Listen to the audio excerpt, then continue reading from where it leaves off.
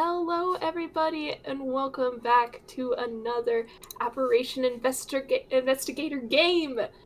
My name is Avi, your DM, your friend, and your toy maker for the day. And with me today are my wonderful players. Would you all please introduce yourselves and who you will be all playing today? From top to bottom.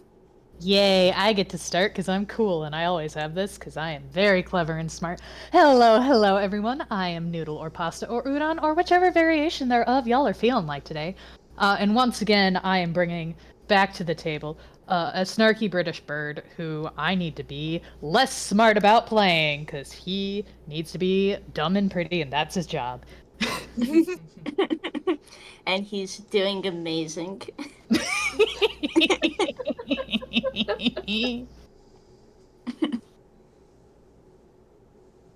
Alright, hi. I am Fletch, also known as Fletcher, and today I will be playing everyone's favorite baby detective known as Camille. And I get to say that without feeling guilty because he's the only baby detective. And we love him. Because Rye is an adult. Legally. Oh my gosh. Nice. Hello, I am Oatmeal, and today I will be playing the professor, time and space traveler, but mostly he's been hanging out with these goofballs. And he's loved dearly. No. And bullied. Yeah. Did. And hey there, I am Morski, also known as Morski, and I am playing my lovely lady Detective Moria, who is here, and she is doing her best. Goodness save me, I'm gonna... Hey, goodness save me, because I'm gonna need to have brain cells for her. It's fine. The tragedy of being the boss of these chucklefucks. I'm sorry, Professor is an adult, but he's not that kind of adult. Yeah. It's like, when you say we need an adult here, adult, they aren't looking at Prof, they're looking at Moria. Yeah. I love the fact that Jubilee is an adult, has been an adult the entire time, and no one qualifies him as an adult, and they are correct. Yeah. Hysterical, actually. Also, I am apologizing for the recording because there is background noise going on in the apartment complex. I think they are doing work on the parking lot. I just heard clanging earlier. And also Luna is being a little bastard. Little bastard. She's gotta be kitty. It's gotta be kitty. Kitty She's crimes. Crimes. But yes, thank you all so much for joining me today. Yeah. Yeah. Moria. Yes? You have been informed of another case involving these strange transformations into what you've been referring to as aberrations. You are the expert on these sorts of cases, and as such, you've been approached by the police on this account. In response, you've put up a sort of call for others to help you on this case in particular.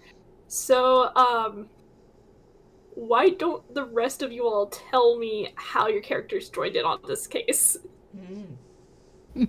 By the way, please know Moria gave me, shit, here we go again, when she got, like, the inevitable call. Oh my god.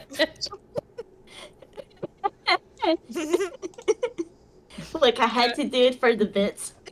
You're so valid. Carry on. I think Camille's case is rather easy. He works here.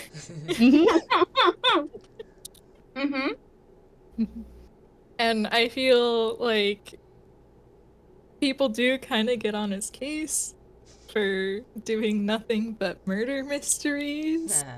even though it's not exactly his fault. No. Sometimes it is his fault, Well. but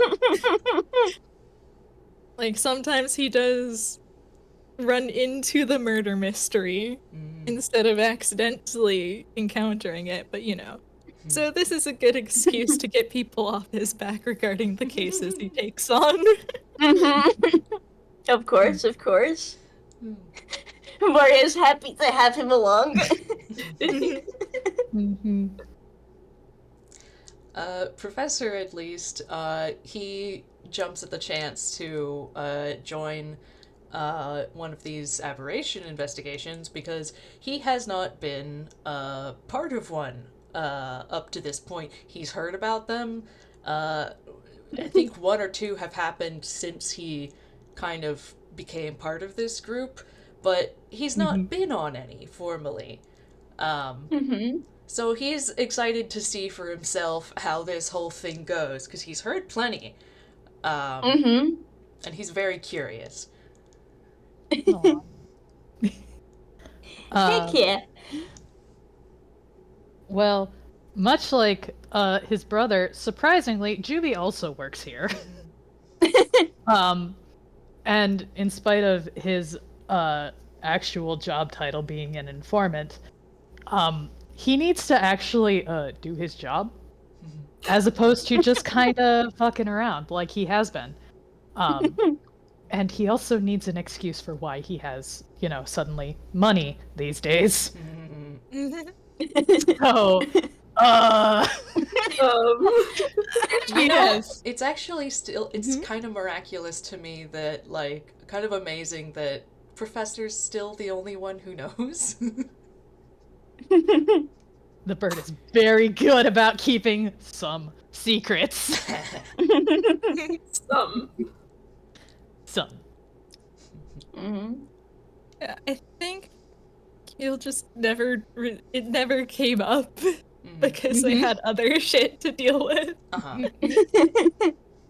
It's fine. Don't worry about it. He's so good at keeping secrets. He's really good at this, guys. Trust me. He's really good. Don't look at the investigation modifiers surrounding him. He's totally the best here. Don't worry about it. Of course.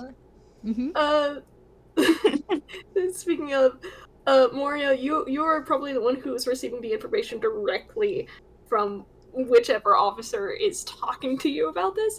Do you want to roll a quick investigation check? Sure, I'd love to. Let's see, girly pup, what's your investigation again? Really good, if I remember correctly. Yeah, let's see. Oh yeah, +9.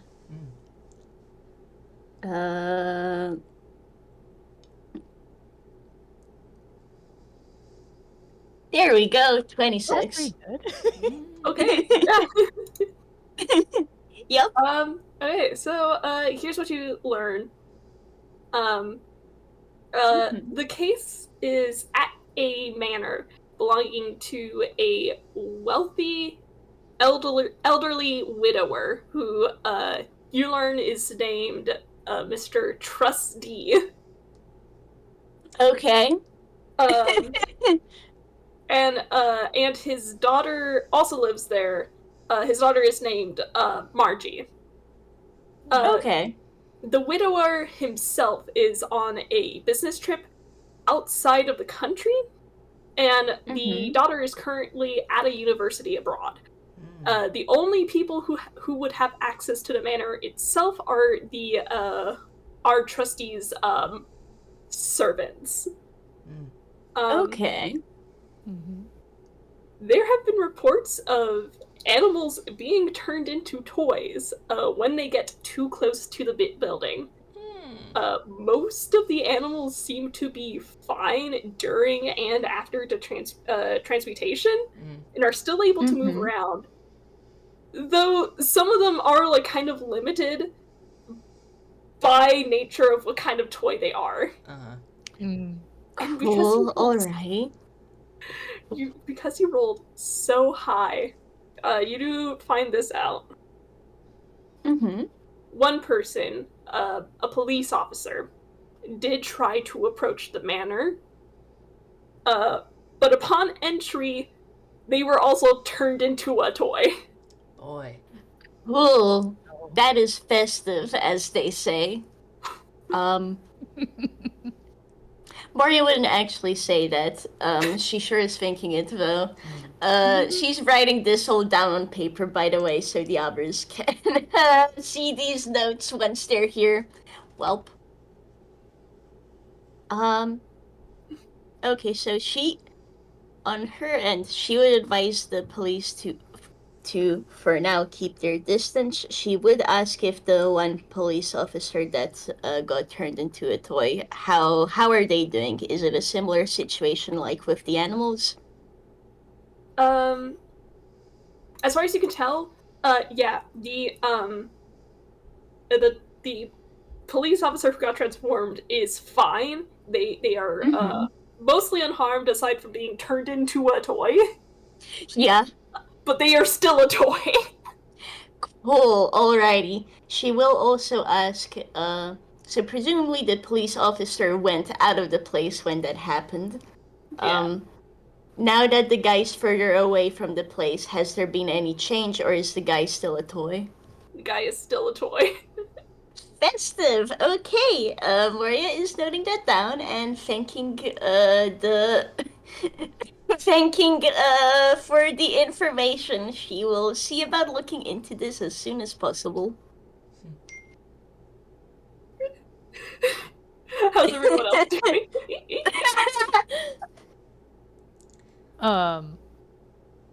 Well, I had the funny mental image of Juby just being off to the side during all of this and trying very hard to not be seen by the cops. I'm Just so like down for that. I'm so Yeah. down for that. like the Do you door wanna he roll was a stealth? lounging in the office on like a couch, and then Moria opens the doors to for the cops, and Juby just dives behind the couch. He has been there this entire time. Do you want to roll a stealth just for fun flavor? Sure. Oh, and you do have advantage on this. Okay, cool. I love this. Stealth to hide. Remind me of your modifier. That's right, these modifiers are bullshit, my boy. That's Yeah, a you're 30 fine. Goodness.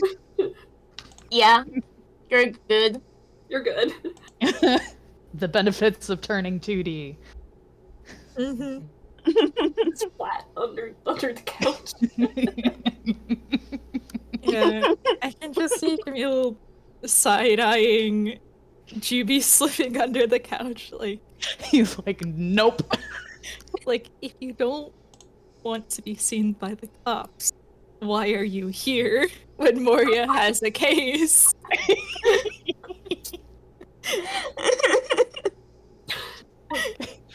Don't fucking worry about it. It's because I'm nosy.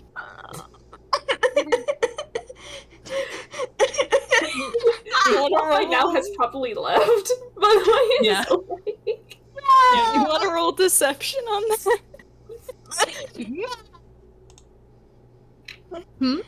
Oh, You want to roll deception on that? Sure. Oh, We buddy. just started and we are all like already getting sibling on sibling violence. Of course, Yeah. it's Camille and Jubilee. What did you expect? Their That's relationship. 32. oh my goodness. Why are you like this? Because he is a master of lying to himself and his siblings. That's why. He has a point to prove. Fucking damn it. Oh The my modifiers goodness. mattered. Yeah, the Yeah. modifiers did matter. Yeah, Camille doesn't have any maxed out stats because that would be terrible for everyone involved. He already has too much. Yeah. I don't think Camille's buying it all the same. That's fair. With a 31 versus a 32, Camille, you know your older brother so well. But you don't have enough dirt yet to figure out why he's avoiding the cops this time. In Yeah. fact, you probably have too much dirt for why he's hiding from the cops, and it's like, why is it Which now? dirt? Which one is it? Why are you Uh-huh. hiding from them this time? Yeah, there's so many Yeah. reasons. His question is mainly, if you want to hide from the cops, why are you here? I work here. I have to do my job sometimes. Professor probably shows up at this point, just like knocking and coming in through the door because, like, you guys work here, he doesn't. He probably Yeah. got called. What I imagine happened is Moria just called the house to say, "Hey, today's probably gonna be a bit busy. Like, we'll stay safe, but if we come home a bit late, that's why." Prof got to overhear that way. Yeah. Absolutely. They may or may not be chatting over the phone while the boys are bullying each other. Yeah. I can just imagine Professor walking in to Camille going like, "You work here?" Yes! Yes, I have worked here for, like, several months, Camille. I think it's been longer than that. Yeah, it's been a little while now. Yeah, see? Told you. And no one thought that maybe I would like to know this. You didn't know? I mean, I kind You of think assumed anyone you tells already me? knew. Well, no, usually we don't tell you things because you find them out yourself. You are a I- nosy little bastard child, so... Maybe I will- so. I will admit I thought I already told you, but I may have forgotten with everything happening. Sorry, Camille. He became an informant a little while ago now. Camille, Yeah. you get a text from Leo. It's in the on. Yeah. Oh. Aw. Aww. Camille. Oh, yeah, Leo's texted Camille, please be safe, crying smile face. Yeah. And everyone here probably knows Camille well enough to understand when he is deciding to lie or not. Uh-huh. Because Uh-huh. he could say, I will be, but we all know that's a lie. Mhm. But if he says, anything else, Leo's gonna get upset. At least say you'll try, baby. Yeah. Yeah, maybe Yeah. go for I'll try my best. Mhm. Yeah, that's what he'll settle on. Oh.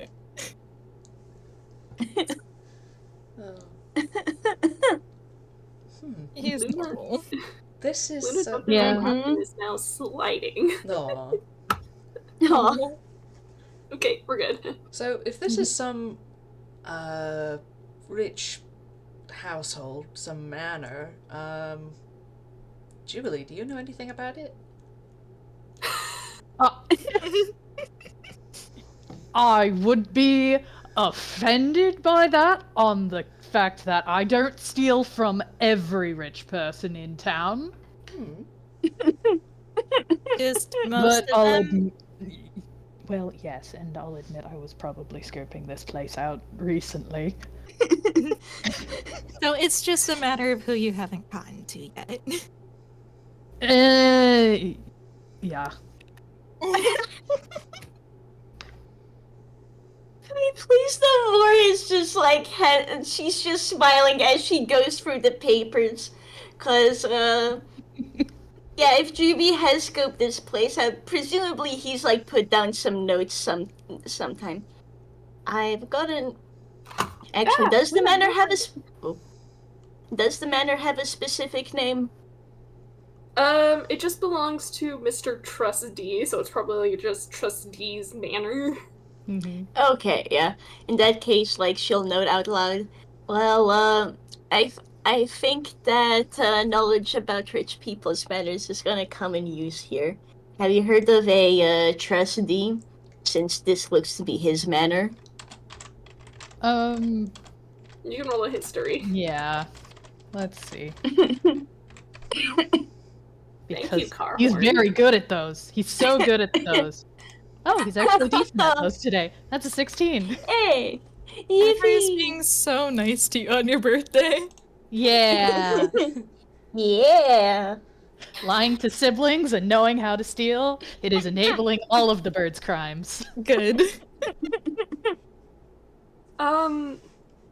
See, I was imagining y'all would be at the actual manor by now.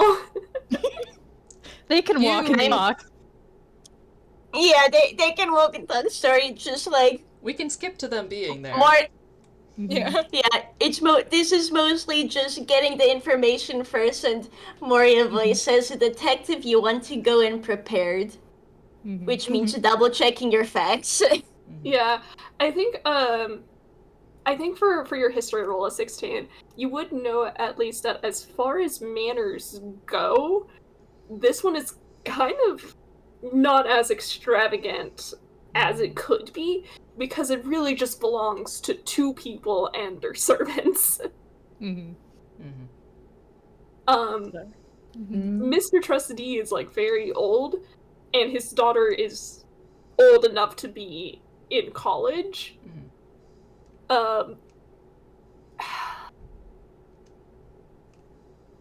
So at the moment, most of the upkeep of the manor is just left to those servants and the staff members and whatever. Mhm. What have you. Honestly, that's probably as far as his scoping out the place would go. As like, no, this would be bullying the old. And I only do that to Tome. Not problem. Professor took him out to a space bar. He's cool. Prof gets right. Good to Tome.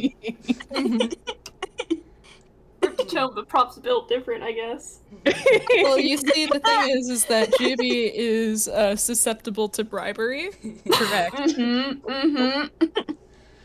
Alright. But you all are arriving at the manor. It's a banner. A pretty decently large building with an impressive garden full of bushes and shrubs that have been cut and sheared into topiary. I think that's how you pronounce it. Topiary. Topiary. Mhm. And lots of like light colored flowers. It's pretty standard for how most front lawns of rich people's houses go, to be fair. Okay, yeah. But the area has been blocked off by police tape, and there are a few police officers scattered about the property. A bit of a distance away. Because one of them did in fact just get turned into a toy. But with that, Yep. what do y'all do? Oh. Well, Moria is just gonna do a quick check-in to see is there any new information. Save the kids from that, and Prof, unless they want to come with. Prof is gonna But want it to would look at ju- the animals. Okay. But yeah, she's just gonna do a quick check-in and, like, ask questions before she rejoins. Yeah, Okay. Camille's probably gonna go with Moria because he does want to know the specifics in regards to getting turned into a toy, because if possible, he would like to avoid that. Yep. I think. Well, I mean, I know what Juby handed me wanting to do, but that's probably very stupid. Yeah? What to do? Well, he wants to get a look at the manor, but also he wants to see how close he can get before he sees if something feels weird. That Be is like, very stupid. Yeah. If he starts to They go, don't. Professor might scruff him. Like, honestly, you can probably see the cogs turning, Professor. You have Yeah, figured go- out this bird through several of his plots. Go look at the animals with Professor.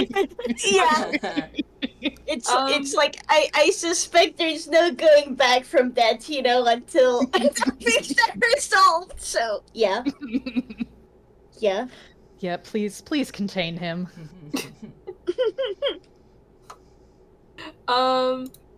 okay. So, let's do the police first. Mm-hmm. Moria, you approach a group of police officers. They are kind of like hanging around one of the police cars. Okay. Oh, hang on a second.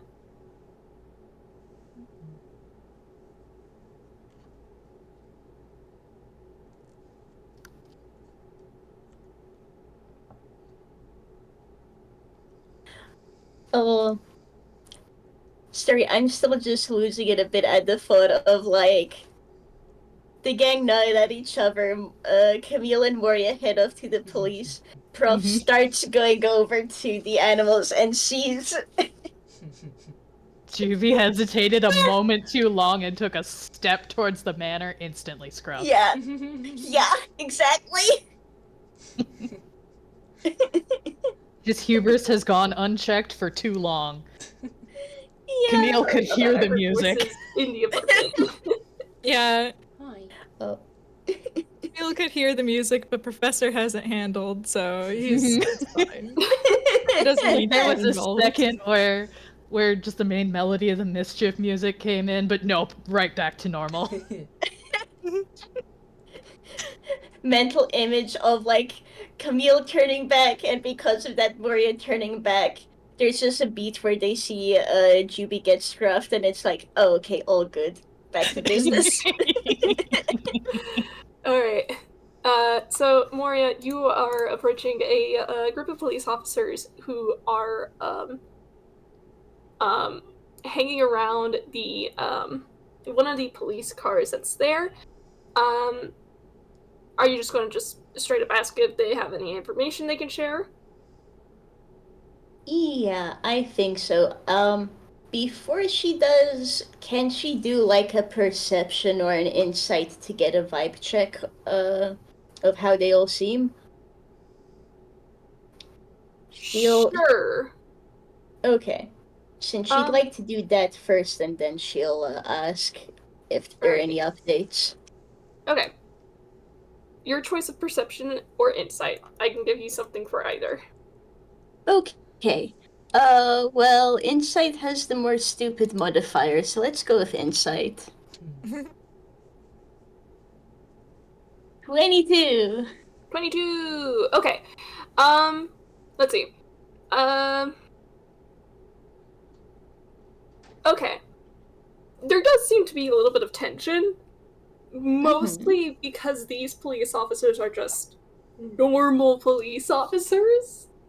They're not entirely sure what to do in a situation like this. That's fair.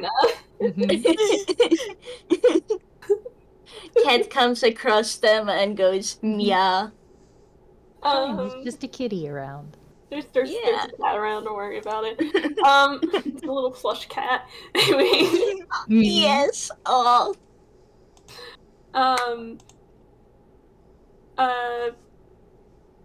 So with the 22, you do notice that there is that bit of tension, but also you do notice that some of them do seem to be worried about their one ally who was turned into a toy. And in fact, you do see this transformed toy police officer. It is a little, like, action figure in the, with, like, my posable goodness. joints and stuff.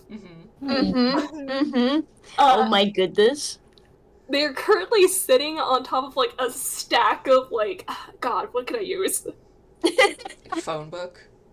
Like a phone book. May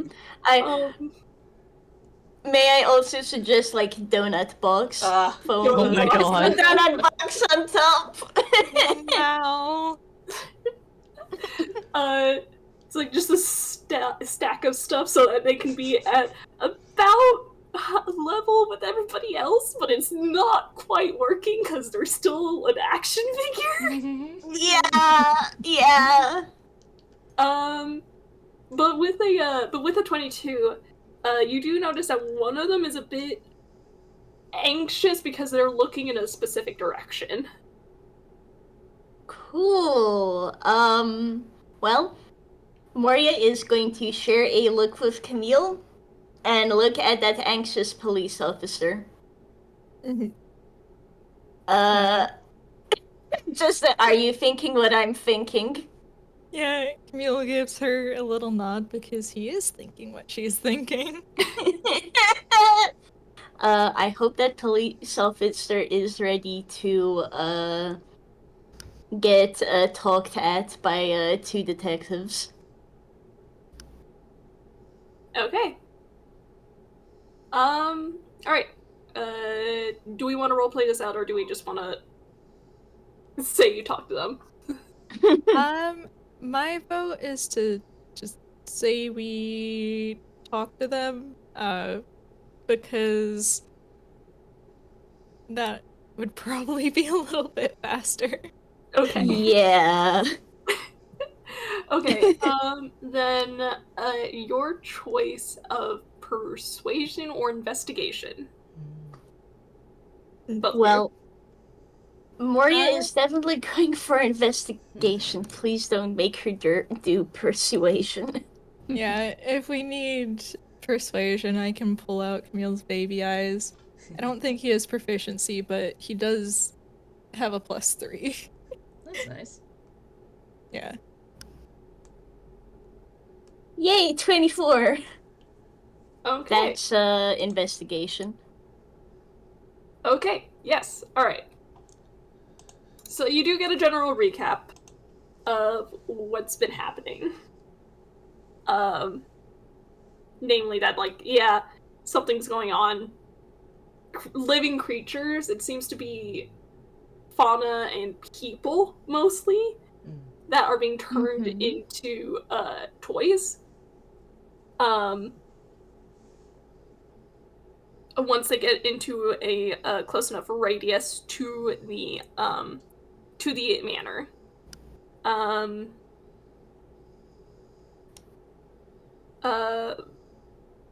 But you do find out from this police officer that it does seem that, like, while some of them are turned into toys and, like, are, like, generally still able to, like, move around and stuff, some of them have not left the manor. I see. And in fact, you think there might be a reason for how the police officer that got transformed is, like, out.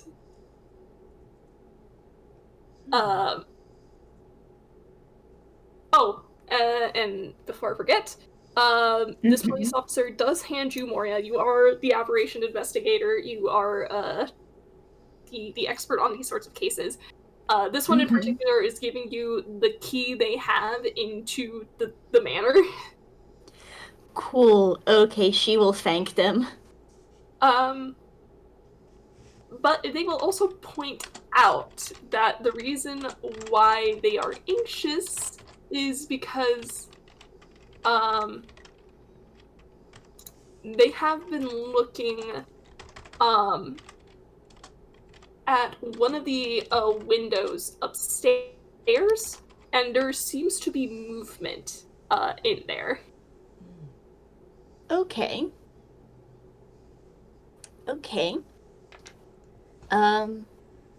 Can she try looking at said window to see if she can gauge anything more? Sure. Perception, and if Camille also wants to roll perception, you can. Of course. I would love to use horrible little modifier. Let's go. Let our detective lads do a percepi. Mm-hmm. Okay. So, yeah. Camille and Moria. There is a white curtain that is currently drawn, in the window that the officer is telling you about. But, you do notice that there is a light on in that room, and every so often you do see the shape of a person pass, like, right over the curtain, like a shadow, basically. Huh, okay. Alright. Noted. Duly noted. Sting brain cell. Yeah. Also, Camille's mostly letting Moria do the talking because I'm assuming these guys aren't the homicide department. They are not. So Camille doesn't want to go through the whole song and dance, so he's just letting Moria field the questions. But Oatmeal did give some additional questions in... Yeah. Mm-hmm. Okay. Are the staff still in? Oh, yes. You are informed that the reason the police are here was because they got a call from inside the house, but have not been able to make contact with the actual individuals yet. The calls are coming from inside. Inside.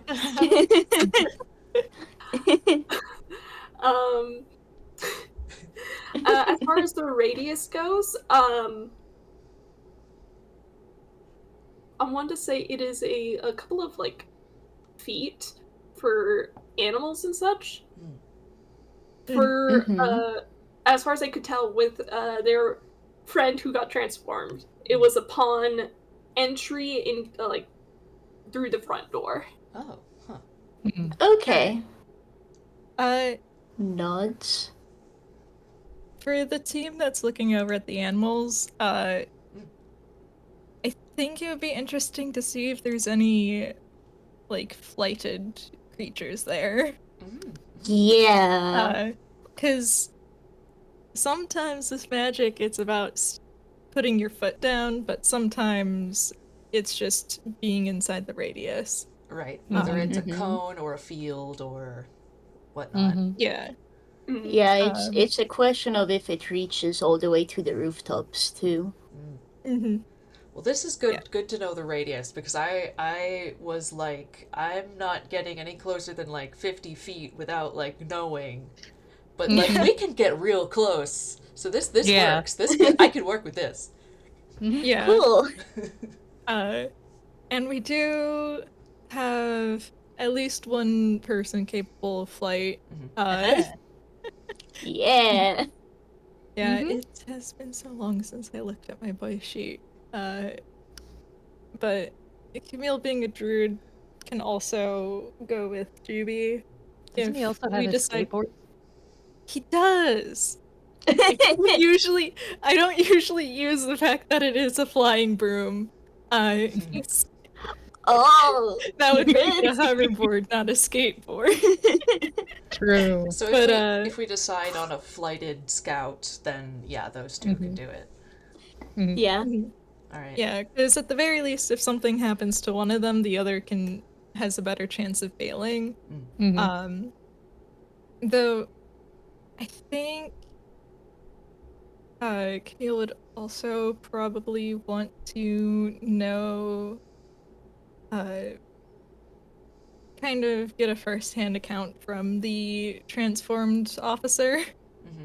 Yeah, Moria can second that. She's got a couple of questions for them. Yeah, he probably just peeks up at them. Little baby guy. Little with baby his big ol' eyes. I feel like when you're an action figure toy, a stressful thing to encounter is a little kid who is looking at you intently. Yes. Oh my goodness! the only like thing person saving him is the distortion detective herself standing beside the kids. Spotted by child. It's getting nervous. Yeah, I'm so very sorry. Because he probably looks no different from a child who really, really wants a toy until he opens his mouth and is just like, "Hi, can we ask you some questions?" Sigh of relief that swept through. Man, Moria just like looking over. Yeah. Thank you, Camille. Yes, we'd like to ask you a couple of things. Okay. So you're just asking for like a first-hand account, right? Yeah, Pretty much. Yeah.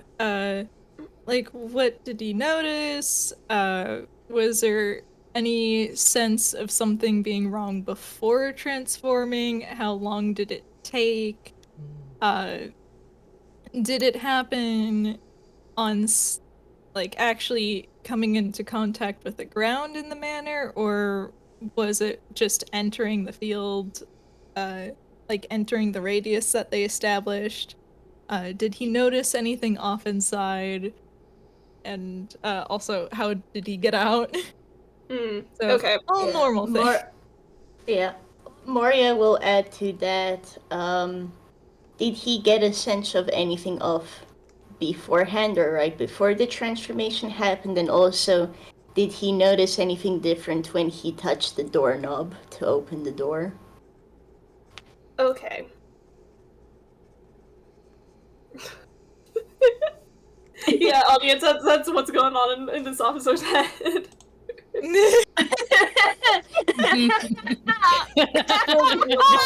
Oh god. After Camille talking, oh, what the fuck?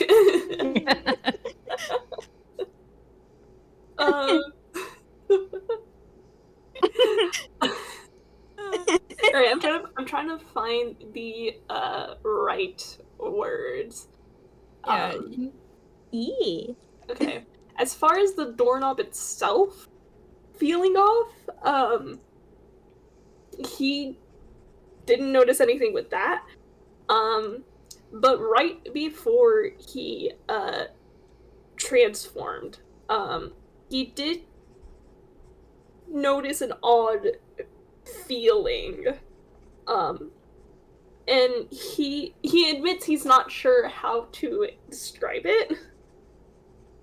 Okay.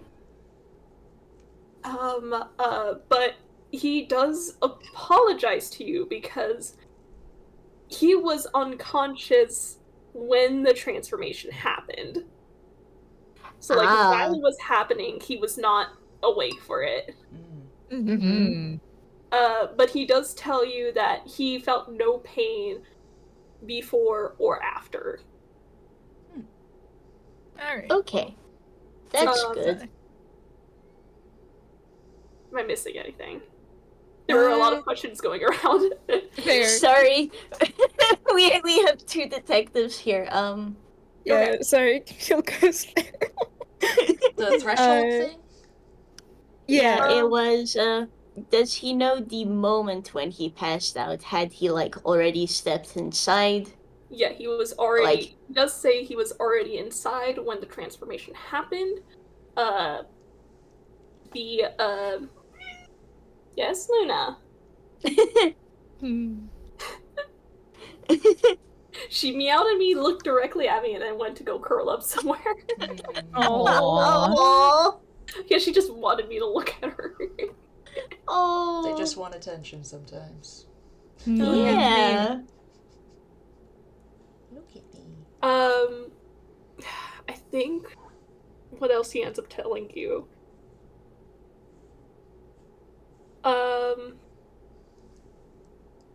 He came to,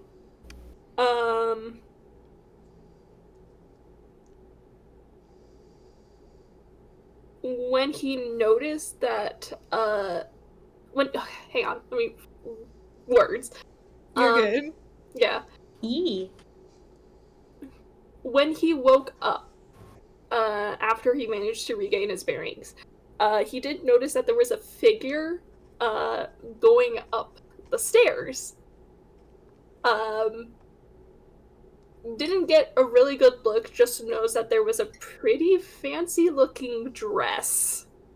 And they were walking away as if they had no interest in what was going on downstairs. Interesting. Okay. Alright.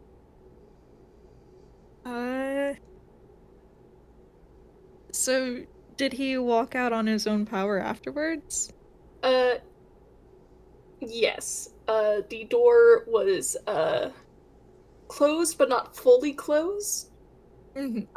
So it took a bit of a struggle, but he did manage to get out of the door. Alright. Okay, cool. Did he notice any other toys inside? He admits he was in a hurry to get out because what the fuck? That's fair.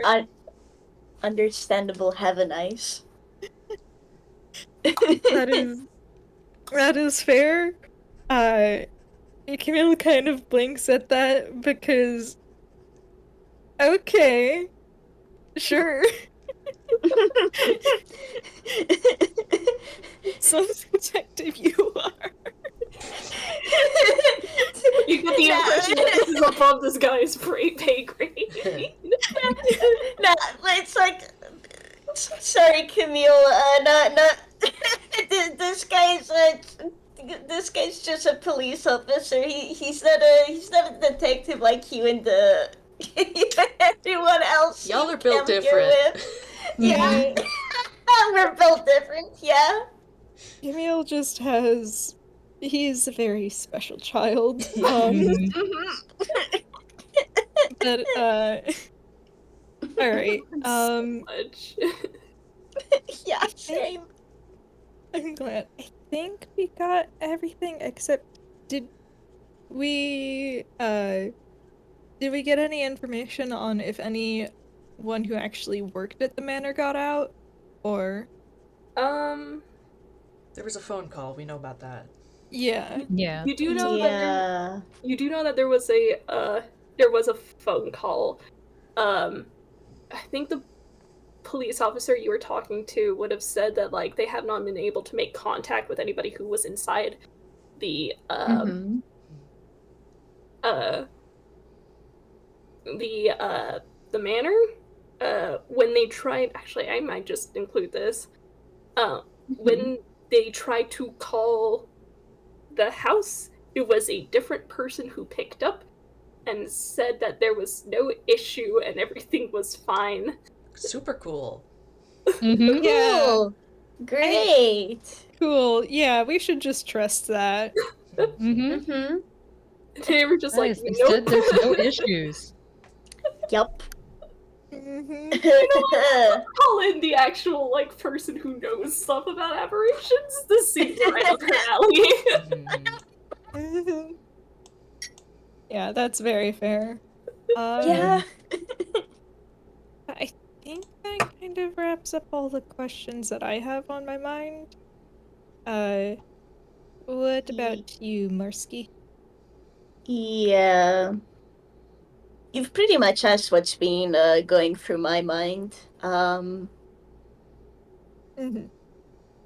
Like elsewise, pretty much we can piece together what we have, which probably that fancially dressed person is the same one who we can see past the window, question mark, and probably was the one going, "Yep, everything's totally okay here." But that's it for questions, I think. So that does mean we have a good idea of where to go, because it does also match up with the officer saying he saw someone go upstairs. Yeah. But yeah. Toy time? Oh, actually, wait. I have one last question. Is there anything like a map to this place? I know it's unlikely, but Do we have like? Okay. They have not been able to get one. I did not make one. I'm sorry.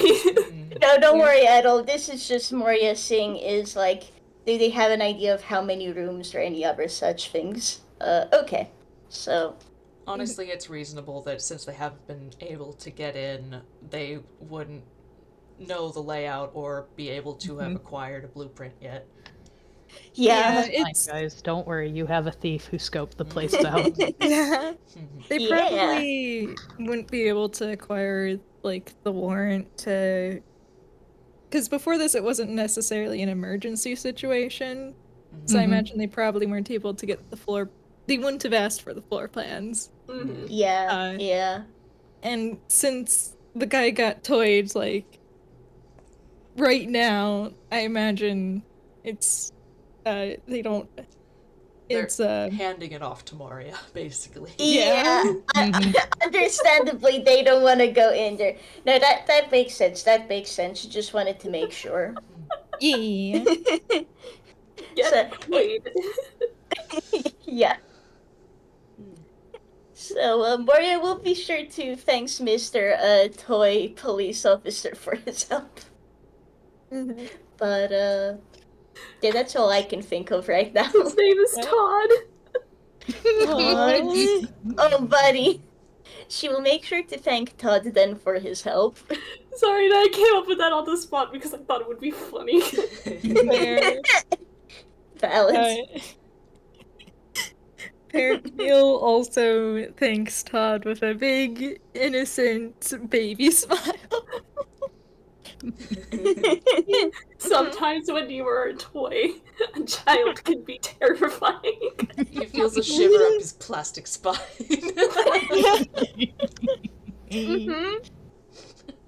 Alright, shall I switch over to the other group? Yeah. Yeah.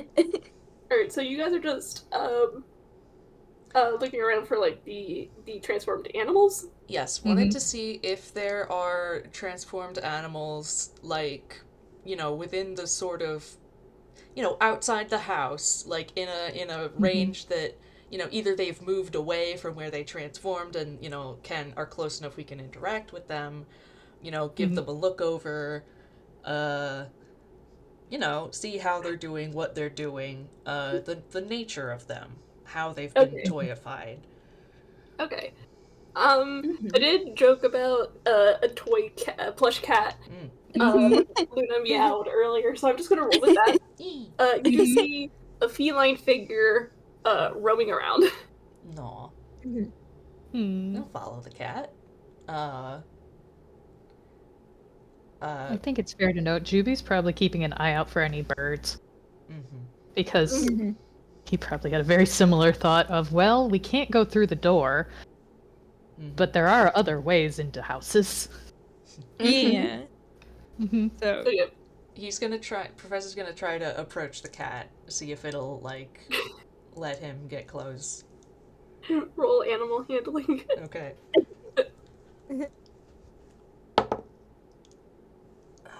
Okay, what's my modifier? That bodes well. Uh-huh. He's not, can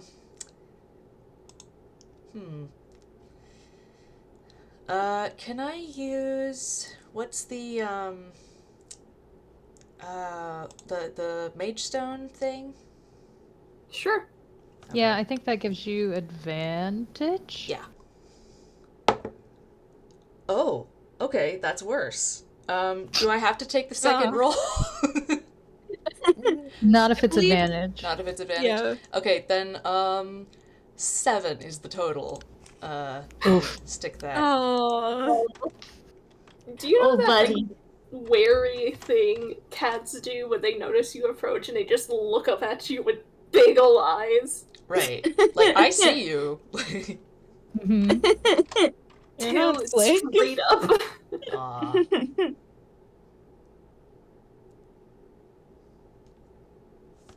Come on, dear. I'm not. No. I don't mean any harm. I just want to get a good look at you.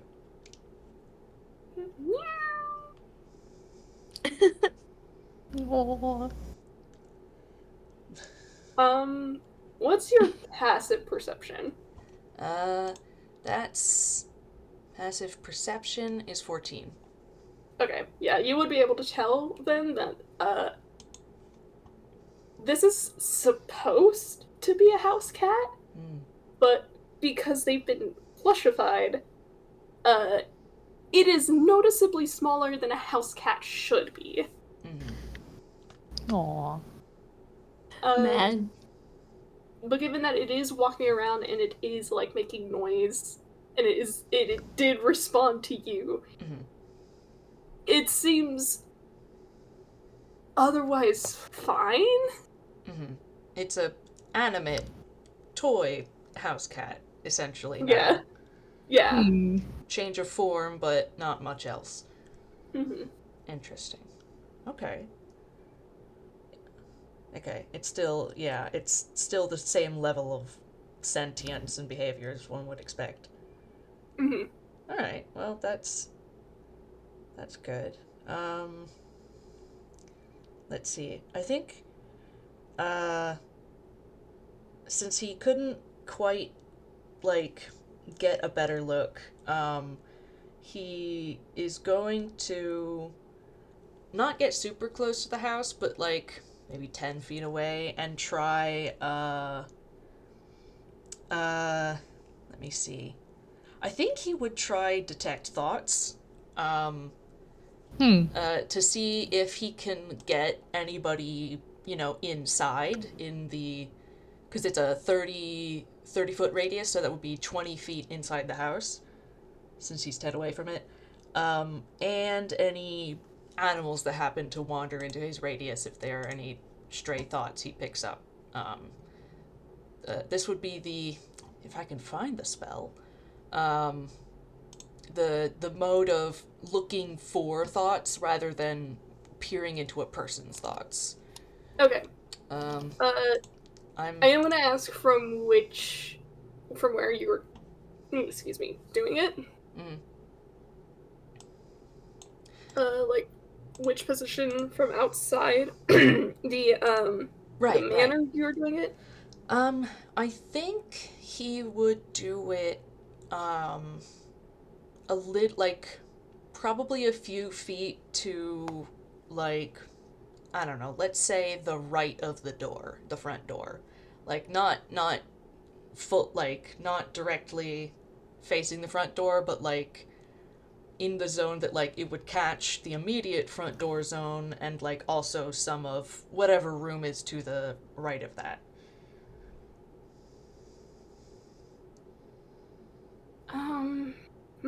If that makes sense.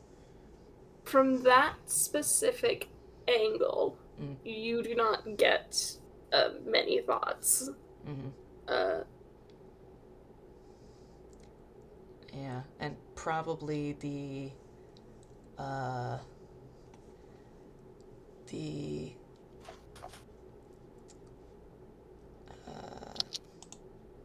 there's a rule about if it's I do have the spell in the roll zone. Intelligence of 3 or lower. You can't detect a creature with intelligence of 3 or lower, or one that doesn't speak any language. So, probably some, if not all, of the animals qualify for that part. Yeah. Most animals would not. Yeah. I don't know if the radius moves with you, does it? Range self. Yeah, since it's cast on the self, I reckon it does. Concentration up to a minute. So he might just go along the right side of the door, like along the rest of the front end of the building. Okay. Right side? No. You think he has time to give the left side a scan? Still just the front of the building? I will say yes. Okay, he is going to do that. Okay. I will give you this much. You catch a stray thought. Like you sense a thinking being there. And then it is moving out of range rather quickly. Jubilee, you do see him just kind of like go rigid and like take a step forward and then stop because he doesn't want to get any closer. But obviously he caught something. Okay. Anything useful? There's somebody in there. There's something in there that's intelligent. Well, I should certainly hope so. And it's Otherwise, moving this is quickly away. Well, I mean, if I was inside my house and someone was peeking up by my door and windows, I would be a little bit concerned as well. On the other hand, if things were turning into toys on my front lawn and I was trapped inside, I might stick to the outer walls and the windows. But this doesn't seem to be the case.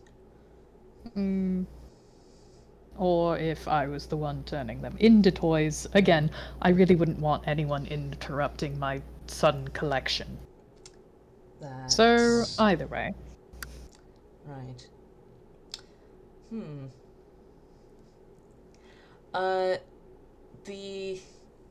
I have an idea as they're talking as well.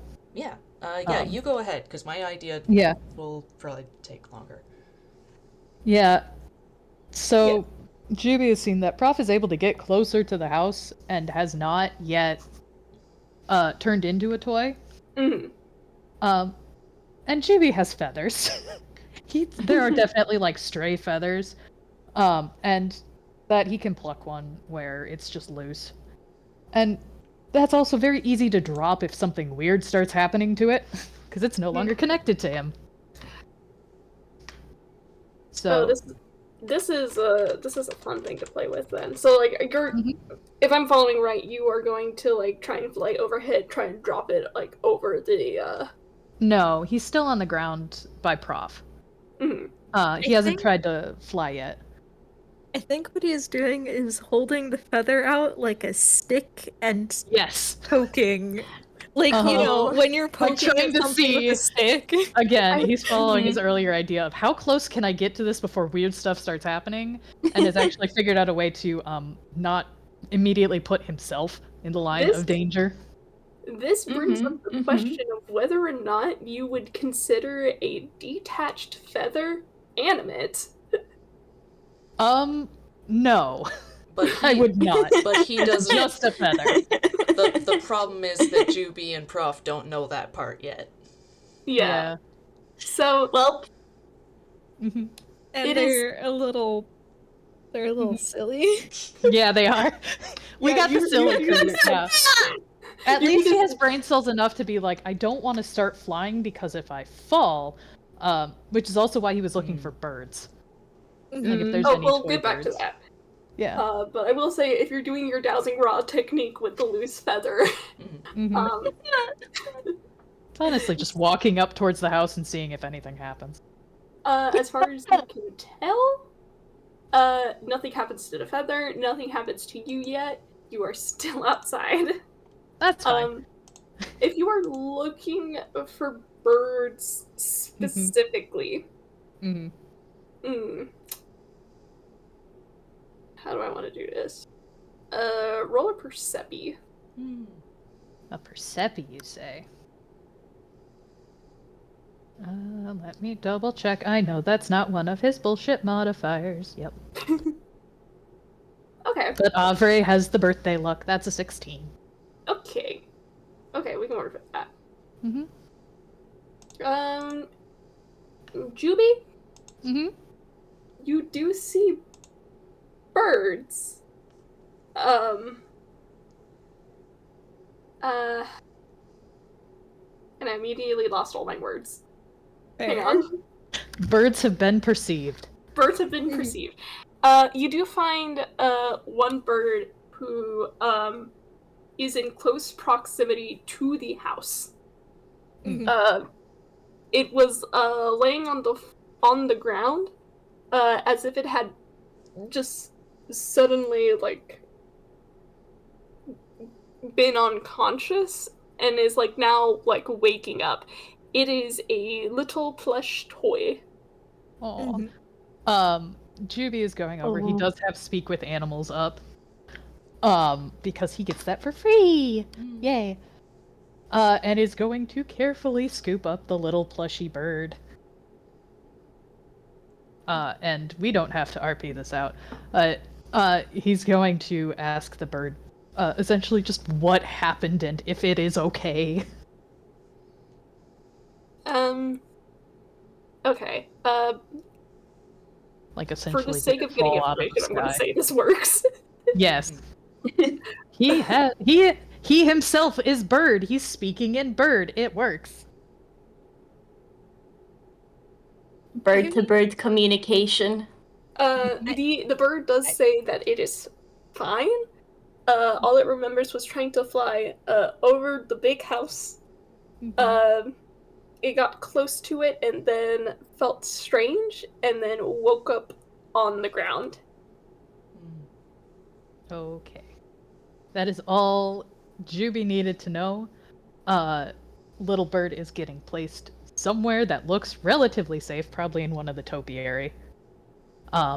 Where, a little bird would go to hide. Immediately, like, rustles in there. And Juby will turn on his heel, look at Prof. Well, flying is probably not a good option because I don't want to fall out of the sky. That hurts. But, we can get up to the outside of the house just fine. Yes. I have one idea. Does it involve breaking in? Because if not, that sounds boring. Actually, Why don't you maybe wait for your party members I will before you At least, Discussing it. okay. at least reunite with our 2 other party members, man. Let them join the fun and maybe tell you stuff. Okay, but I won't go too far, but like he does want to try the door with Mage Hand. It is locked. We do not have the key. Moria. All right, at that point, you guys can come over. He's just fishing something out from his pocket. Please do. What is he? Well, Moria immediately, Prof, what are you doing? Just in the same tone of looking at a dog that has something it's not supposed to. Yeah, she's getting ready if she needs to, like, take hold of his scarf, so he doesn't just jump in.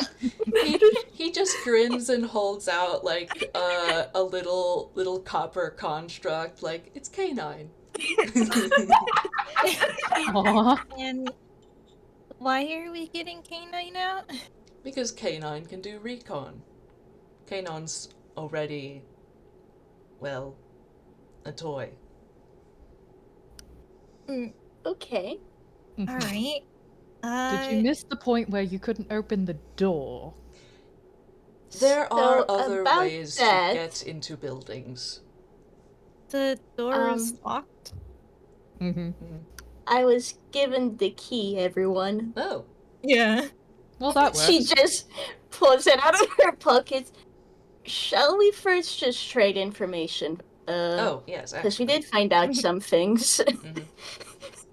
They'll, I guess the safe time, they get the TLDR. Yes. Yep. Yep. Everybody gets Yeah. each other's information. Yeah. So for recon, Camille, to help with that, Camille does have beast sense, but canine probably counts as a construct. But does he still have the googly eyes, or did I remove that from him? Oh, that The googly eyes. googly eyes. I don't know. I think he still has. Fair. Because I bought them specifically for the game. Okay, I did not transfer them to the sheet, but he has I look over at the DM with my big wet eye. Do you want to put the googly eyes on K9? Can we stick the googly eyes on? That would be so funny. I love that. Aw. Oh my Yeah. god. Amazing. Yeah, I do think it counts as attunement, so he's not currently tuned. Do we want to have someone attune to them before doing it, or? Here's That would take like an hour, right? yeah. Yeah. I don't think that you're gonna get these other people to wait that long. Mm-hmm. Mm-hmm. So By other people, you mean? I mean my character at least. Yeah. And Julie, yeah. Yeah. Moria would be willing to wait. However, the Yeah. other two chuckle pecks. Mhm. Juby's I was already just looking like, at an other open people. window. Yeah. No, I think you. I would be up for it. Professor would not. Yeah. All right. Let's see. Items where. Okay. Yeah, googly eyes do unfortunately require attunement. It's not attuned to them. I'm going to guess that beast sense does not work on K9. He's a construct, so I would imagine not. No, Yeah. unfortunately. Gotta be a beastie little guy like Camembert. I wonder if we could enlist the help of one of the already toyed animals, but we'd have to have Juby persuade them. Because let me grab beast sense for you. Wait, does Camille still have the telepathy?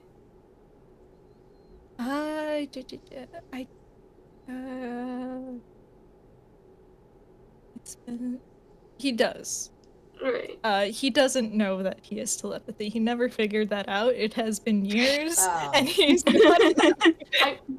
So I think it would be. Oops. I personally think it would be really funny if K9 has enough intelligence for this to work.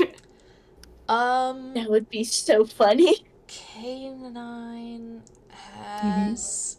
Wait. Huh? I think something's happened over where Noodle is at. We're good. People were yelling. Sorry. Oh, okay. Oh. No worries. That's fine. I don't actually have a stat for that. I have a perception and a stealth stat. For Why is K9 this? and nothing else. Damn. Yeah. Mm-mm. It can follow simple commands, so it understands a language, but it can't, like, speak. Yeah, it can't use levity if it can't speak any languages. So if K9 spoke any language, it would work. Otherwise, no. Not. No. Yeah, it can bark like a dog, that's about it. Not a language, Boof. unfortunately. Yeah. And let me get beast sense over here for you, because it has to be a willing beast, and all I get from that is that I can see through the beast's eyes and hear what it hears, but I don't possess it or anything. Basically, just hitch a ride. Okay. Do you want me to bring back the cat? I would be down. Or do you want the bird? I mean, the bird is already friendly to them. They can have the birdie. Alright, I think Yeah. we'll explain it, and doing it as a ritual means that it'll take 10 minutes, but I hope that their patience can last at least 10 minutes. Sure. Yeah. I want to emphasize that as this is happening, as this ritual is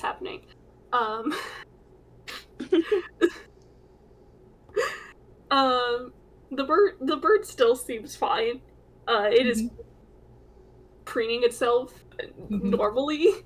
It's just there aren't any actual feathers anymore. Yeah. Yeah. I imagine Camille's probably casting it as Jubilee does the convincing. Yeah.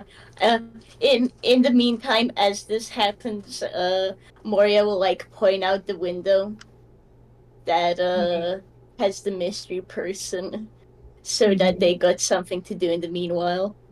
Mm-hmm. Don't look in the roll zone. Don't worry about that. Since Don't look at that. Since they have the key, Professor will probably also at least unlock the door with Mage Hand at this point, and wind up K9 because he can run for an hour. All right. Okay. Before he needs wound again. Should Juvie do like a persuasion roll for the birdie, or Your animal hand? Does he need to? Do it at advantage. Bird communication. Bird to bird conversation. Juby is so normal about this adorable little bird plushie. He's very normal. Don't worry about that roll. Don't worry about it. Looks at you. Look, he has had from the start of the game a little plushie in his hammer space fumble chart the entire time. The man has a weakness. It's a 13. This is a bird. Yep. It works. Bird to bird communication. You ask if it will be chill with it, and the bird kind of like looks up at you with like big ol' eyes, and just goes, "Yeah, that's cool." He's normal. He's fine. He's chill. He is professional. He's on the job right now. Definitely not cooing inside of his mind or anything, right? Yeah, totally not. Don't worry about it. He's not petting the bird. So what are we gonna Yes, he is petting the bird. The bird to... Oh, wait, no. Camille's attuning to the bird, and the bird just needs to go inside. Do we want to put the bird on top of K9? Because K9 can be commanded, at least. Yeah, I think it'd probably be best if the bird and K9 were together. Yeah. Because in toy form, it doesn't look like the bird can fly. Yeah. That is fair. Let the bird ride a mighty steed. Little dog. Yeah. We could say this is happening. You guys have unlocked the door and are sending in our little knight. Yeah. This bird is our friend now, you understand? Actually, if the door is open though, can Moria roll a percepi? Just, is there anything she can see inside from where they're all standing? Do you want to roll Percepi? Yup. Yeah, do it. And Cool. You Join me. Because I don't know how kind the dice will be. 15.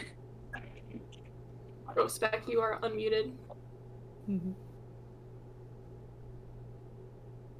Love it. Oh. Love it. Love it. Oh. It had Ruby doesn't see shit. Yeah. His focus is completely on little bird friends. Alright. This is fitting. Yeah. He was doing so good, but then he saw the little plush bird toddling off on K9 like a little knight, and it was all over. It was all over. He's done. Yeah. Okay. The, how long does Camille's thing last again? It lasts an hour with concentration. Oh, how long do we want to do this? Because Professor is gonna tell Big Canine basically to like go inside and look around, and then come back in a specific amount of time. So like, do we want to do like 5 minutes and then maybe have him come back and do more if we want to? Because he runs for an hour, and Camille's thing lasts an hour. Mhm. And then That seems pretty solid. yeah, he'll also give him the command to like make noise if something tries to interfere with them or grab them.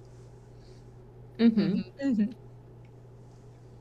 All right, and with that, I imagine the two little toys are off. Alrighty. Mm-hmm. I will ask, did Moria get anything with a 15? Let me roll something really quick. I dropped my boy. dice immediately. Oh no! Rip! Patsy. Oh my god. I am so great at D&D. Yeah, you You're are. doing amazing. Yeah. Alright.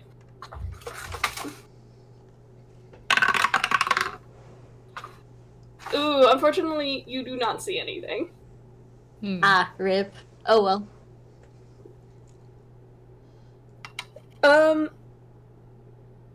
So, from what I understand, you are doing, just a quick sweep around the, like, bottom floor? Yeah, basically. I probably within 5 minutes it can make it, padding along as long as there's not too many obstacles. To just get a look, give Camille a look at the location. It has advantage on perception checks involving scent, and all perception checks have a +4 bonus. I love how all rolls made to fetch an object are done at advantage. Yeah. Oh.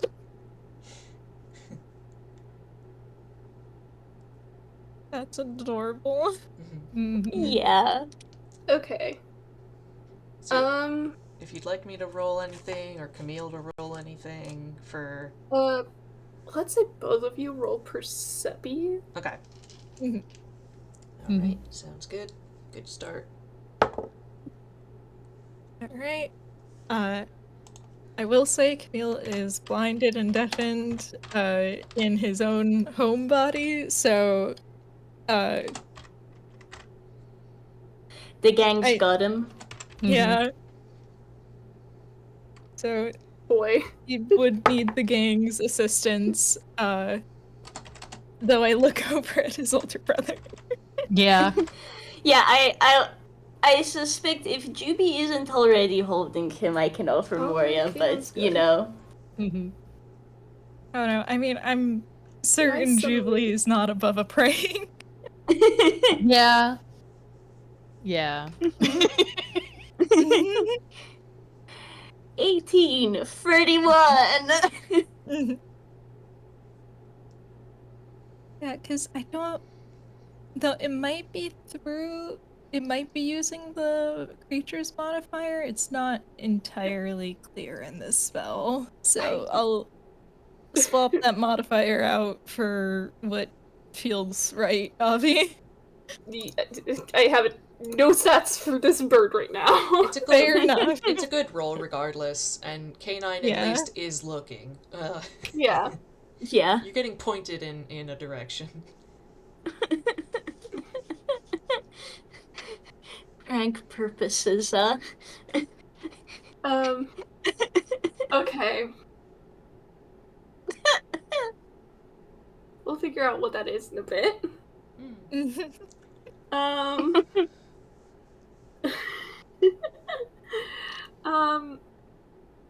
Camille through the eyes of this little bird plush and K9. For the most part, you go through the right side of the manor, you do not see anything out of the usual. You go through the left side. You kind of enter this living room, and you make an entire pass through it until you pass by a what looks to be a oh, I forgot the word for it. Linen closet. That is cracked open. And you see a what looks to be a humanoid figure in toy form sees you approach and kind of just instinctively pull the door further closed.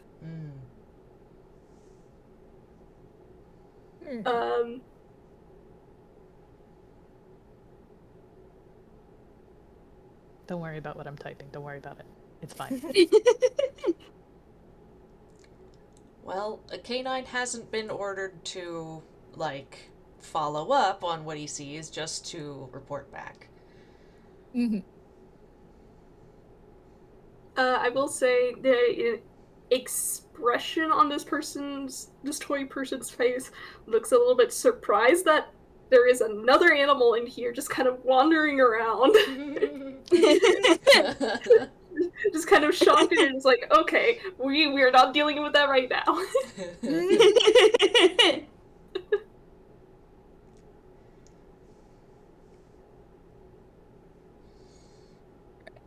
Yep. Canine passes on by and gets to finishing within 5 minutes and coming back to the door. He's got a mission. Okay,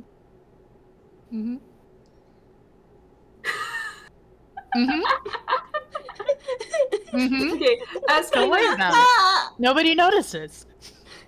As K9 is coming back out, and the bird is also joining, is with K9. Camille, do you dismiss the spell? He is gonna use an action to go back to his usual senses. He's still gonna have concentration up just in case they want to do a return trip. Okay. But Alright. he doesn't know because he went back to his own senses before the bird saw him. So. Hang on a second. Yeah. Okay.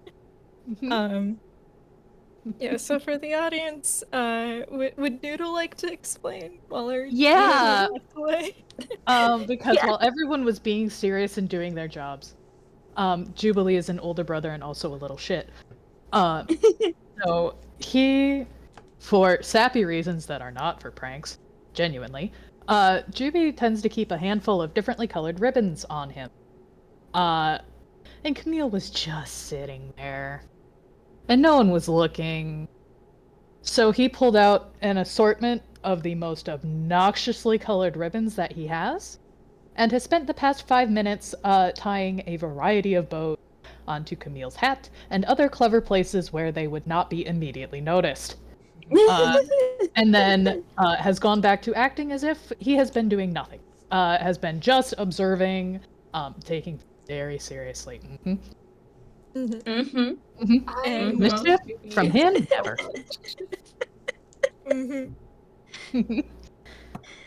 Amazing. I would like to think that GB swapped out Camille's normal bow tie for a glittery one. Oh, absolutely. It is like Amazing. it is chartreuse and covered in sequins. Amazing. Yeah, and because he got a 30 on that, Camille does not notice. He did not see because he returned to his senses before he got the bird's angle view of himself. Yeah, so none the wiser, Camille will explain to everyone what he saw. I want to see if Professor can hide that he is now noticing this new fashion. Oh yeah, for sure. I gotta have Juby roll deception as well to not crack, because he thinks Oh he's my clever. goodness. Correct. It's wrong. I know I have inspiration, and I could change that. Professor does but not no, do I well think it's either. funny. No, no, it's funny. Yeah, look, man, Moria's got a -1 to her deception. I'm not even rolling for her. Mhm. Yeah, Camille pauses like partway through. He's just, what?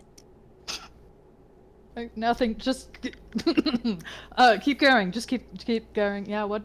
There's a toy in there, right? Other people trying to. There's a door or something. Yep. Professor, quit laughing. Just like elbowing the professor. He's elbowing him back. Stop it. I want you guys to know, like, the two dorks are elbowing each other. Moria just has a smile on her face, so she's able to, like, continue talking at least. Alright, That- you know? that is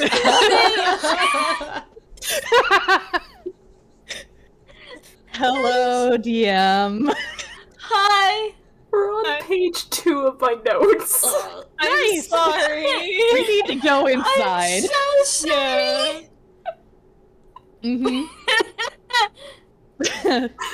So I'm sorry, DM.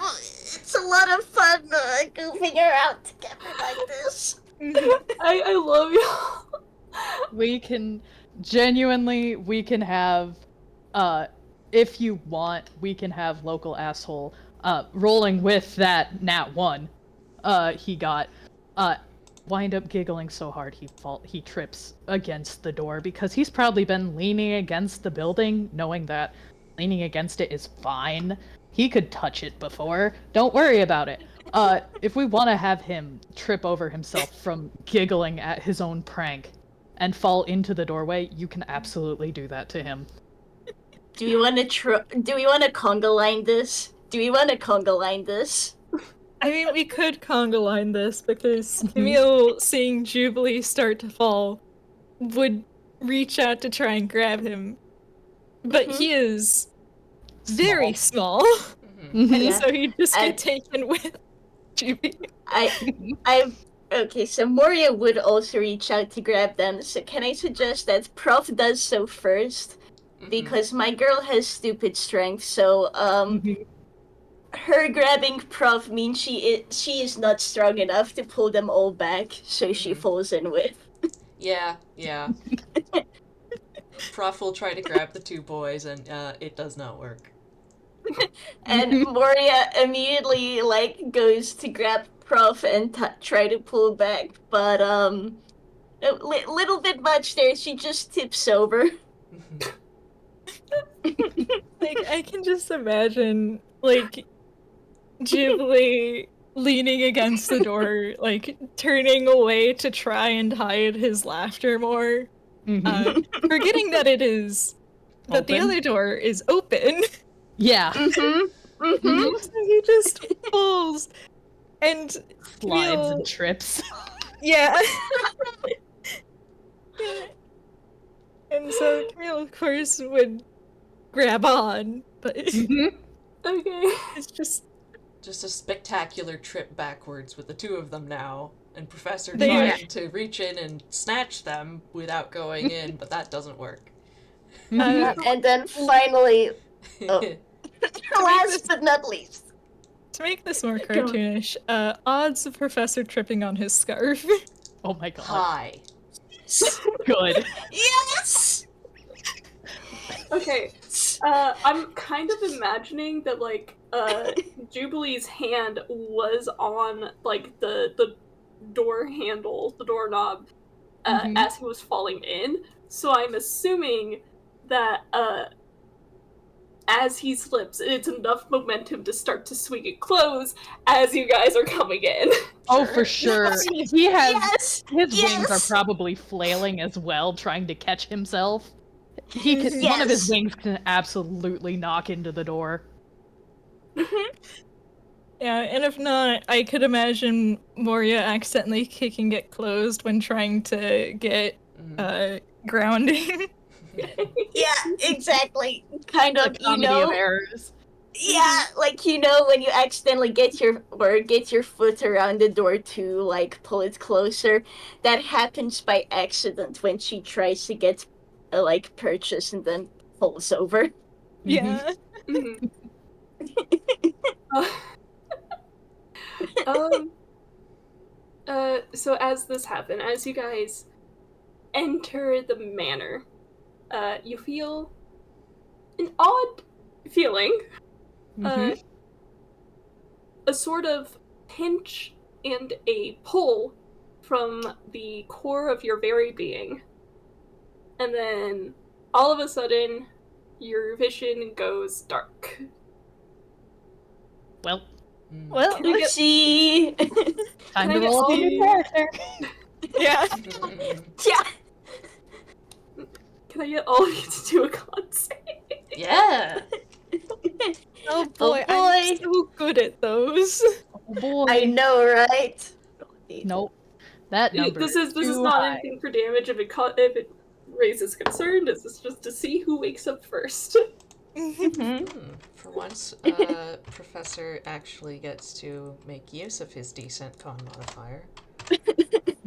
Unlike the rest of these schmucks. Ah, Unlike the rest of these schmucks. indeed. A zero, a +2 that is somehow worse. Over worry 20. Alright. Alright. By the way, I'm not upset about like y'all goofing. I was just like, oh my gosh. Underestimated our ability to goof. The entire sequence with the bird and the cat was not noted. We're too cautious about investigating. We need to just walk inside. Yeah. Yeah.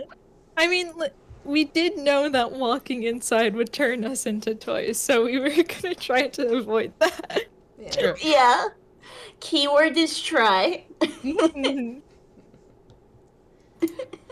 My Fate hope was had that other like plans. knowing that people were in there would activate the stupid, oh, I need to help people. That's I fine. mean, That's why we had brought Juby along. I mean, to be fair, it did. However, unfortunately, these dorks have, I guess, learned a thing or two over the past years. Just a little bit. About caution, yeah. Yeah. Yeah. Yeah, Camille learned not to go charging in without thinking. It also didn't seem like anyone was in immediate danger. So Yeah. Like, there was Okay, that's obvious fair. worry for people inside, but it's at least not critical enough that we can think about it. Okay. Then that's just a fault on my part. yeah, it's fine. Hey. We have Yeah, fun. no worries. Yeah. Again, I'm not upset by it. I'm just like, oh my gosh. Okay. Professor got a 21. When you come to, the first thing you notice is that everything in this room, the manor's foyer, is much bigger than it probably should be. Like, not only are the furniture in this room much bigger than you are, the sheer scale of the room seems very disproportionate to the average person. Yeah, that's a little disorienting. He, just kind of, like, sits up and looks around. Oh, stars. Alright. As you look around, your party, who are in various states of being toppled over, because you did just collapse inside.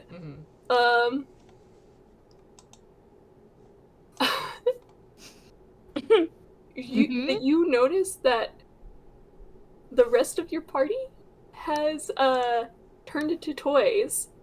And when you look at your own hands, you discover that you, too, have been turned into a toy. Do you want to share that ref you made? Yes! Absolutely! Alright, if I could open the right file, that would be nice. It is...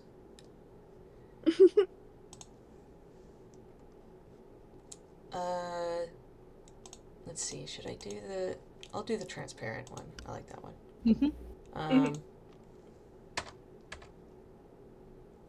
So, yeah, Professor is a plastic action figure. He is 3 3/4 of an inch tall. He's got, you know, some decent points of articulation. His scarf is...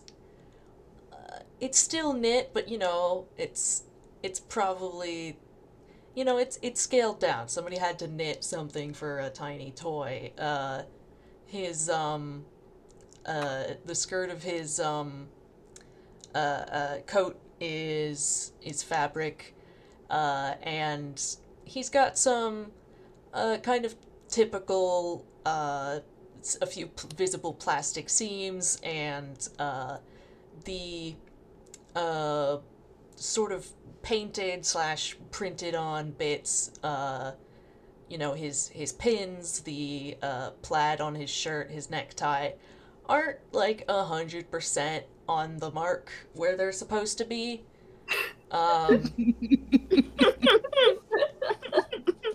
You know, it's close.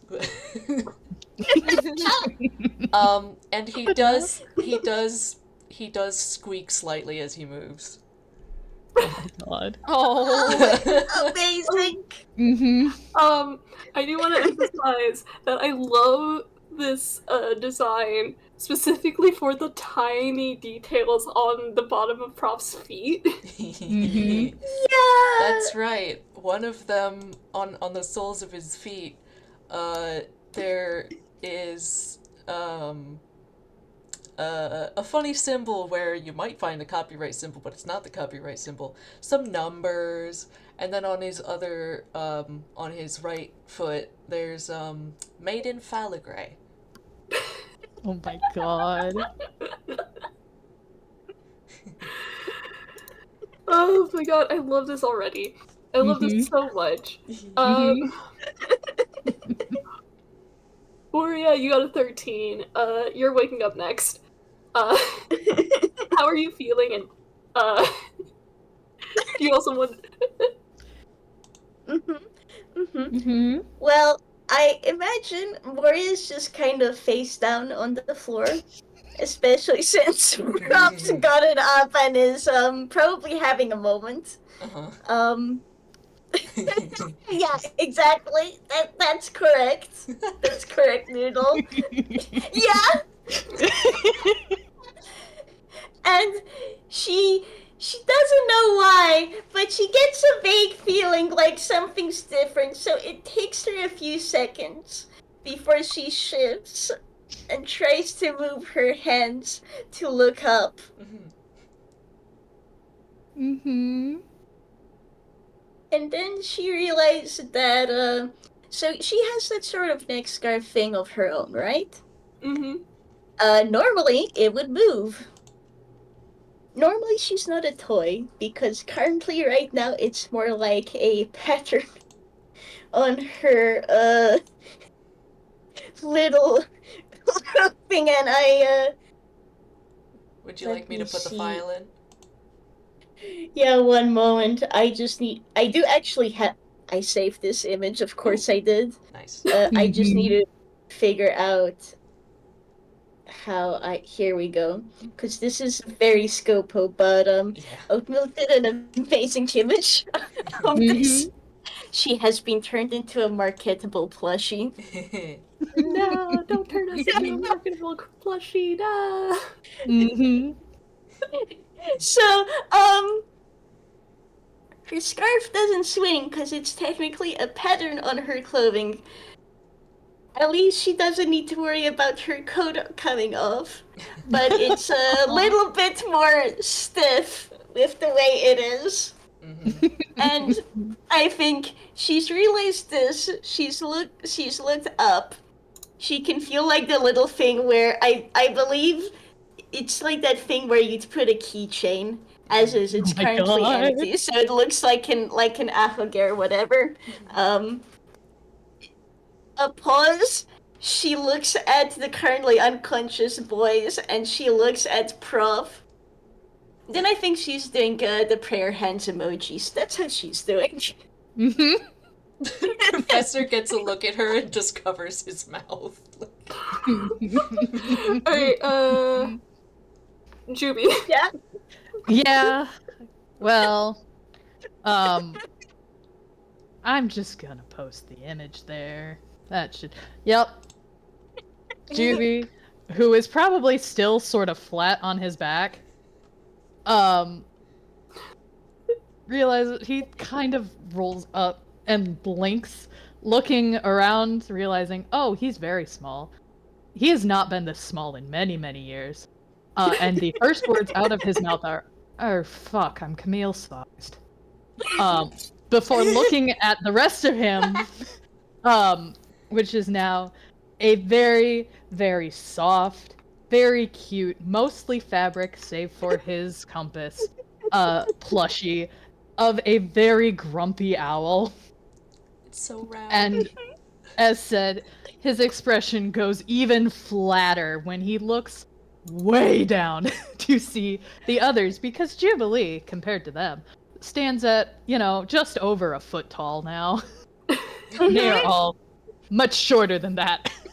Just, Yeah. oh, this is gonna be really annoying. Oh. Yeah. Hey. Wait, can I just say real quick? This is, however, when Moria gets up properly, and there is a very, very brief moment of vindication on her face. You will see that Jubilee when she realizes she's 1 inch taller than Prof. She gets 1, right? 1. Last but certainly not least, Camille. Mm-hmm. Camille got a 3, so it probably takes him A little bit. A little bit. It takes him a little bit. And he's not necessarily flat on his face because his new form doesn't quite allow for that. But as he wakes up and takes in everything being larger than they should, the first thing out of his mouth is, ah, shit, not again.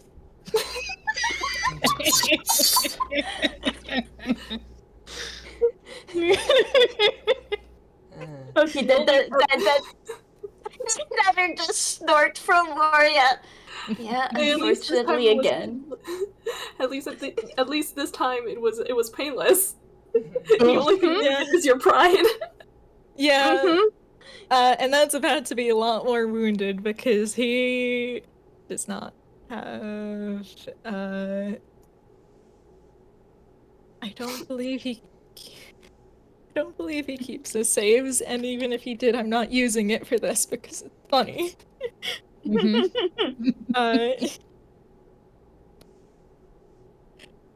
Yeah, he tries to get up, and all that happens is that there is a sound of a lot of plastic scrambling against the floor. Oh, buddy! Before he sploots out flat on the floor, and let me get a picture, because if my computer would be so kind as to load, thank you. Bambi on Ice style. Yeah. Yes! Little guy! He is a little guy! Because, Camille stole Juby's limbs in the transformation, I guess. Juby lost his and Camille gained. Now he gets to experience the joy of 6 limbs. Yeah. Turned into a bug, I guess. Yeah, he turned into Bug. To explain to the audience who cannot see, Camille is about 3.5 inches tall now, and much like Professor, he is also a little plastic ball-jointed toy. The main difference being that while Professor is the kind of toy that kids would actually play with, Camille is more so based off of like collector's toys and posable dolls. And he kind of took on a little more of a like a little fairy or sprite look.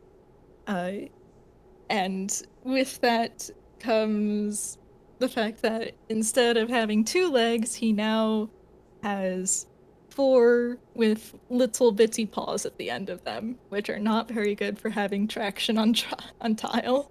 We got a centaur type layout here. Yeah. Yeah. He's a little guy, and his clothes are like actually not. He's a little more high quality than the professor. Yeah. His clothes are actually clothes. Yeah. Yeah, like he has a little acorn hat that is magnetically attached, and yeah, he's a little more high quality, but there's definitely a curse as he just lays on the floor in defeat. Here, let me try and help you up.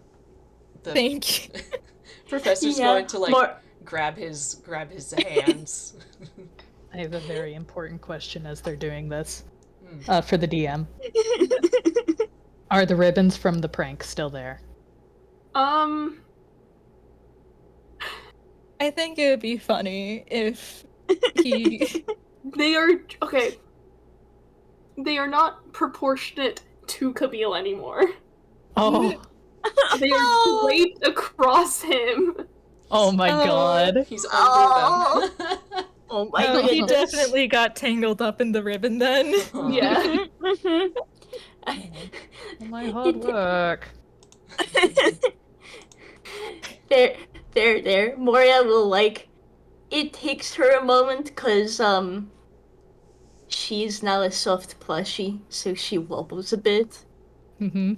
But she will eventually wobble over to also help Camille get untangled from Quickly from all the ribbons. Oh. Yeah, I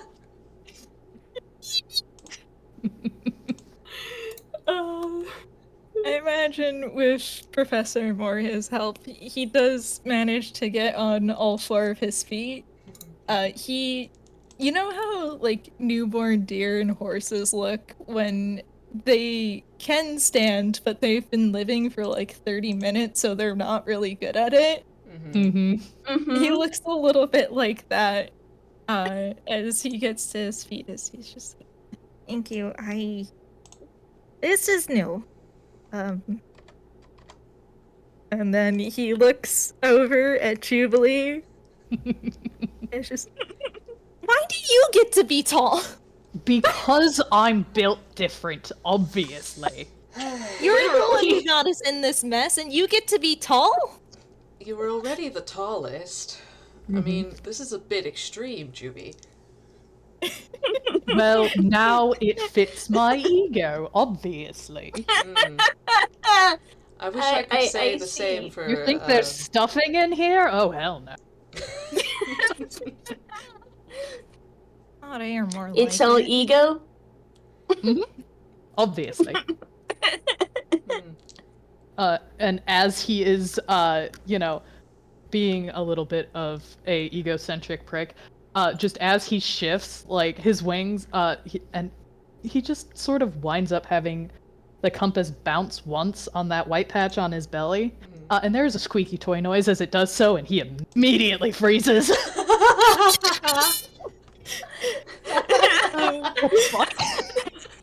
Camille snorts. Professor just laughs outright at him.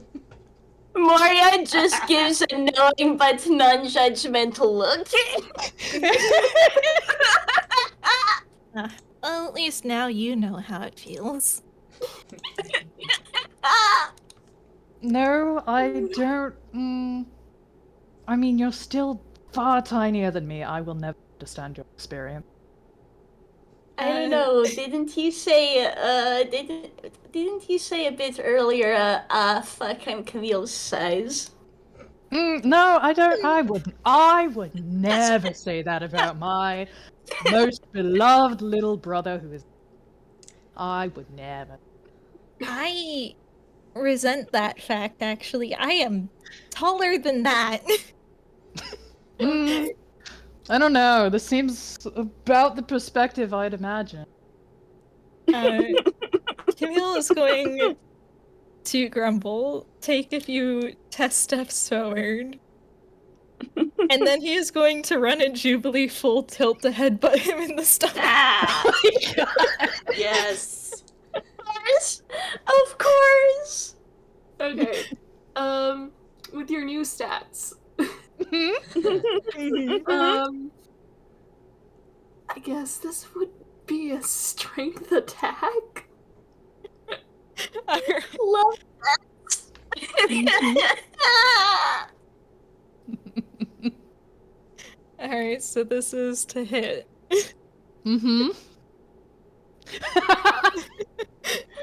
A 40. I think that... Does it hit? I think that meets the AC. Amazing. The Beats new it, beats stat. it. Okay. I think I can be really funny with what happens. Okay. So, Camille charges full tilt into Juby. Specifically his stomach. There is a loud squeak toy noise.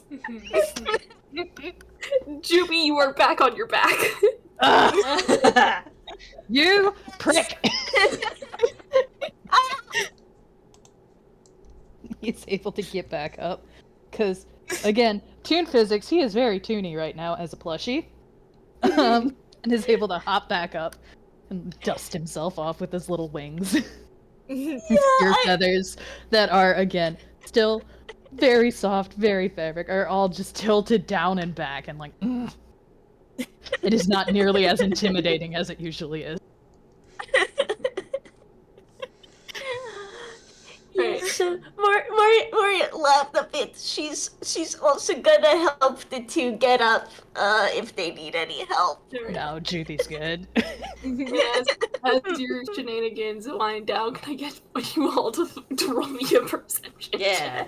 Yeah. Yeah, absolutely. Hey, dirty 20. Hey, 26.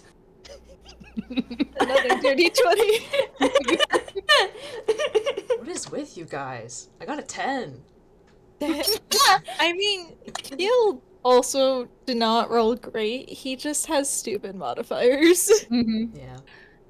I feel like there's an easy way to explain this. The boys were goofing off, shall we say, and Prof was busy watching. I mean, he's pretty distracted, both with his own situation and, like, yes, the boys' antics, but also, like, he's finding it very hard to take Moria seriously because her head is so big. Yeah. Like, I'm just imagining her animating like a Cookie Run character. Oh my god. Not gonna lie. Yeah, I'm seeing that too. He's not seeing anything, he's just giggling. Yeah. Yeah, exactly. All right. Moria is only saved by the fact that she can't see herself right now. Okay, all four of you. You see quite a bit of space. Mm-hmm. A few options. There is a hallway to the right, which you assume likely leads to a few recreational rooms. To the left, you see a sort of entry into a much larger room, which you can quickly make out is a living room and a door into a kitchen.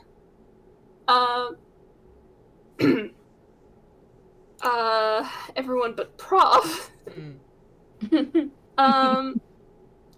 notice that there is another toy figure, who, is standing in the little entryway into the, living room, who is starting to wave you over the moment you look in her direction. Cool. Well, that works. Yeah, I mean, hey, Moria was wondering about the figure who hid in the linen closet, and also we know there's staff in here. Mhm. Well, there's a person. We can go talk to a person. Mhm. Yeah. Mhm. Since Prof's giggling, Moria will gently poke him and point out the new person they should head over towards. We probably should try and have more information. Yes. Yeah. How the fuck are we gonna get upstairs? I'm hoping that's one of the things that person will have an answer for. Okay. If it comes to it, we can be creative. Alright. You're just gonna head over to this, individual? Yeah.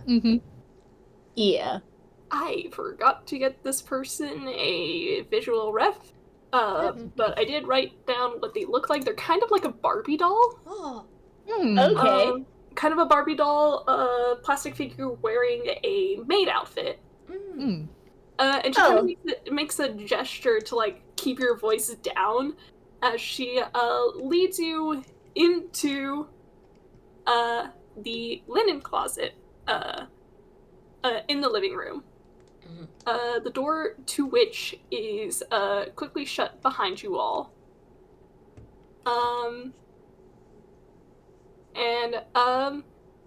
As this happens, you are immediately faced with a gathering of people who have turned into toys. And you are quickly putting together that this linen closet has been turned into a little hideout of sorts. Makes sense. Yeah, judging by their appearance, based on the little outfits they wear, these are the rest of the staff. Alrighty. Well, there's one important thing we were wondering about. Yeah. Hi. Oh, thank goodness. Did you come to help us? That was the idea. Yeah. Thanks for leading us out of there. What are we hiding from? There's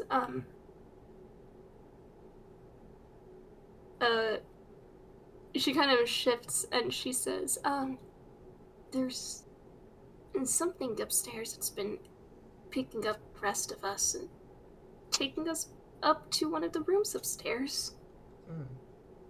And not bringing them back down. No. I see. What if... So, I guess first things first. Moria will just do introductions real quick, because that's a good idea. Yeah. Yeah. That's one thing, and then she'll ask, could I ask what's the current situation? Since we were informed that someone in the house had been able to call the police to at least inform them of what happened. Oh, but... that was me.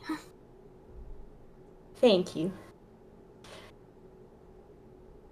Since elsewise we had gotten the news that when they had tried calling the house back, someone else had answered the phone and just simply said the situation's fine, that there isn't any problem. Which Moria does like pauses, but it's like pretty obvious with all of them sitting in here as toys. Things are not okay. Yeah. so you know. Okay. I can't do this all in character. Mm-hmm. Yeah, Um, yeah. So here's the situation. uh, as far as these people know, they have all been transformed, but one of them, the uh the head maid, is unaccounted for. Mm. I see. No one's seen her since this started, yeah? Even for those like currently missing and upstairs, they were recognized beforehand as a different one of their co-workers. They kind of nod. But we do know that there is a another toy who is pretty big. She's the one that's been going out around picking up the rest of us and taking them upstairs. They're a toy. Hmm. Okay. And what do they look like? Oh, I think the best way I could describe her was she looked kind of like one of those really fancy porcelain dolls. Hmm. I see. Oh, I do not want to be in this genre anymore. And Juby gets a pat. There's a faint squeak from one of those pats. Oh my goodness. Like, knock it off. That wasn't on purpose. But is it fair of me to assume you did not recognize this person? Mm, no, but some of us think we might know who it is. well, what's your theory? Okay, this is another thing I don't know if I can do entirely in character. Let me see if I can figure out how to put into words. The person who is not accounted for Mm-hmm. is a woman named Lulla,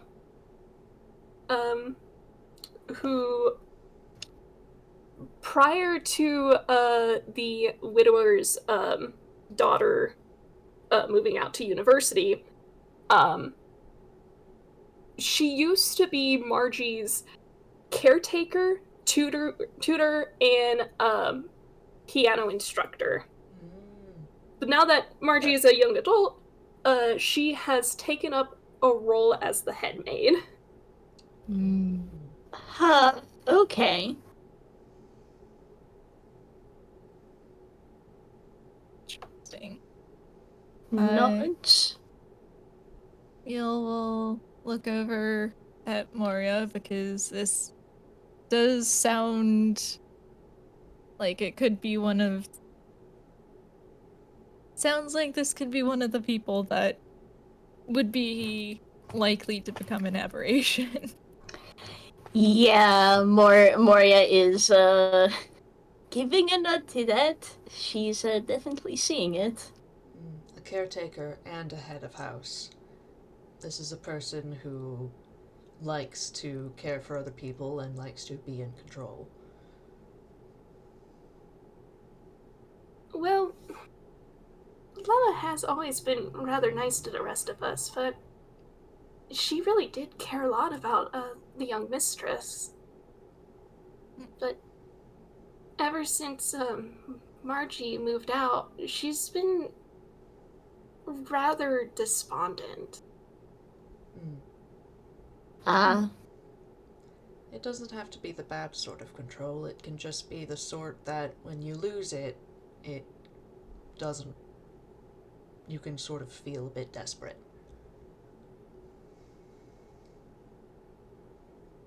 Oh, you just missed someone. It's no fun Honestly, what behind when they leave. honestly, what Moria's thinking is the fact that she seemed more despondent. Yeah, that really looks like the sort of state of mind the person turning people into aberrations would look for. Mm-hmm. What do they? And what kind of person was this? Was the head maid? Oh, let me write down her name. So Yeah, thank y'all you. read that. Thank you. Okay. Okay. Lala was very kind, like I said, but she for lack of a better term, she really was a really good mother figure, especially after Margie's actual mother passed.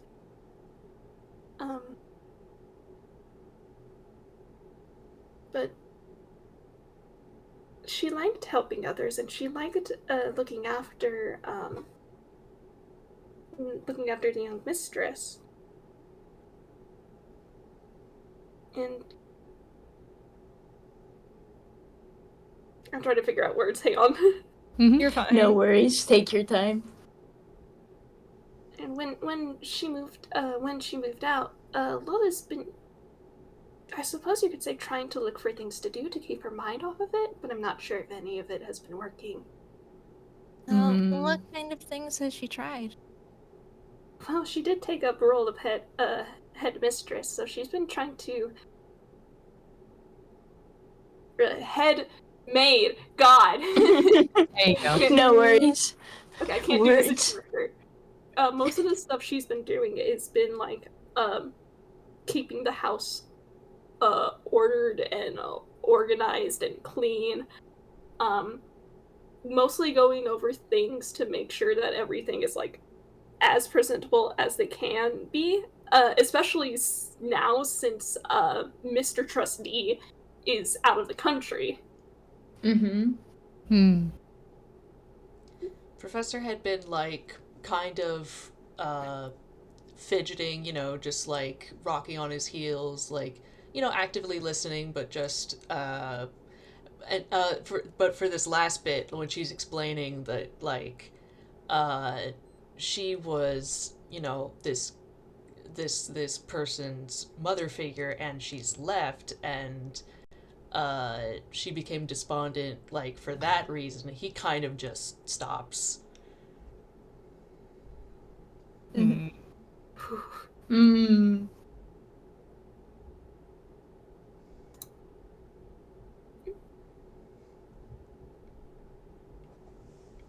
Well, I think we have some answers. And Yeah. well, at the least we don't have to check this You time. cut out at the end there. Oh god. JB said, well, at least we don't have to chase this one down. Like the last time. That much is true. I suspect it'll be a bit harder getting to her though, and then trying to talk. Well, didn't they say she's roaming around picking up stray toys? She might not be picking up everyone. If the figure that the cop outside Todd saw is the same as a doll that's picking everyone up,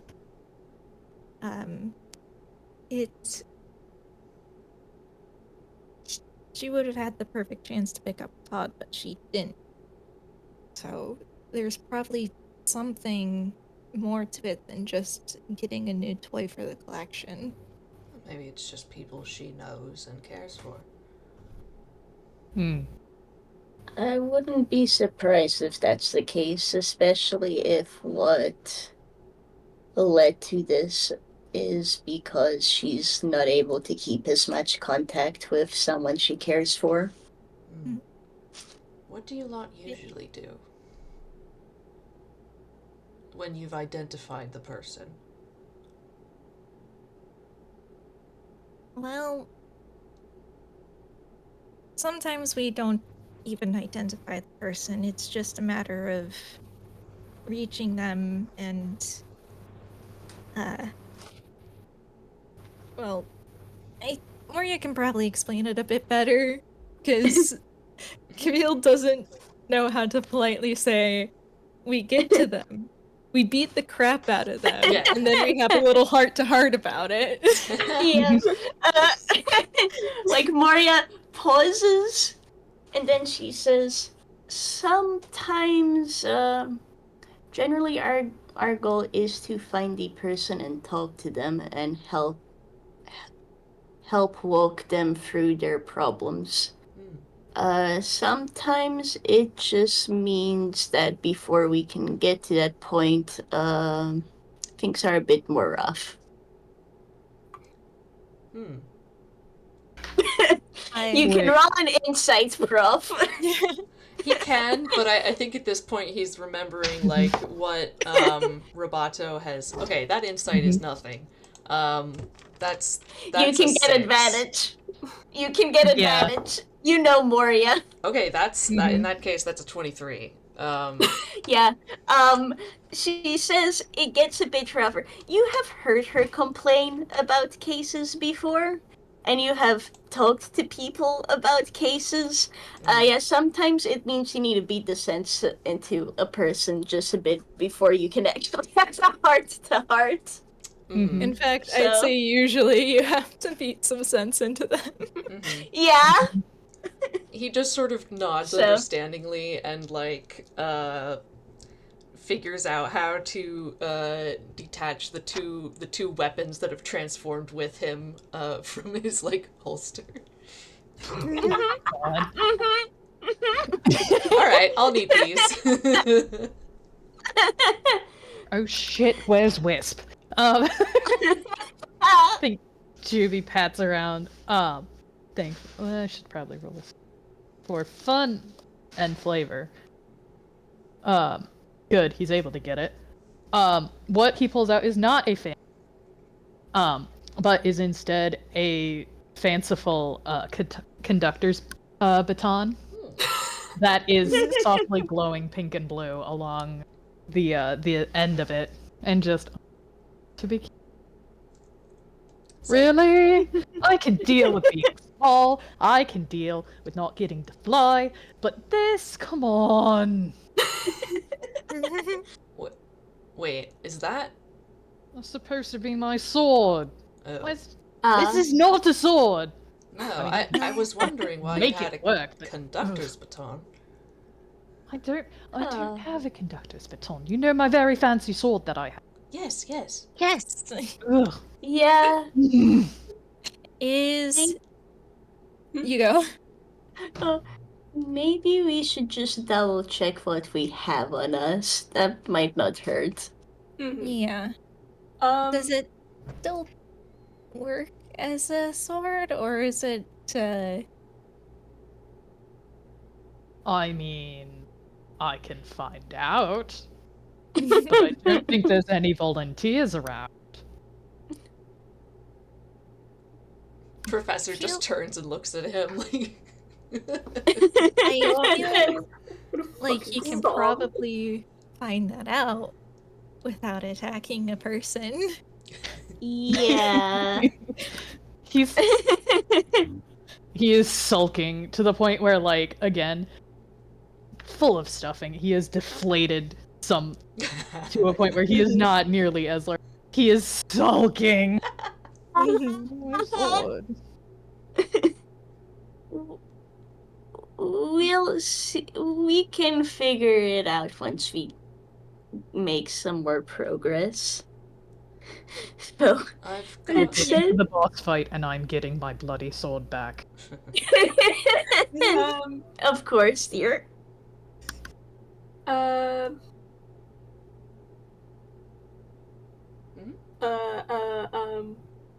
do have a little bit more for you. One of the other toy-turned servants, the servant turned twice, I can talk, is a little teddy bear with an apron and a little chef's hat. Oh, That's so cute. He kind of like waddles on over. You can tell that he's not used to this stuffed body. Fair, yeah. He comes over and he says, I haven't been able to make sure, but I think the room that this porcelain doll has been going up to is Margie's room. And Oh, actually, Moria will describe what they saw from outside. Like the window. That's yeah. yeah. Camille Yeah. was gonna ask what room that was. Yeah, If that's the room. Yeah, they'll describe it. It's the room you're thinking of. Cool.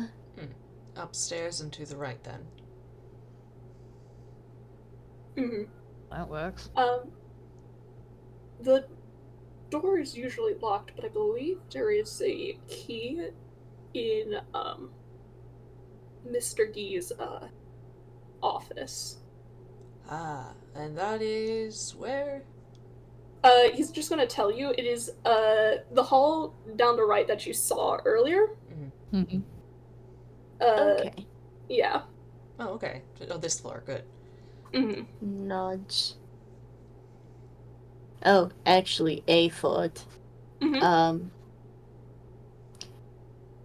Does Moria still have the house key on her? Prof had used it with Mage Hand to open the door. I imagine that he pocketed it, and since his coat is mostly plastic now, he goes to pat himself down and he doesn't have pockets. He's molded plastic. Yeah. I think in order to get that key, we may need to transform back. Okay, that's good to know. No, I was wondering if we could give it to you all here while we look more into this. Pretty much Moria's thought is it might be hard, but they may have a chance to come out, you know? Even if you did have it on your person. Yeah, how are you? It's really big. Yeah. Or it's now a toy key. It is now a toy key that would fit your size.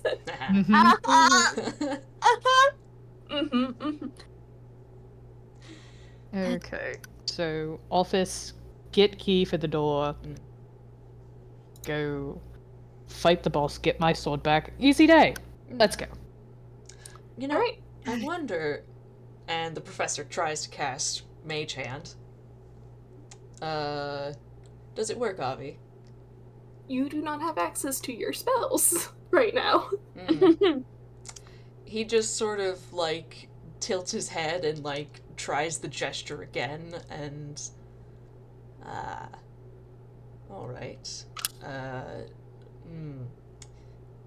No magic for this mission. At least not for me. And Chubby has thumped his head against the wall. He is so upset. Does he make a squeaky toy noise? Yes, he does. You hear a few sympathetic murmurs from the rest of the staff. Yeah, some of them also squeak now.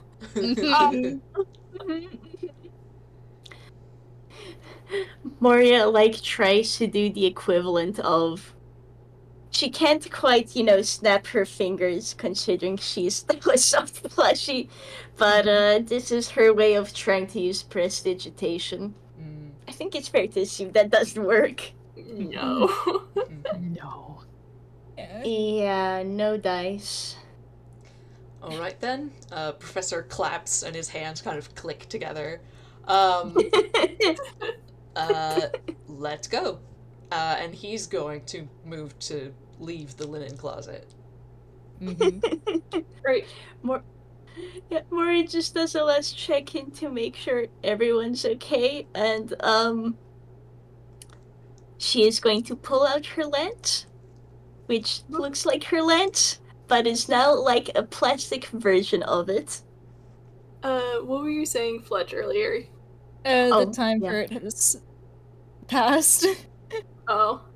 Yeah. Oh, sorry. Sorry. It's alright. Apologies.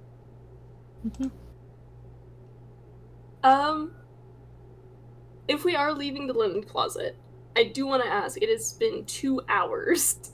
Over 2 hours. Do we want to, Break. take a quick break? That Yeah, I would think be a that good would be good. idea. Mm-hmm. Nods, yeah. We're at a Do you good want to turning do, point. 10 minutes? Sure. Eee. Sounds good. Okay. Eee. Alright, I will see you guys in 10. Eee. Okay.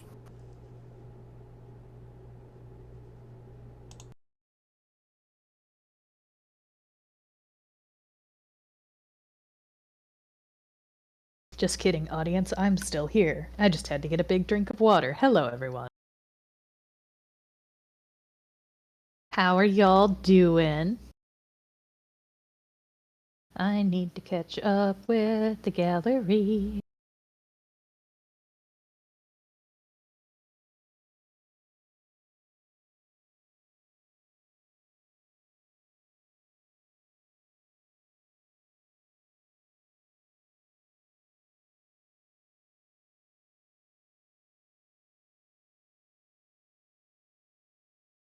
Oh shit, wait, I got Skittles. Never mind.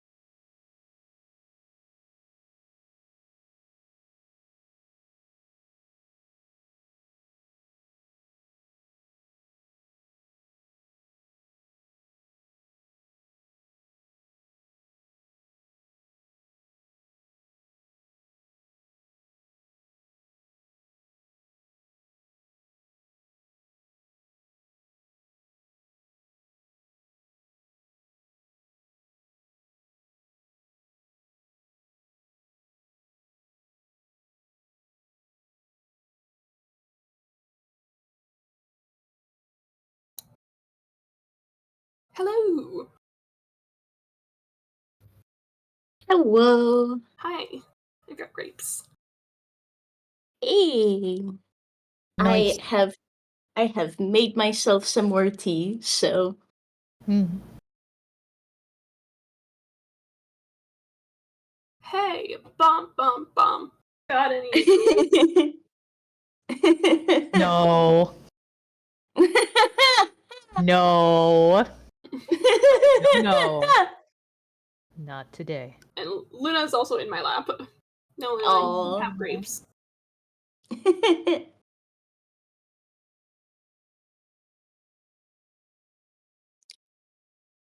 She's there to both provide heat and leach your heat. She just leaped into my lap the moment I started talking. Hmm. You can't have those. Those are dice. Mathrox, not quite for kitty consumption. Mm-hmm. Okay. How's the audience doing, by the way? They've been vibing. Oh yeah. There are lovely plants. Yeah. Yes, your your emotional support plans. Hey, nice. Hell yeah. And we were shown a very nice cup of, I almost said cream, cup of coffee with cream. Mm-hmm. No, that thing is just whipped cream all the way down. Oh, man, I kind of wish I have whipped cream now, because that would go really well with some frozen fruit. Mm-hmm. Maybe I can put that on my shopping list. I'm not sure how soon I can do groceries, but I kind of need to do it soon. Oh, that's fair. That's fair. Mm.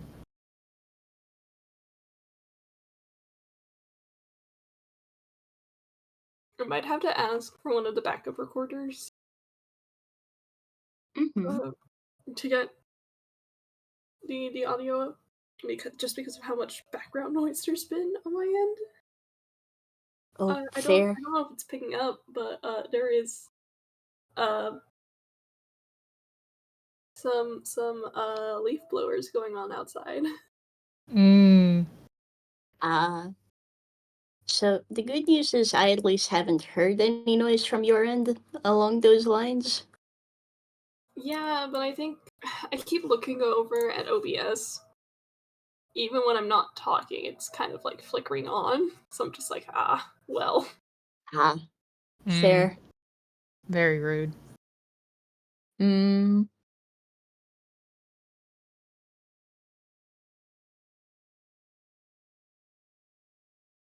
I need to get a picture of how Luna's sitting in my lap really quick. Yes. She didn't give me the chance to straighten up.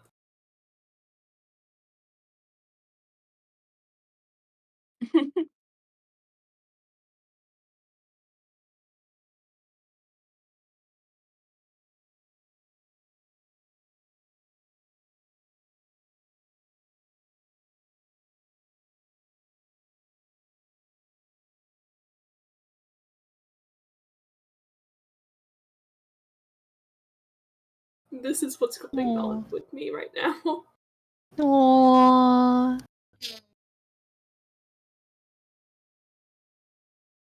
That is her lap now. Mm-hmm. Luna has such funky patterns. Yeah, I was telling Oatmeal about it. I'm not sure if you were Yeah, there with me. no, I was there. I remember you, or I remember you mentioning how I can see the little brighter patch of ginger. Yeah. Mm-hmm. Mhm. She's a very funkish tortoiseshell kitty with tabby patterns in there. Yeah, she's probably more torty than she is tabby, but like you can definitely see the tabby in there. Oh yeah, she's got. Girl. She's even got like the little tabby M on her head. Yeah. You can see it in the picture. Mm-hmm. Hmm. My boys have that too.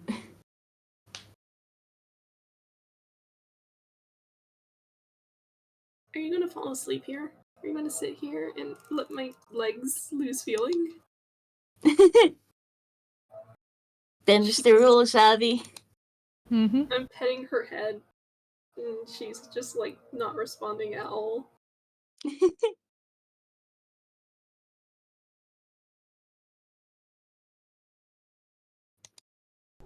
Okay, I'm back. I needed to change the battery in my mouse. Very fair. Oh, valid. I couldn't remember that's what I wanted to do, so I needed to wander around my dorm first. Real. That is so fair of you. Mm-hmm. Oh, I imagine Canine and the bird toy got stuck outside the door, right? Probably. Mm-hmm. Unless you picked either of them up. I don't think he did. It would be nice if he had, but I don't think so. I think the situation outside was as such that like they had just come back, and then Juby was trying to hide his laughter, and then the domino effect kind of spitballed from there. Mm-hmm. Yeah, I think we just learned that there was a person and not much else. Yeah.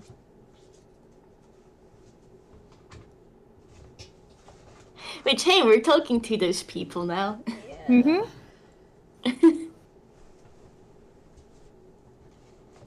Hello. Welcome back. Hey, you alive? Yeah, I'm still recovering from being sick, so sometimes it acts up. Oh, I'm That's Got sorry. you so gently. If you do need like another moment, just let me know. Yeah, I am good now, and I refilled my beverage. I'm just being stared down by Iggy. Aw, Tiny man. Are we all little being baby asked man. by our little guys? Are we Oh what? yeah. What was? Are we being Being- harassed by our little guys? Yeah. When I went to make myself tea, Shishmish joined me. He's now back on my bed chilling. Alas, I don't have any animate little guys in here, but the paper cutout one that my parents sent me is behaving very nice. Mm-hmm. I don't. What? Why are we barking and growling? Angie. He's a. I don't know what he wants. Hi. Oh, you want belly rubs? I almost said something very mean when Oatmeal said they don't have a little animate guy accosting them. Because I almost said, well, you have spec. Oh my goodness.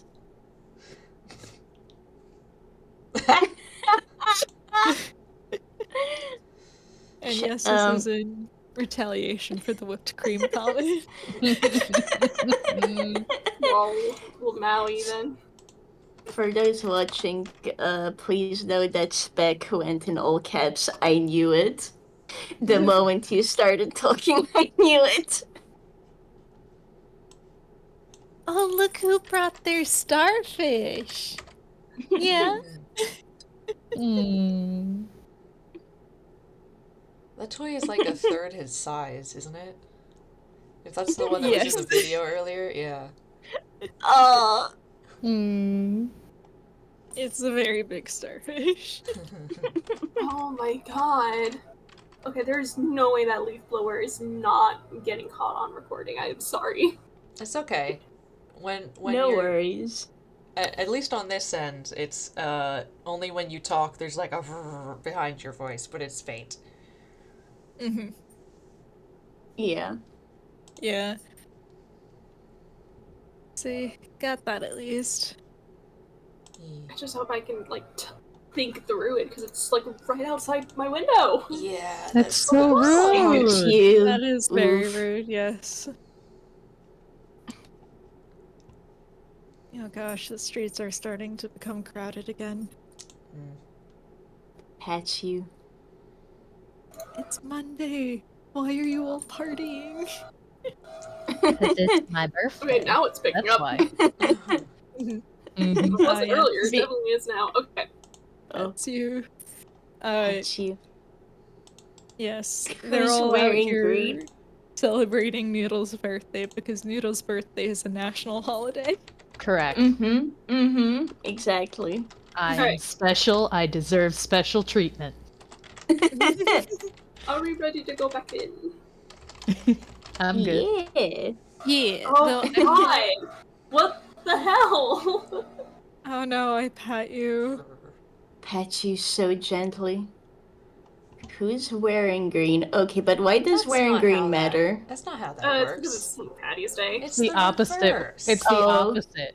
If you're not not wearing wearing green. green, you get pinched.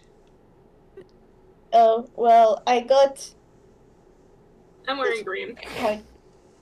Cyan counts as close enough, right? It's okay, Morski, because you can do something cool and sexy called lying. Oh, you're right. Actually, wait, I got this bracelet right here. I got green. It's so funny because my work uniform is green. Anyway. I'm not wearing green, but I do have shamrock fairy lights right above my computer. I think that counts as festive enough. Yeah, That my counts. family really gets into St. Patrick's Day.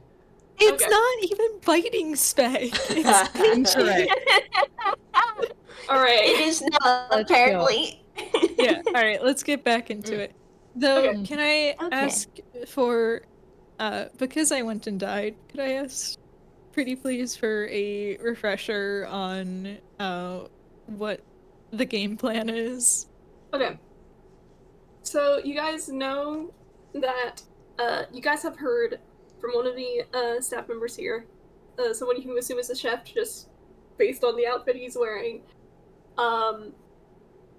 elaborated that the porcelain doll seems to be going upstairs specifically to Margie's room. But there is a key for that specific room that might be in the in Mr. Trustee's office, which is down the hall the other way. I am getting a call. Oh, my good friend Scam Likely. Oh, Scam Likely? Tell him I said hi. Do you know Scam Likely too? Yeah, Scam Likely just really gets around, you know? Yeah. Yeah. He always calls to make sure I'm doing alright, and he wants to inform me about, Your car's Special. extended warranty?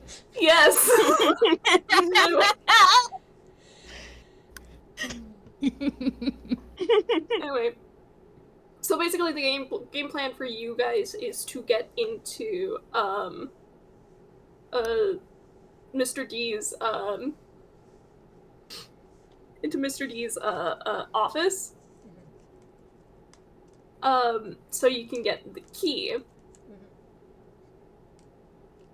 Yeah. You have No, you finish first. You have also come to realize that all of y'all's equipment has essentially changed to match your toy appearance. And that you can't cast spells. Right. Yeah, I was wondering what is Camille's reaction to this. Mhm. Yeah. He is quite disappointed in the no spells thing because. Oh, hi, Shiphorn. That's a new one. Yes. You would be surprised. Yeah. Camille is very much disappointed about not being able to cast spells. Because, wow, this would be a wonderful situation to have Pass Without Trace. This is like the exact kind of situation you would like to have Pass Without Trace in. Oh my goodness, yeah. Yeah. He also likely tries to do Wild Shape, but that also doesn't work, so no escaping the limbs. As for weapons, we'll just have to figure that out. Because he doesn't. He can't do the soccer ball thing because which leg is he gonna kick it with? Oh, no. buddy. Oh, buddy. Oh. It's fine. He'll figure it out. Okay, Luna, you have to get out of my lap. I cannot feel my leg. I'm sorry, baby. I'm sorry. I'm sorry. You gotta get off my lap. Okay, there we go. Oh, God. Beast formers. That's a whole toy line. That's a toy line. Mm-hmm. Yeah, it is. Optimus Prime turns into a gorilla. Oh my goodness. Sorry, for context, the chat said, Morski said, would a druid toy be like a transformer? And I said beast Look, formers. I had Beast to Wars. ask. I had to ask. Man. Okay, I have to. Is this what you were talking about? Because that's not what I expected. I expected, like, the dinosaur ones, not. That's not No. Transformers. No. Okay, why is it on the Transformers wiki under Beast Former? That's odd. That's, well, I guess it's a very inaccurate, cover from a comic? That's, like, that's not what they look like. Yeah, I'm looking away because there's a, I'm looking away. There's a cat girl. Let's not. Let's get back to the game. Quickly. So, Yeah. what? You go, Oatmeal. What does Professor? Well, I was first gonna ask Morski, what was, up with Moria's lance? That she pulled it out? Yeah, so good news, she has her lance. Bad news, so I mean the good news is it isn't soft like the rest of her, however, it's like it's very clearly made out of plastic, like it's in the right shape, mostly. And mostly, and the colors are mostly correct.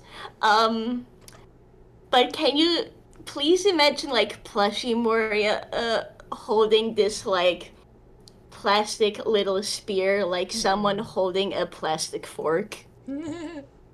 Okay, since Moria has little nubs, I need to ask, does the spear have like a little Velcro patch on it so she can hold it? Yes, it does. A little It Velcro does patch. now. A little Velcro patch or like a little rubber band, like elastic band that she can like slip on. Yeah, exactly. The answer is it does now. The professor has two weapons. He has the Sword of Infinite Lore, which as he's walking along, you can see him like talking to. Apparently, it's still sentient. Good job, Lore. And He's also got he has also got a dagger, a very special dagger called the Infinidagger. Oh my god. Oh my goodness. Gosh. But yeah, that's mostly it. He doesn't seem to have any other, like, relevant items, at least not at this moment. Mhm. That's amazing.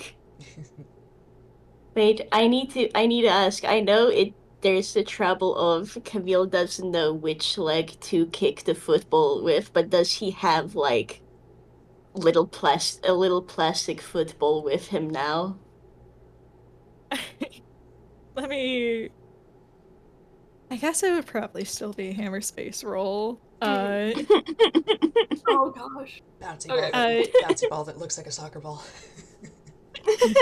Yeah. So you know how his hat is like the top half of an acorn? Mm-hmm. You'll never guess where the bottom half of the acorn is. Aww. It's so And funny. Think? Camille pulls out what was once his soccer ball. Not Oh. only that, it's also like painted to look like an acorn that might have been carved to look like a soccer ball.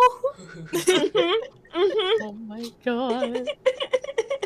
Because like you're specifically like one of those collector toys. I imagined the little accessories you would have would also have like a little bit more detail. Face Yeah. points. He'll looks at it and sighs. And because he is a toon and thus obligated to say this, it's just nuts.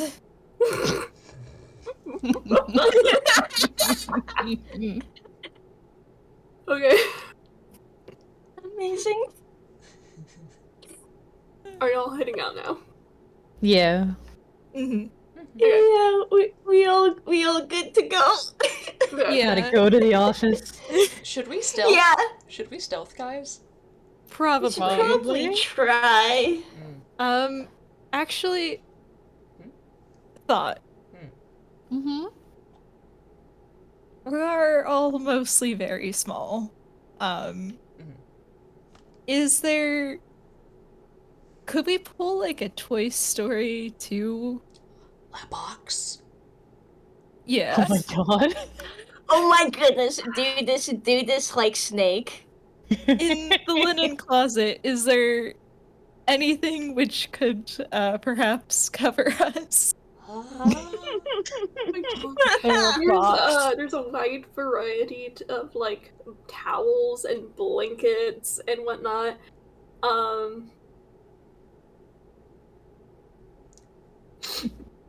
Shoebox? There's also like a shoebox. There's some sort of like those like woven baskets that you can like put stuff in. Wicker basket. Wicker baskets that's like they're kind of small but they can like hold like handkerchiefs and stuff. There's one of those. Alright.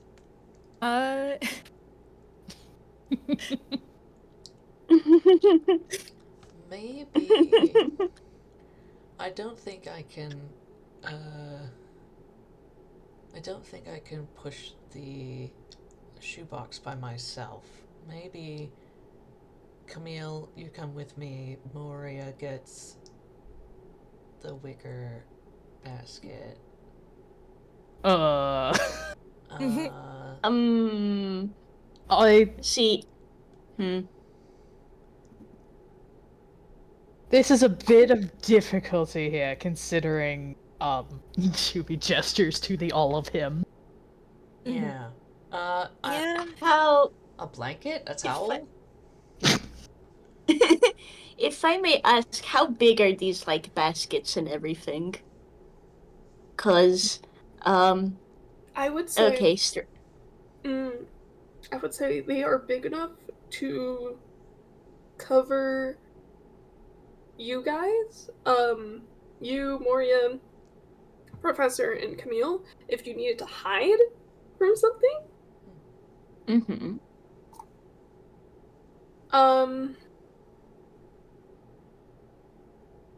It would not be big enough to cover Juby, who is currently, like, a little over a foot tall. Mm-hmm. He is That's what I thought. bigger than most of them. Mm-hmm. Yeah, okay. The curse of being tall. Yeah. His hubris.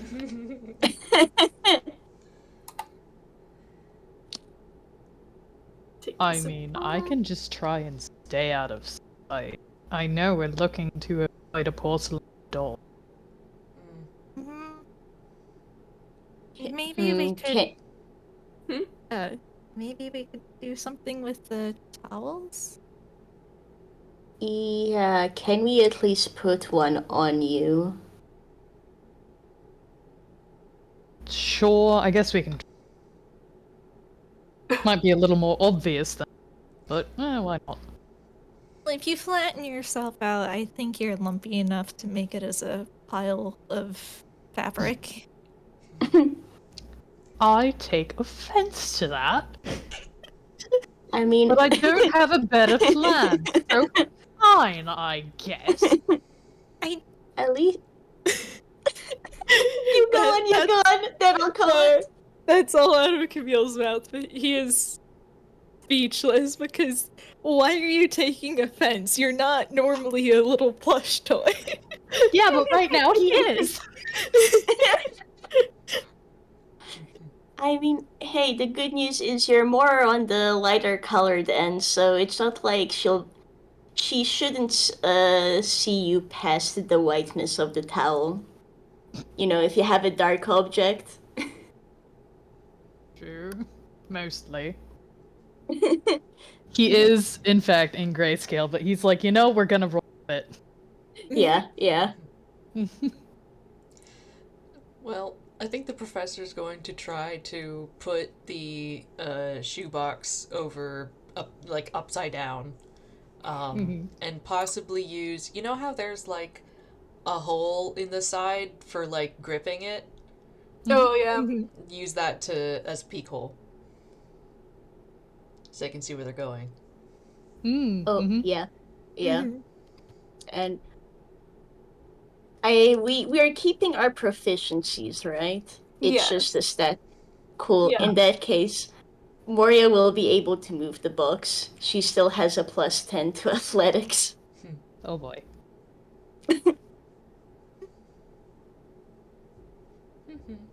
She gets that at least. Yeah. I forgot to add those to your stat blocks, but that's on me because I was in a rush to make sure that everybody got them. That's fair. It's fine. We can No do the worries. math. We're smart. Yeah. Yes, doing numbers in a numbers game is hard, but it's okay. We got this. Yeah. Anyway. If Professor has the same strength as Camille, I think together they can make it work. He has a strength. Yeah, no, they should, because they're both the same type of. Yeah. Professor has a decent strength. Yeah, they can manage a box. Right. It's, as I understand, it's Prof, Camille, and Moria in a box while Juby gets the towel, right? Okay, then combined it should be fine, because you guys have some strength and Moria still has the +10 to athletics, if I could use that for this. Hang on, let me double check Moria's strength. If Moria has a +2 to strength and expertise in athletics, it would be 10. Okay. Yeah, that's the math I'm doing. She has a +2 to strength and expertise in athletics. Okay. Because she deserves it. Alright, so you guys are scooting around. Yeah. Mhm. Yeah. Trying to sneak. Yeah. I want just to get a general basis of how this is working. First, I want Moria, Prof, and Camille to roll me athletics for carrying the box. Okay. Just Sweet. to see Okay. how it works. That's roughly average, but that still makes it a 21. Oof. Well, Oh, buddy. he He's not has used to it. strength. Yeah, Yeah.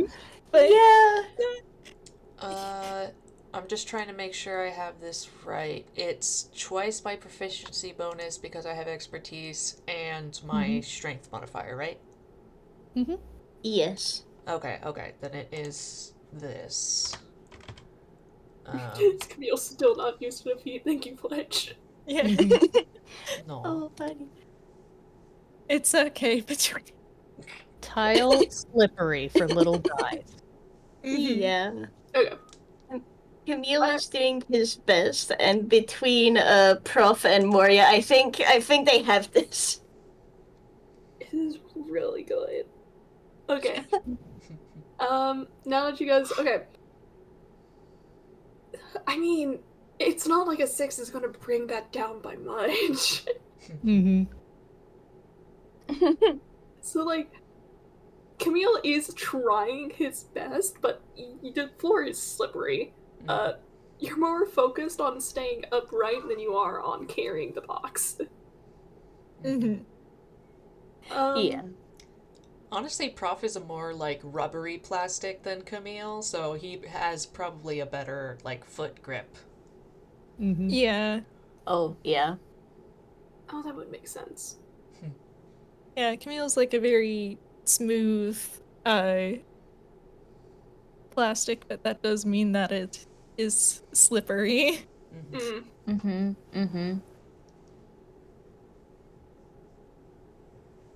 Now, Mm-hmm. can I get everybody to roll me a stealth? Yeah. Mm-hmm. Oh, boy. Oh, question, is- Avi. Mm-hmm.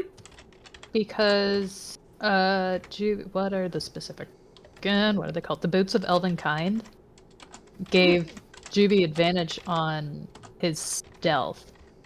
Would you say he still has that, or no? I'm fine with I'm that gonna either say way. no. Gotcha. Oh. So, Professor Oh. got a nat 1. Oh. Oh. Which I am attributing to his, slightly squeaky joints. Oh my goodness. None of them are doing well. Okay. Oh no. I want to imagine because Moria is that kind of like Fumo plush doll. What happens is she is doing pretty well pushing the box, but she still slips at one point. There is in fact a squeak. Okay. Oh. That's the 8. Okay. Okay. I'm so glad I wrote this in. Alright. Mhm. Juby, Yeah? you're fine. Mhm. But Camille, Prophet, and Moria, you make it about halfway through the foyer on your way back to, through there. You're trying to get to the hallway. But the moment you make it about halfway through the foyer, you hear a voice from the top of the stairs go, "Oh." And then someone comes down from the staircase. Oh, God. Uh-oh. Uh, Uh-oh. probably best to book it. Should we book it, or should we, like... I mean, I guess our options are booking it or playing dead. Yeah.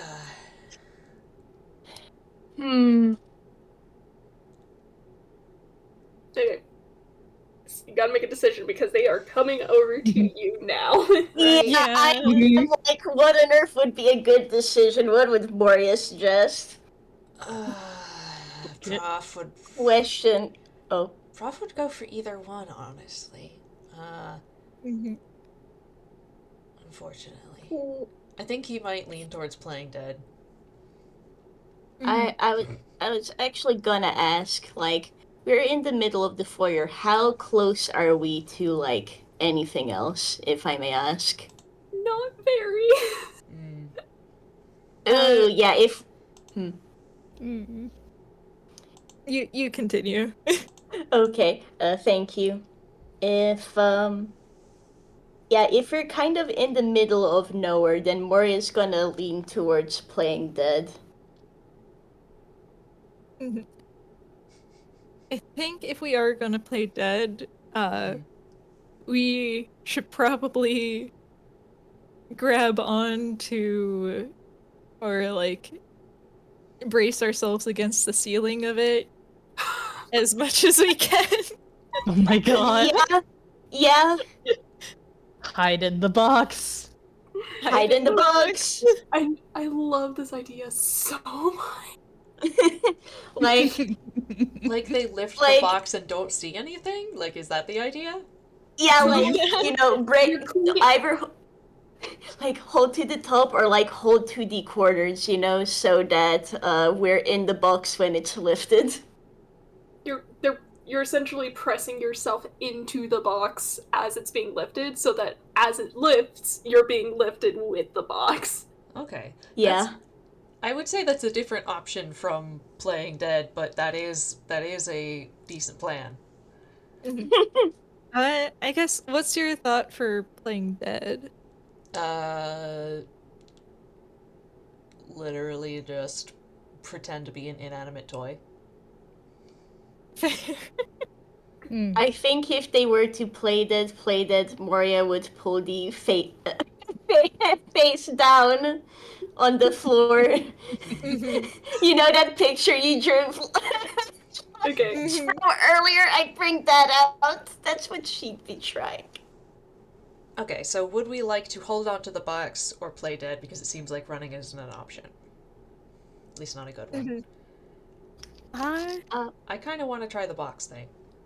Yeah, I think my personal vote is to hold on to the box, because I feel like we probably look too specific to be anything but transformed toys. Possibly. Yeah. I was also gonna vote, or I'm also voting. Let's stick to the box. We don't know what their reaction is gonna be when she sees us. God, what would this be? Probably athletics to, like, hold yourself in place? I'm also thinking athletics. Yeah. Yeah. Well, let's see what the dice give us. The dice giveth and the dice taketh away. Please, dice. Oh. Oh. Oh. Alright. Okay. No, why? And I'm also gonna roll something in the background. Oh boy. Okay. Oh. Oh my god. Oh my gosh. I think the only one who doesn't get it is Moria. Oh no! It's mean. You want to know what happens then? You want to know what happens then? The box is lifted up because she's too soft. She can't get a grip. Aw. So she just does the face down on the floor trick. She's dead. Yeah. Can I? You go. Wait. What? I was gonna ask, do you mind if I pull out the doodle you put in the chat? Absolutely. Thank you. What were you gonna say? Does she make a squeaky toy noise as she hits the ground? I'm gonna say yes, she does. Okay. Once again, I'm so glad I wrote this into my notes. I need... Oh, I am so sorry. I need Moria to make me... Just a straight charisma check. Oh boy! Her worst roll! Oh no! Moria. Oh, Moria. E21. Oh. Hey. Hey. That's... I'm so sorry to pull this fast one on you. This was not something you wanted a high roll for. Oh no! No, Aubrey being mean. Oh well.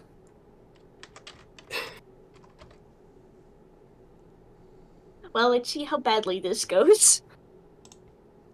Okay. Moria. I'm not sure if you're looking up because you are face floor on the ground. Mm-hmm. But this porcelain doll, who is surprisingly much larger than most of you all, takes a moment to look you over, and seeming to think that you are something special, Oh.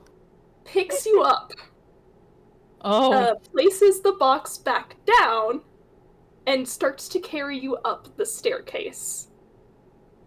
Uh-oh. Okay. Whoopsie. Let's. New plan. Juby is still in stealth. Can Oh he my follow? goodness. Oh my goodness. I Does will it help? say. I will say, this is something I built into the game. It's like, just in case you need to. No, don't worry. This is cool, but also holy pick. Like, if it helps, Moria is she's not moving at all. She is really trying to play dead here. So Oh, internally, she is swearing. Yeah. yeah.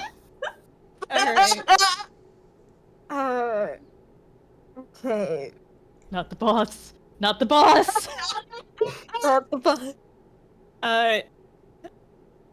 This is gonna be so bad. Do we want to make a new game plan, or are we all just gonna be stupid about it? I feel like we're gonna be stupid because this is someone way. And you do have your valiant steed who is still very much in stealth.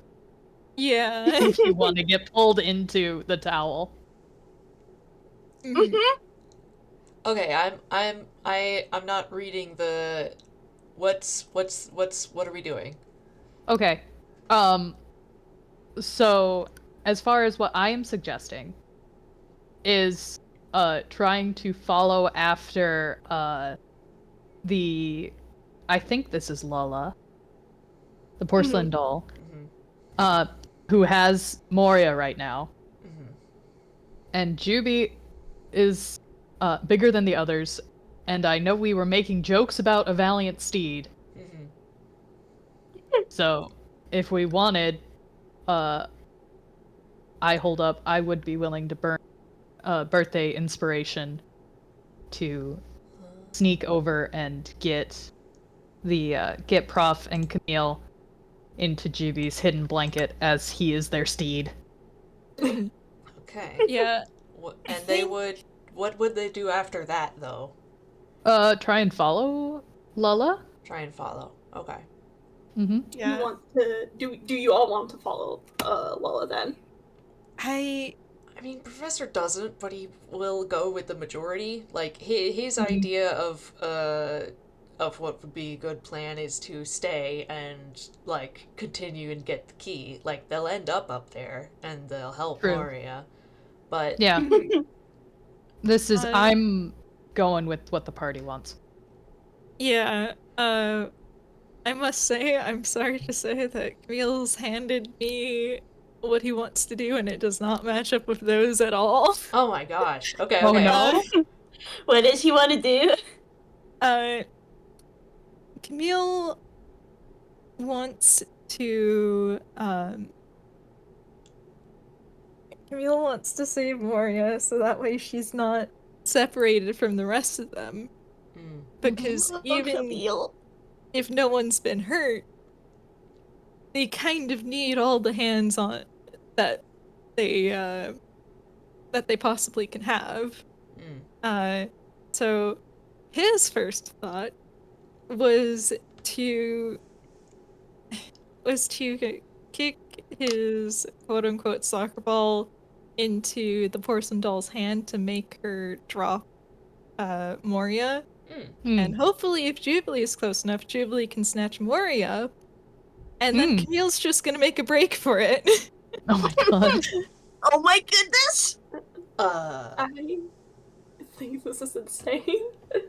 I But real quick, When before I forget, since she has made an appearance, this is, probably Scopo. This is Tumultuous Toy Box. Ooh. Oh. Very nice. Ooh. Very fun. Yeah. Because I Lovely find these design. melodious. Mm-hmm. Oh, I love her. Yeah, like I said, Yeah. Camille is stupid and impulsive when Uh-huh. people he loves are in danger. Mm-hmm. Oh. I am holding him gently. Professor would try to dissuade him from that because he doesn't think that would end well. Mhm. So probably as Moria's leaving, like the professor, he can really only talk to Camille right now. Would just be like, what are we supposed to? Maybe we should just stay. And let Moria get carried away? The rest of us are going to go up there anyway. It's Yeah, better. but we don't know what's going to happen to her. Mm. All we know is that that doll likes Moria.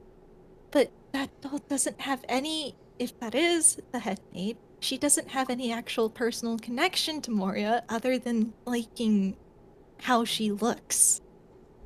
That's not a good sign. Maybe not, but I trust Moria to hold her own until we can get up there. I don't think Moria would want us to break cover and lose her advantage. As you are speaking, I'm going to make the decision to say that she is about halfway up the stairs now. Yeah, I don't think Camille's gonna listen. Okay. Because the only way he'll listen is if the plan involves not letting Moria get taken away. Yeah, that's not... Oh, buddy. Alright, so yeah, no, he is straight up not going to agree with Professor, period, then. Yeah, yeah, I'm really sorry. He is getting better, but Moria is like very much adjacent to his mother in his mind. Man. So Man. Yeah. I think we're gonna have to adapt on the fly here. Oh, absolutely. mhm. So... But yeah, this is me checking out of character. Oh yeah. No, I'm cool with this reasoning. Tell me like what your guys do, and the professor will do what he can to do damage control. Yeah. Okay. I'm having a great time perceiving this and also going, man. Yeah. Yeah. If it was anyone else, he probably would have had a chance of listening, but Yeah. Entirely fair. Completely fair. yeah. Man. Just checking that out of character, everyone is okay if my boy does his stupid thing to get the porcelain doll to drop Moria, right? Yep. Now Yeah. that I understand the Yeah. why and everything, I'm good. Alright. Yeah. Okay. Well, in that case, I'm sorry, Professor, but Camille is scampering past you to break cover and make a projectile attack against the porcelain doll. Okay. Which unfortunately is worse than his melee attack because he doesn't have good dex, but is What? a nat 20, I guess. Yeah. It's worse than usual, but Not Okay. 20. Okay. The So dice, no, I guess. please tell me, like, how you left the box. Is Prof still in the box? Unless Camille completely upended it, yes, he is still hiding in the box, seeing what Camille is doing so that he can decide what he should do. Yeah, Camille is... He would not upend the box. He's thankfully has some brain cells left still. And it would be best if as many party members stayed in cover as possible. But it's probably very clear what his intent is, Professor. Yeah. He doesn't know if it's a good idea to involve himself yet. When it comes to matters like this, he does end up being very logical and somewhat less moved by emotions and stuff. Impulses, sure, but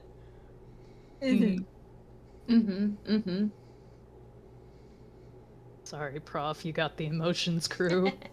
Yeah. Sorry, Prof. The adult got snatched. So that's Okay. you right now. yeah, So just so I'm on the same page, Prof is still in the box. yes. Yes. Okay. In that case, here's what happens. With your nat 20, Camille, I'm not going to say it breaks her, because, Yeah. but it does hit her directly in the hand, and she does drop Moria. Moria, you are soft, you do not take any damage as you fall, but she looks, Tumultuous Toy Box looks down at her hand and then over it to, like, see what hit her, and she sees you, Camille. Can you also make me a charisma check? Oh boy. I mean, boy. I got a nat 20, Oh, so boy. this, logically speaking, this one should suck.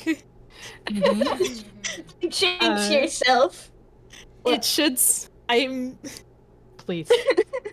God fucking no. damn it. Oh no! Oh no! Oh god! Okay. Oh my goodness. That's an 18 for the listening audience. Okay. It's the same Moria got earlier. I'm trying to figure out how to do this. I think this would be a grapple check. Probably. She's coming over to try and pick both of you up now. Yeah. Well, Yeah, the moment that she's dropping Moria, Camille will just yell out, "Run!" and he is also gonna he's gonna bolt. He's gonna take the dash action. Oh my Okay. god. Mm. Something You have a I'd map like. for this area? It's fine. So sorry, Abby. Something Okay. I wanted to ask, real quick as well. Mhm. So Miss Toybox, since she dropped Moria and she was halfway on the stairs, could Moria do it? Like, since she wouldn't have gotten a full damage, could she do it where she tips herself down past the stairs to get onto the ground floor? Oh my gosh, I think this would make it so much easier on me.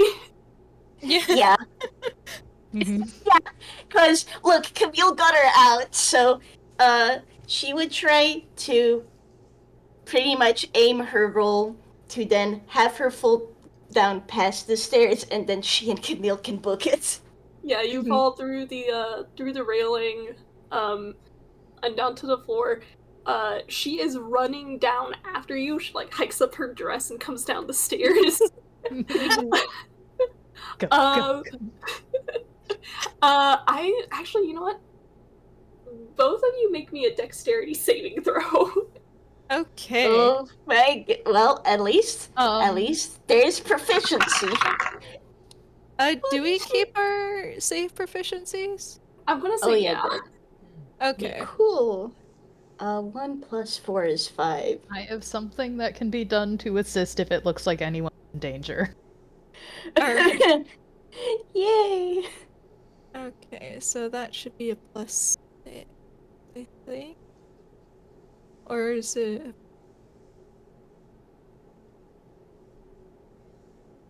Would it be a +6, or is there proficiency bonus at +2 in this form? I think the proficiency bonus is the same as your usual. According That's how I treated Moria's. Okay. In that it's 1 + 4. I'll probably update these stat blocks later to make them include those proficiencies. But I will be after the game. Fair. Yeah. I was mostly just curious because Moria had a +5, and for the attacks they use a +2 proficiency bonus. Yeah. It's because I forgot to add them on the stat block. You're fine. Do not worry, you're fine. No worries. Yeah. Pats you gently. In that case, both of you pass. Which way are you going? Ideally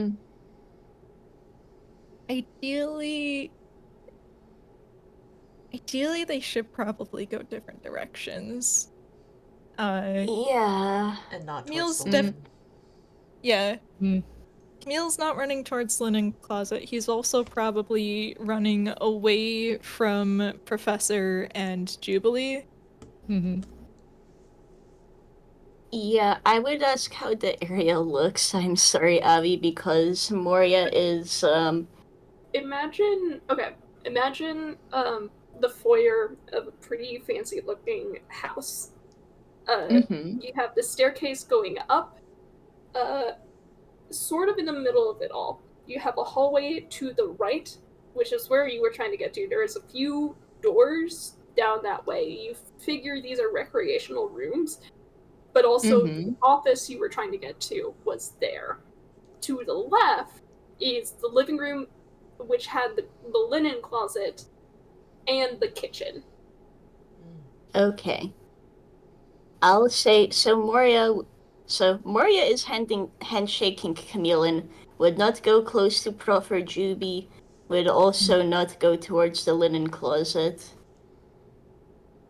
She likely shared a look with Camille, and they kind of agreed to scatter. So. Kitchen? The leaf blower's back. Oh, Patsy. Scatter and I'm find someplace to hide, maybe? Yeah. Mhm. At least Moria's aiming for some place to hide. I guess the question. So I know she's like where she fell down. She's near that middle. Where is Camille closer to right now? Is I it would fair say- to guess that he's more on the right side? I would say so, yeah. Moria will probably aim for the kitchen then. Okay. There should hopefully be a lot of places to hide there, and then Camille will get a better chance of going to the right. Mhm. Okay. In this case, I'm gonna roll a d2. I have a little d2 dice with my set here to decide which one of you guys she is going to go after. Mm-hmm.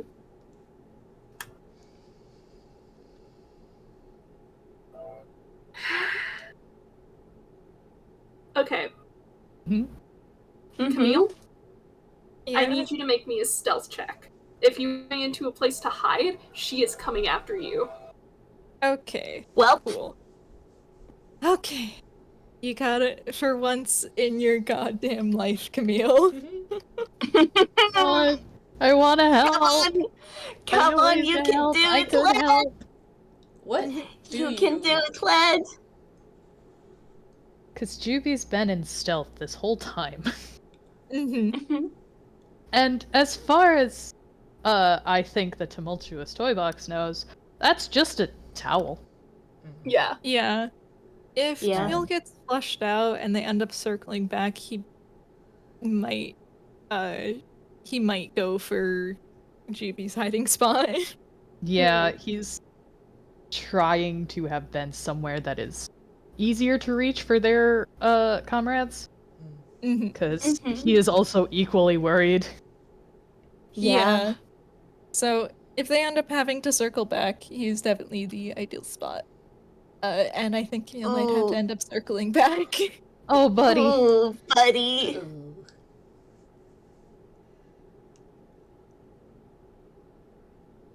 Okay. Oh boy. Oh boy. Oh boy. Oh. Oh. Oh no. Oh. Ah, leaf blowers.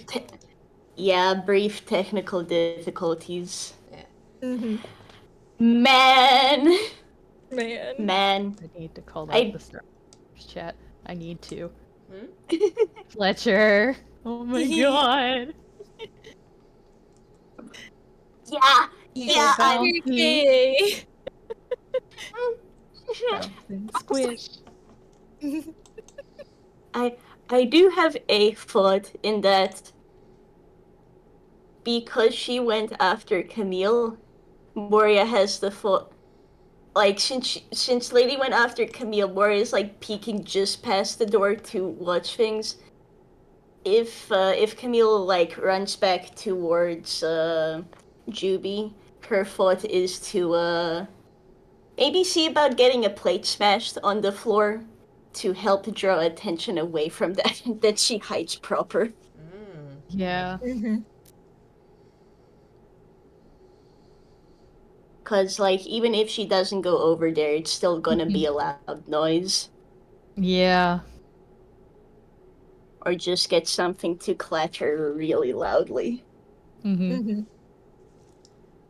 Yeah, Yeah. because we've been somewhat revealed. So we either need, like I said, we need to hide so that she loses. And I'm cutting out. Very rude. Oh, That's you. that's you. As said, need to hide so she loses interest, or we need to just try and book it to the office as fast as we can.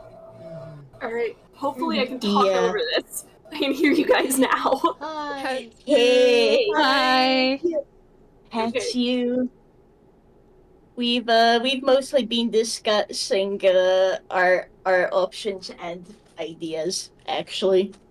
Yeah, For but what to you do. were saying something about circling back to Juby. I did not hear it. Yeah. If Camille gets flushed out, which is very likely considering his horrible stealth roll, and he can get enough distance between him and a tumultuous toy box, Mhm. he is probably going to like sort of dive into the pile of towel that is Jubilee. Mhm. Mhm. Okay. And I would like to add to that, since she went after Camille, Moria is just kind of just about peeking past the door to keep an eye open. Okay. And if she can see like the situation, what she'll do is like either get a plate to fall on the floor loudly or something, because that's still a loud noise. It should help pull attention away from Camille so he can slip in and hide, and then she finds a proper hiding space in the kitchen. Mhm. So Okay. Let's do this first. Okay, you did not roll stealth well enough. Your movement speed is. My movement speed is 25. Yeah. I'm. You know what? I'm going to roll something really quick for my girl here. mhm.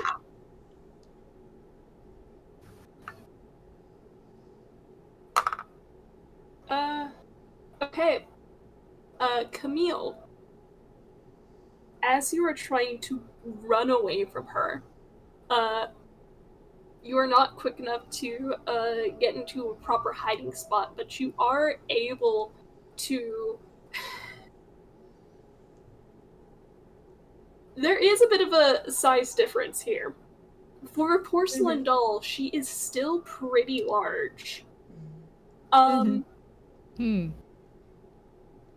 It's best way I would describe it is that if you were a medium creature, she would probably be a large creature compared to you. Yeah. Knowledge. That said, oh god. That said, she you slip essentially right past her, and she is not quick enough to get her bearings well enough to make that sharp of a turn. So you cut quite a bit of distance, getting closer to Juby's hiding spot. She is a pretty decent distance away from you now. Do you want to Okay. roll another stealth? Yes, if it looks like she won't notice me getting into that hiding spot. Yeah, she does not see you right now. Alright, in that case, yes, I'm gonna try another stealth. I'm going to say that since Juby probably can tell that you're trying to get over there, you can argue help action. Yes, absolutely he would. Cool. That him little brother. Yeah. So he's hiding with Juby now. Yeah. Alright, in that case, let's roll with advantage. Come on, 2 10s! Alright. Can. Oh, She does not see you. we take that. In fact, she comes back into the foyer, kind of upset, as she kind of like hikes up her dress, the front of her dress, to make sure she doesn't trip on it, because oh my god, you made such a sharp like turn. And she does not see you. She does not know where you went. Because she got such a low roll. She does not see Moria either. Yay! And huffing frustratedly, she murmurs something under her breath, and goes back up the stairs. if you want to roll perception to hear what she said, Mhm. you can do so now. Sure.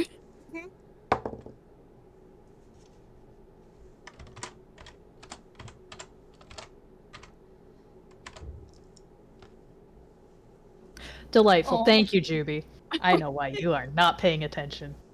No, yeah, it makes sense for Moria. A, she is in the kitchen. B, she is admittedly keeping more of an eye on making sure the Camille and Juby don't get got, and that she doesn't just, get recaptured when they went through all of that for her. Yeah. I think I think for this case, Camille and Professor are the ones to pick this up. Mm-hmm. She murmurs something along the lines of needing to finish preparations anyway. Hmm. Hmm. Don't like that. Squint said that. Mm. And she goes back up the stairs? She goes back up the stairs. Oh boy, okay. Yeah. Okay. Well, Professor is going to quietly get out of the box and quickly try and walk in the direction of the office. Mm-hmm. Mm-hmm. Right. Yeah, you don't have to roll Cool. stealth this time. Y'all can just go now. Yeah. Yeah. Cool. Moria, waits a moment longer to make sure she doesn't come back down, is immediately going towards the boys. Mm-hmm. Camille, Juby, would you like to be brought into a hug? Yeah. Sure. Juby's big. He's Yeah. honestly, I think under the towel, once Juby manages to lift it up, when Camille skittered under there, it was probably very much the I am big bird tucking a hatchling under the wing to help hide. Aww. Oh, yeah. Yeah. Mm-hmm. I'm guessing he was too focused on little brother to Pay attention, yes. yeah. Yeah. That was I'm not Yeah. listening, I am watching, and if you take one step towards us, I'm feral. Fair. That's so fair. Yeah, Moria coming over there. Yeah, hug. And she's very quietly murmuring, thank you. She is so glad you're both okay, though. She's Mhm. really glad you're okay, Camille. That's really obvious Yeah. with what she's doing. He was Well, also with her expression. Mhm. He was also very glad that things did not go even worse. As he's just that is not one of my greatest plans, but at least it worked. Yeah, not good. Yeah. So let's get a key, and then we're gonna go fight a doll or something, or whatever. But I have reason to fight. Let's go. Let's go.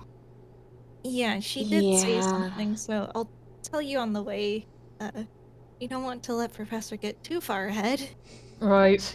That is Professor? true. Hey, we're back. Okay. So you guys make it to the door to the office. It is just slightly ajar enough for you to pry it open. Mm-hmm. Mm-hmm. And as I catch up on my notes. Hang on. Yeah, and I think when Camille catches up to Professor, he does softly apologize for not listening. He kind of just gives a sort of exasperated sigh and then just says it's all right. You succeeded. You did a good job. Sorry for the trouble, everyone, but thanks for getting me out of there. Yeah, I didn't exactly want to find out what she was going to do with you.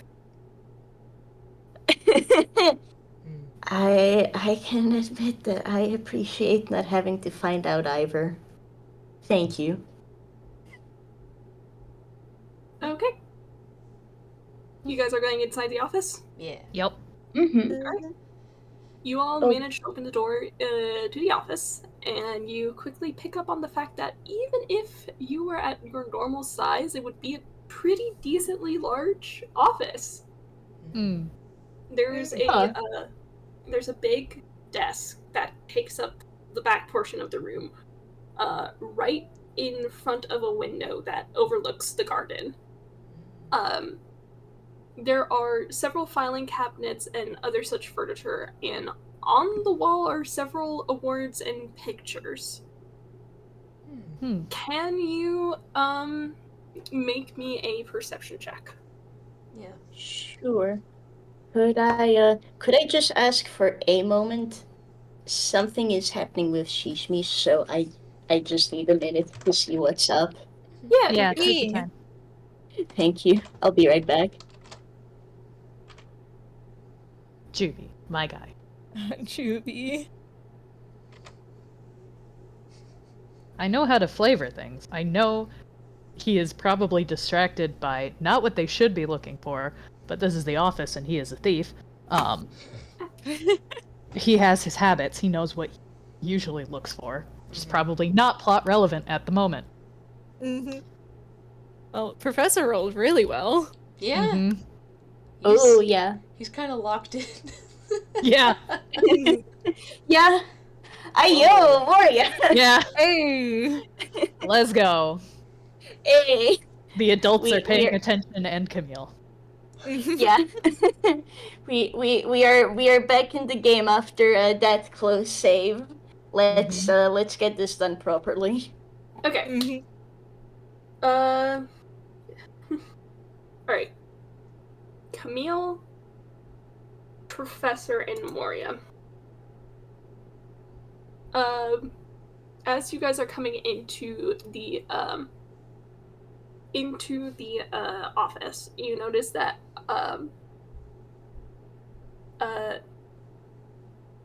there's a collection of, actually, I think this one Jubilee would also see. It's kind of obvious. Mm-hmm. There's like a collection of boxes that have been set aside next to the desk, that are arranged in such a way that you could probably use them to climb up on top of it. Everyone but Jubilee. You notice that it looks like a piece of paper has been knocked off the desk and is currently laying face down, front page down. Oh?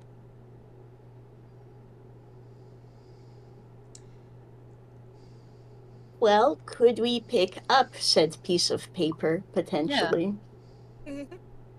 Okay. I'm not so much pick it up as you can flip it over. Well, True. yeah. Flip it over so they can read it. Okay.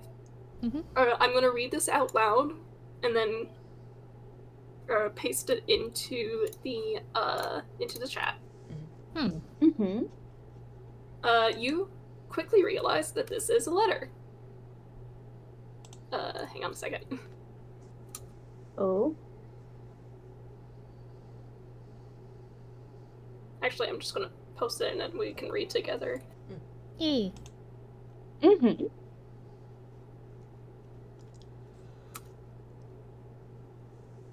Dear Father, I sincerely hope that this letter reaches you before you leave for Forsanaa, for it is with a heavy heart that I must inform you that I will not be able to visit during my birthday.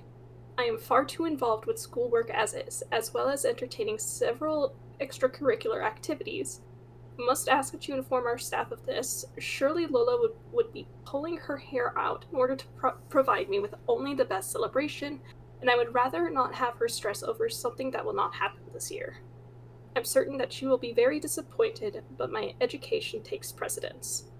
Please let her know that should my final grades turn out well, I will visit as soon as I am able at the end of this semester, however long it may take. Rest assured that I am enjoying myself during my birthday, though, with several friends I have met at the university. I wish you the safest travels. Margie. Oh. Oh. Oh.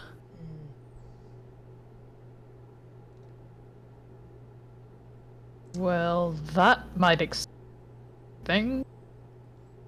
Yeah, Yeah. it's perfectly understandable, but given the situation, I imagine Lala was pretty crushed by this news. Do you think she even got it? Hmm? Do you think she got it? It was on the floor. Hmm. He kind of tilts his head and shrugs. I think we'll need to ask her once we get up there. There's no way we're bringing this with us, so we might as well leave it here. I mean, we could Hmm. try and fold it. I could try and fold it. You could try and fold it. It was just a moment of like, Yeah. wait, no. At the very least, I think you're the only one of us who could even carry it, if we can get it folded. Be a bit Oh joy. unwieldy. I love that my job description has been upgraded to pack. Excuse me. Bless you. Bless you. Meal hats, Juby. Moria will tease just a little bit. I hope you like the status upgrade. Only if I get paid more. Yeah. Of course. As he is carefully trying to fold the letter. You want to roll a little dex for flavor? Sure. Yeah. Just straight decks? Yeah, let's just say straight dex. I want to see how well this goes. Okay, you're fine. It's spite.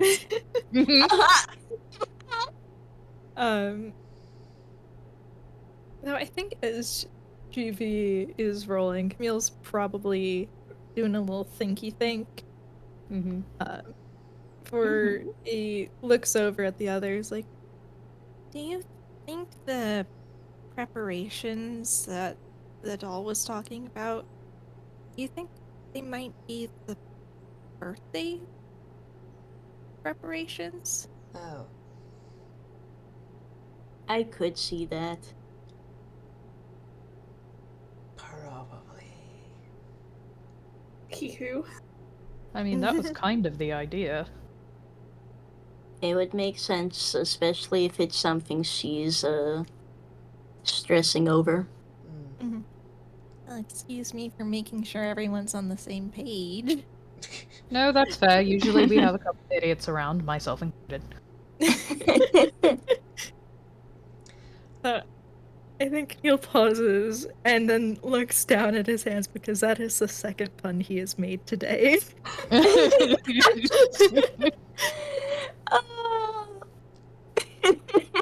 What was the pun? I missed it.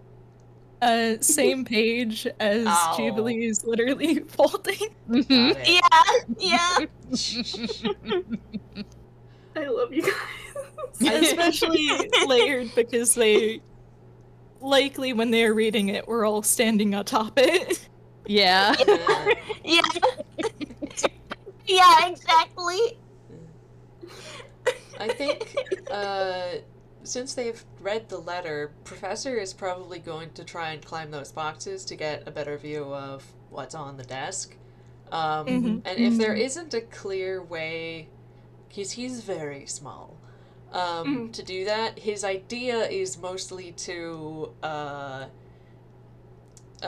use his dagger as a sort of handhold and like just, you know, basically shink it into the box and use it to climb up.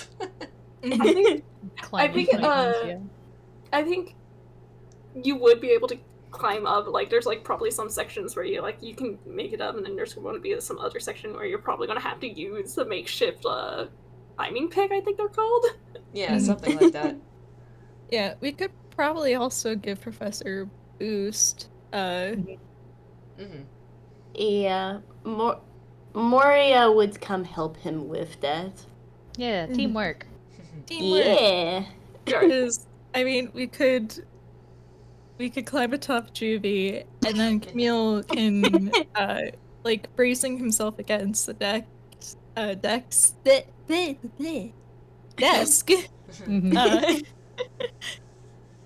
He could make use of the fact that he is taller if he stands on just his hind legs to boost Moria up, who could probably boost Professor up. Yeah. If it Stack, comes to, stack, she can stack. probably eat. Yeah, she can probably eat Prof up with the boost. Gosh. You know what? Let's just make this simple on everyone and just call this an athletics check. Cool. Who's athletics? Oh no. Oh my god. 22. Oh, sorry, who's athletics? I think that's gonna be okay. Yeah, you're both good.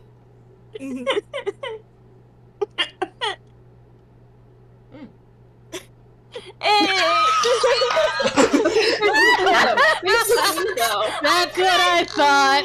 I'm crying. I love the 22, 15, 20, 4. Oh my gosh. Jubie's not going anywhere. He's on the ground. All you have to do is be on the ground, Jubilee. Yeah. Okay, so like because Jubilee is at the base, I feel like this doesn't really change much. At most, he kind of slides around. Yeah. He is. Yeah. He's a little wobbly as everybody's climbing. He's too squishy. Yeah. Okay. All right. Alright. Eventually, they get up there. Yeah. Okay, you have arrived on top of the desk. Yeah, it's probably just Professor up there. Camille sure ain't making it. Alright, Professor, in that case. Like, I feel like with their combined sizes and that it's a desk, like, Moria probably did have to actually eat Prof up there, at least a bit. He's light enough, he could do that. Yeah, so. Alright.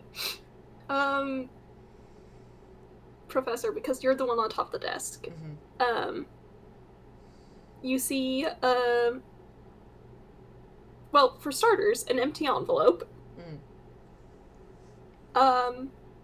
Several pieces of paper pertaining to business affairs. Because this old man is literally named Trustee. Yeah. And oddly enough, you see little pieces of a toy puzzle in the shape of a key. That's interesting. Oh no. Oh. Oh no. Hang on. Each piece of the key is denoted with a letter. With a letter. Ooh. And I'm gonna just type these out for you guys. To put it simply, I'm giving you guys a word scramble. You have to unscramble it. Oh boy. Professor would be Yippee. narrating, like, there's an empty envelope, there's some bank receipts, you know, that he found a key. And he'll read out the letters. N-R-A-G-L-D-I.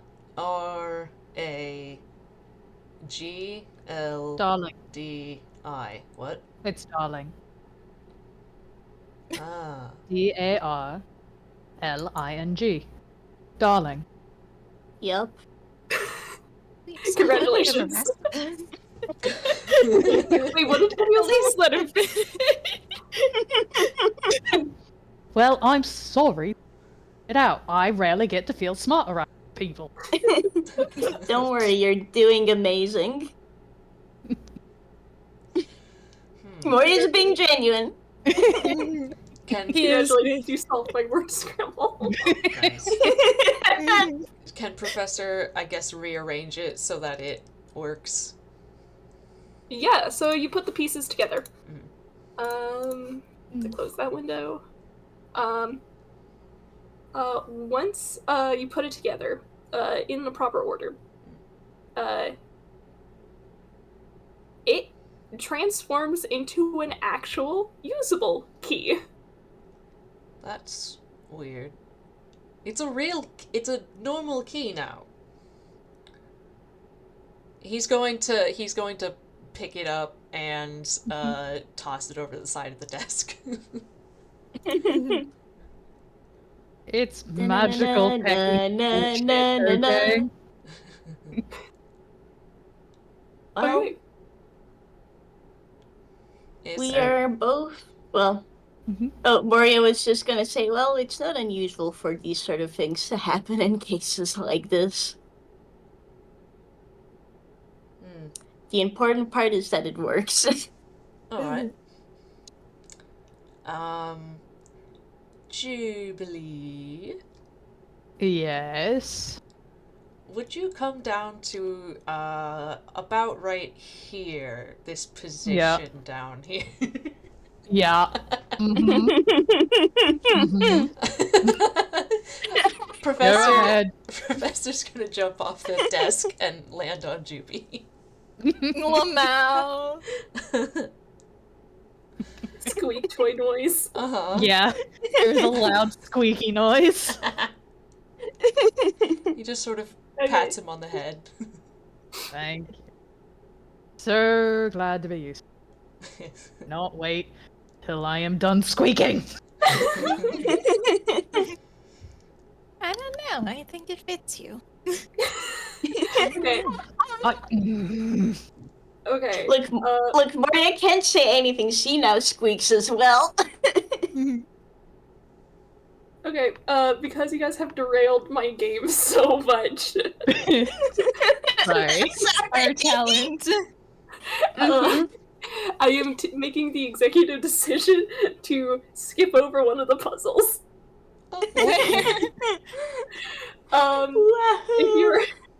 If you are taking the key to the staircase and trying to climb up it, just roll me an athletics check.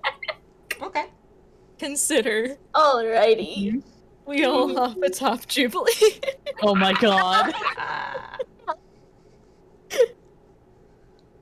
Like you're You big could. you're big enough to clear a stair. Goodness. I. So, Wolf. see, you ever see what I'm not? You need to see what Prof gets. Okay, that's pretty good. Can I suggest something funny? Can I please suggest something funny? What's your Moria suggestion? Moria got a nat 20. Can I just say that the boys are holding the key. She just picks up the boys, climbs up the stairs with Prof's help. Oh my god. Tiny Moria lifts the bird. Yeah. Can I suggest that? Can I say what my mental image right now is? Yeah. Yes. Camille on Jubilee. Mm-hmm. Camille is holding the key. Mm-hmm. Moria and Prof are both lifting Juby. Yes, that's Oh my exactly God. it. Man. Please. Yeah, can we make this canon?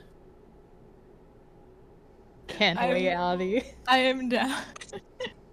If you guys are down for it. I think Absolutely. because Moria got the nat 20, I think she deserves to do it on her own, and Professor with a 25 is just able to climb the stairs without too much trouble. Okay. God. Yeah, okay, sure. That's I'm funny. good for that. Okay. Crying. Just carry your boys. Yeah, she's holding them Fine. gently. Juby's we're going mostly up. fluff. as you're going up the stairs, you see that that little Barbie doll maid who had helped you out earlier kind of watches you guys go up the stairs and kind of give you guys a wave. She's kind of like, what's going on? Fair. We tend to have that effect. Yeah, don't worry about it. This is business as usual, kind of. Professor waves back. Yeah, but Moria can't wave. She's holding her boys, but she does dip her head in a hello. Professor does like parkour off the sideboard of the stairs, like he's getting creative trying to get up here because it's hard. I don't know where I need to put the emojis. I need to tell you the exact note I put here for this section was because I like scrambled to put together a puzzle here, but I put on the caveat like if one of them got taken by Tumultuous Toy Box, I would have just like adapted as needed. Literally, the words in my notes are otherwise X speed adapt. Amazing. Nice.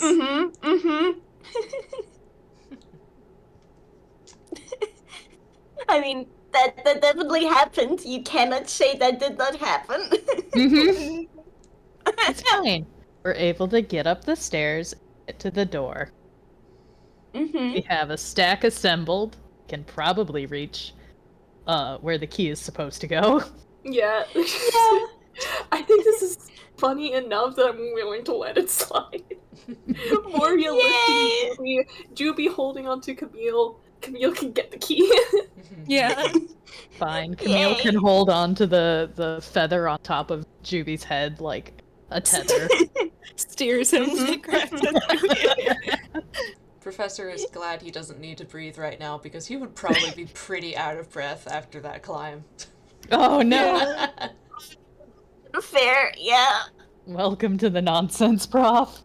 Yeah.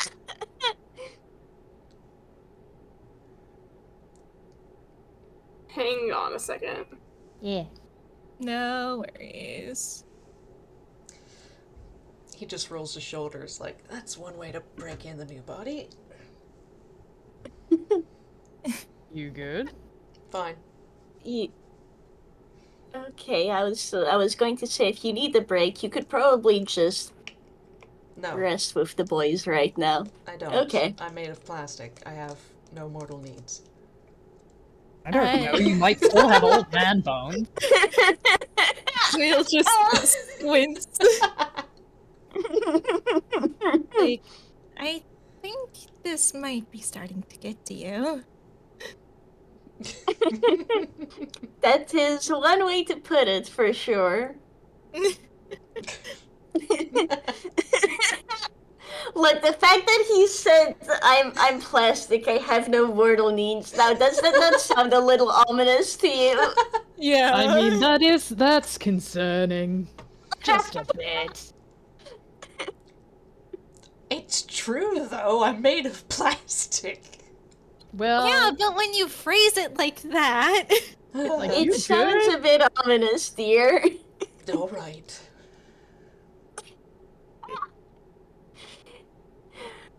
If Moria's still holding the boys, but she would pat Prof. Just hold him aloft with one hand.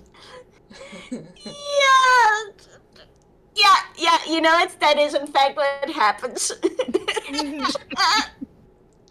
He has to Just look like, just... up at her to give her an annoyed look. CC Prof gives her an annoyed look. Then she gets a knife cat's face. It is so good not having to look up at someone. You just have to look up at Prof to speak to him right now. I think Camille probably does like keep looking up to talk to people, but he just keeps getting put off by the fact that Moria and Professor are like around eye line. Yeah, pretty much. Tilts his chin up by reflex and realizes like, no, I don't have to do that. I can still see them. Yeah. Yeah. So you guys managed to unlock the door. Mm-hmm. Do you push it open? Before we do, can we percepi to see if anyone's can we figure out the situation inside in some way first? Like, I don't know, look, Like look at the Scooby-Doo space. stack. Yeah, either Scooby-Doo stack, look through the keyhole, or like look beneath, like the crack of the between the door and the floor. You know. Up to y'all. If you want to do that, you can do a sight perception to look through like the cracks or the keyhole. You can do a listening perception. Prof will shove himself Nice. under the bottom of the door to get a look. Okay. Wow. Cool. I guess listening percepi for Moria, considering she's holding her boys band. They can peek through the keyhole. I think Juby's gonna try and listen because he's a little too big. Okay. Fair. He cannot squish Please enough. let me know like if you're doing looking or hearing. Okay. Yeah. Deception, yeah. Nope. He on, has Juby. solid door. He's like, I hear door. Nothing's getting through the fluff between your ears. Yeah. Yeah. I think Camille might still be too short to peek through the keyhole, so he's gonna do a listen. Okay. Okay. Professor. You know what? I might just roll the hearing into yours as well. You do see a tumultuous toy box, the porcelain doll. Ooh, excuse me. You do see her pacing around the room, kind of stopping every so often as if to like rearrange something. Tidy something up.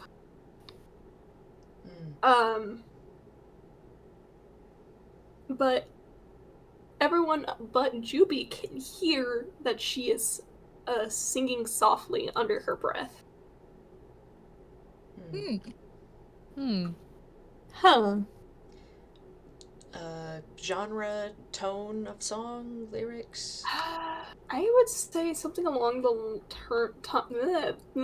something along the lines of a lullaby. Oh, okay. Now you know where she got her name.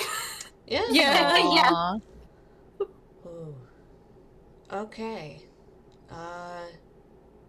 Do I see the other toys? You do see quite a few actually. You can't get a good gauge of how many because there are a lot of them. Oh boy. Okay. With your sight, though, you can probably tell that most of them do seem to be just like normal toys rather than transformed ones. Oh, okay. Most, I say, because you do see like a couple of them that are still kind of animals. You see one try to move, and she kind of just picks it up and puts it back in its place. Oh. Very much a cartoonish moment. Yeah. Oh. Yeah, he crawls back out from under the door, and relays this information. It does seem as if she's preparing for some sort of gathering, arrival,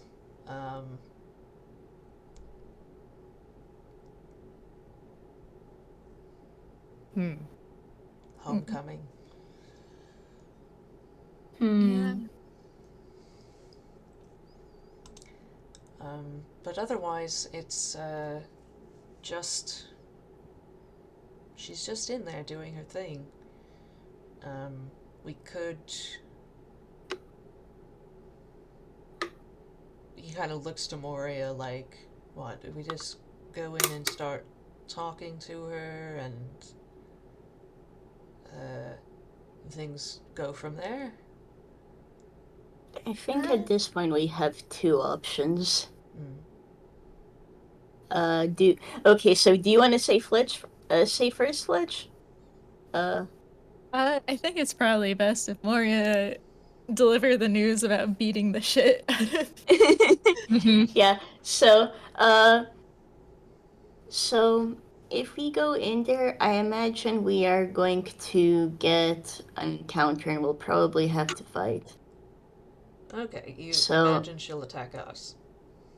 we won't be able to talk immediately. So, our options, I believe, are either we can try going in now.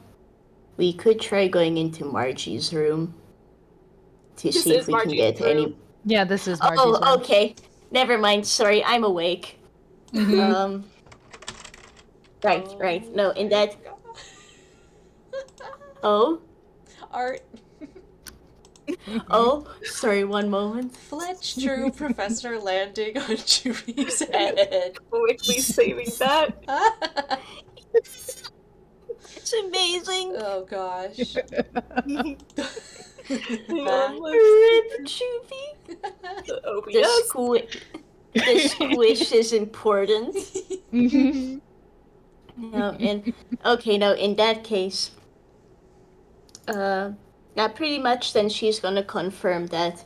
Yeah, I don't think there's any. As far as I'm aware, I don't think we can. We found out a fair bit of context as is. We are likely going to get into a fight when we get there, though. So, is everyone ready?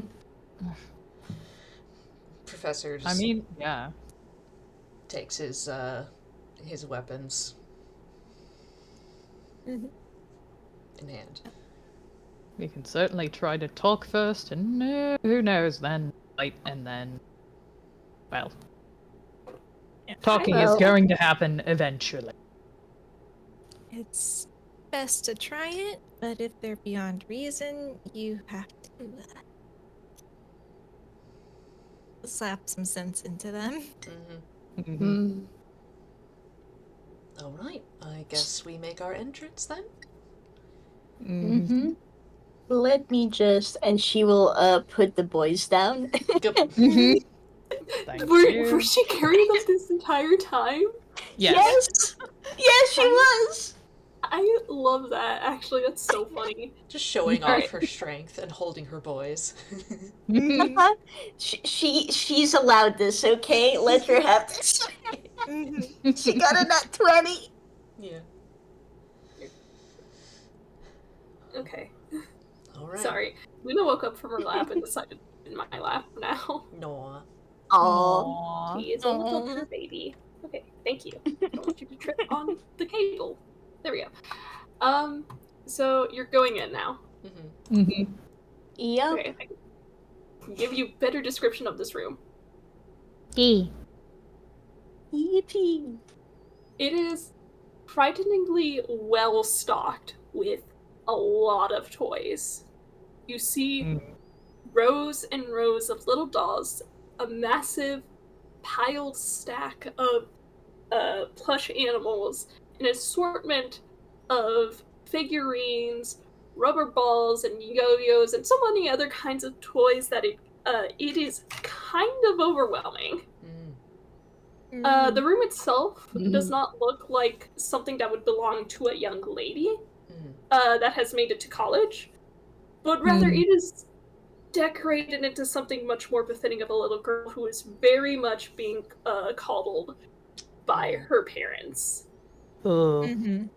A very plush, very soft looking bed, lots of pink tones all over the place, and lots of like hearts and flower motifs. And standing in this room, currently again in the process of making sure everything is neat and tidy in preparation for this young lady's birthday, is the aberration you are looking for. Mhm. Well, I think See, what Moria gave me is that normally what she'd do is move as such that, she makes some noise so the person can turn around. Can she even do that, though, when she's soft? You could push You can Professor over. Squeak your own I think speaker. Yeah. She won't she won't just push Professor over. That's really funny. That's Okay, right. wait, was Fletch saying something? I thought I heard. I said I think she should. Yeah. So you're knocking Prof over, or? No, she feels bad. Juby would. Juby would. Juby sees her Okay, yeah. hesitation and does it. Mhm. Where's that? Where's that? Where's that? There it is. This.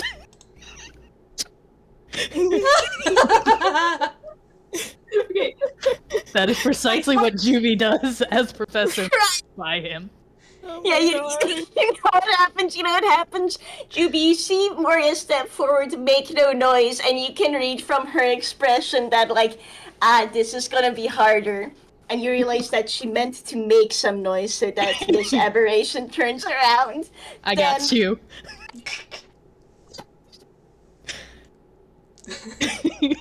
And she does in fact. Okay, Professor, you are knocked over. Yeah, it makes a Again. plastic on the ground sound, and he does yelp also. There's a little kind of surprised jolt, from Tumultuous toy box as she looks over her shoulder at the lot of you, and there is a moment where she kind of looks confused, and she just goes, "What are you doing?" Well, Okay. So mail I'm delivery. I'm so sorry, but the prof gets knocked over, so Moria looks at and then turned to face where he fell. Okay. Well, hopefully, talk to you. Jubilee was saying something? He said, well, we have a mail delivery for one. Yeah, and then Moria would have added, this, bit with, well, hopefully, talk to you. Okay, yeah. She just goes, "What mail delivery? I'm busy."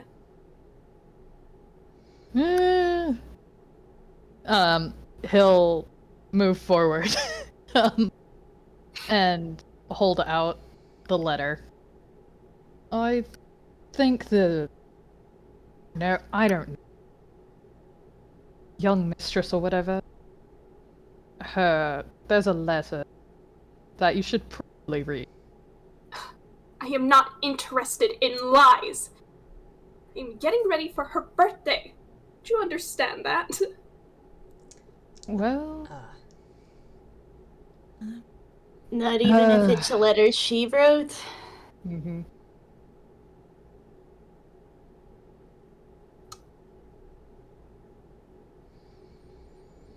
Can you roll a quick persuasion? Mm-hmm. Oh boy.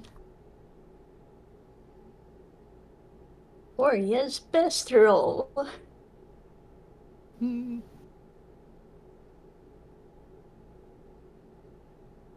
Oof. That's what I thought. Okay. I guess maybe Camille can try to give her the help action. You could say something like, "Well, why would someone lie about that?" Mm-hmm. Okay, Yeah. try again. Okay, thank you. Yeah, I guess for this help action, or if anyone else wants to try saying something so they can roll persuasion, cause Yeah. who? Oh my god. That's way better though! Thank you, Camille! Mm-hmm. That literally meets one of the DCs I just that I wrote down for this. Mm-hmm. Hey! Phew. Okay.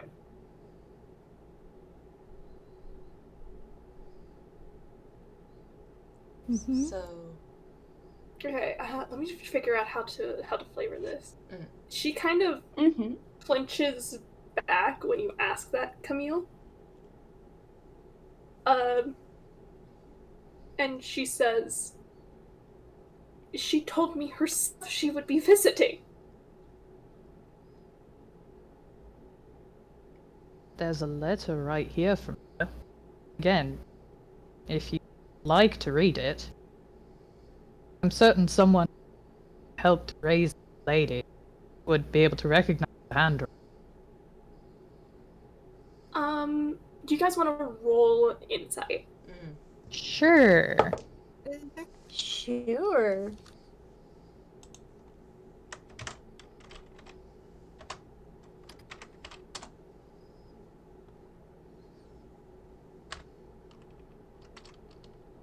Heyo, there it is.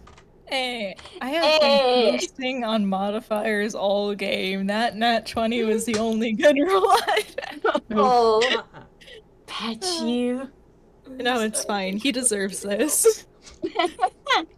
Okay, yeah, He can be actually, still. Mm-hmm. There you go. okay, yeah, Professor Beats and Beats It. oh, I'll get this. Hey.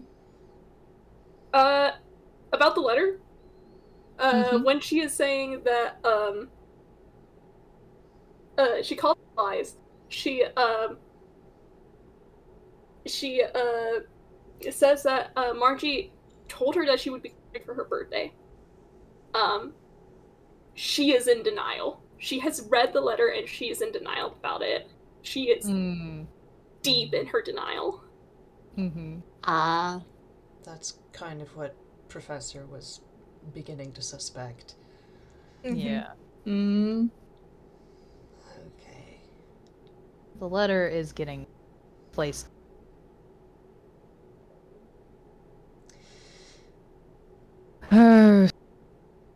Okay. So you don't trust her word changed. You don't want to just keep working. Ugh. Dear, lying to yourself about reality is not going to make it better.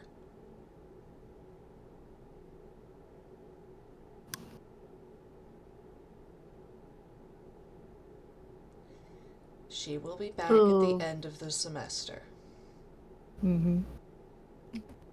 not before. It's Professor. not goodbye. Oh. Oh, what were you saying? Pretty much, Moria is just adding on to Prof's words of, it's not goodbye forever, but what you're doing right now is hurting more than it's helping. And just because people move on and you can't see them as much doesn't mean that they're forgetting you. I'm sure she still cares about you greatly.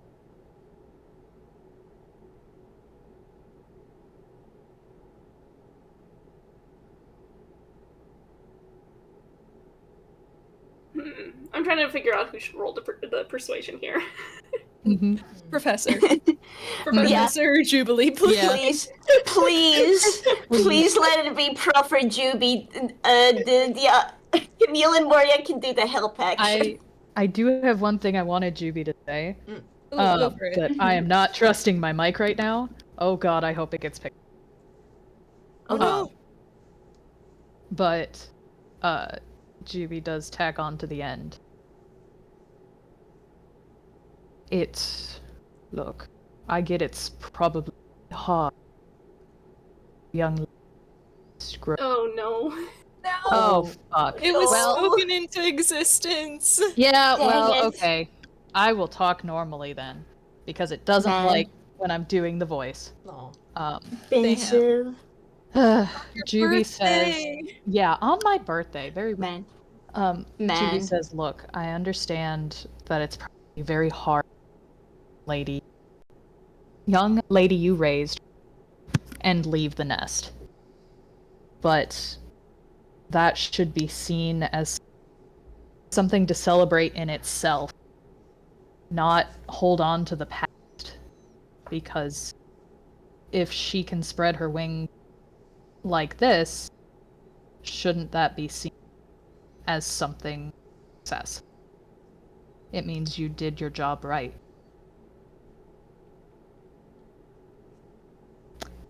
And hopefully all that got across.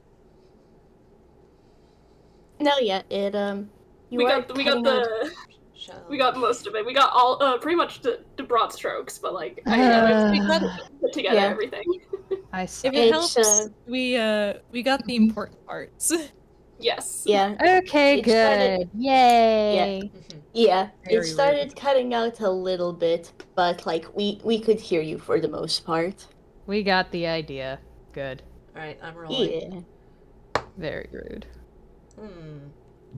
Roll with advantage? Question mark. Mm-hmm. Avi? Advantage or straight? I will say advantage. Okay. Well, I'll keep the first number. It's a good thing I have a good modifier. Mm-hmm. Let's see.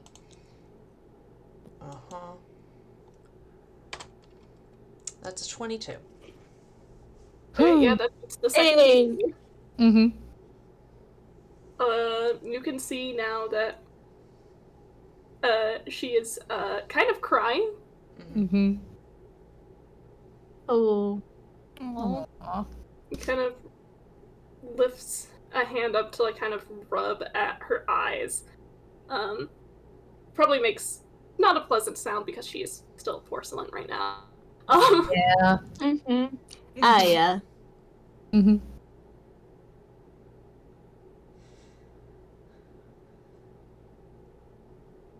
God, what did she say? Oh my gosh.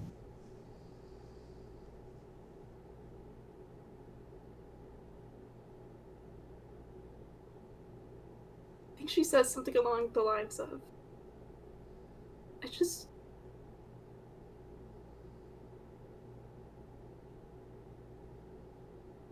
wanted her to stay my little girl.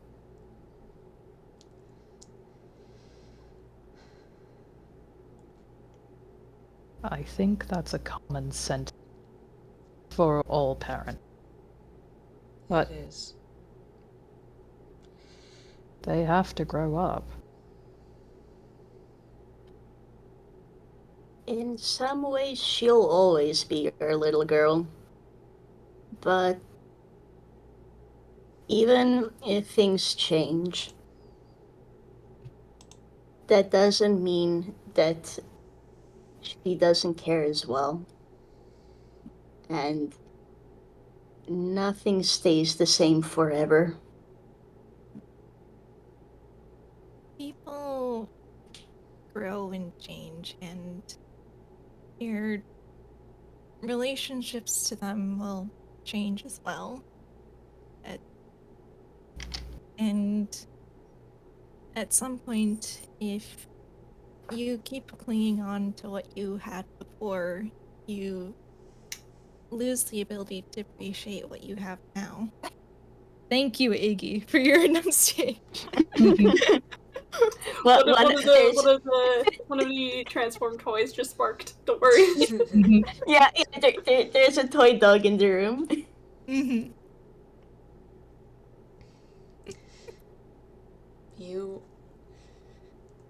You only get to live through someone's childhood once. And then all you can do is just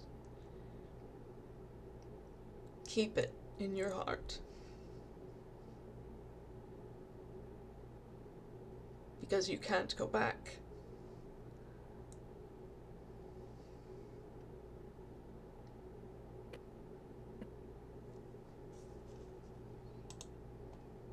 And honestly, I think if they're capable, Professor is probably crying too. Aww. Man, he definitely sounds Yeah. like it. Yeah. Mm-hmm. Oh, Yeah. Professor. Aww. He'd especially know, wouldn't he? Yeah.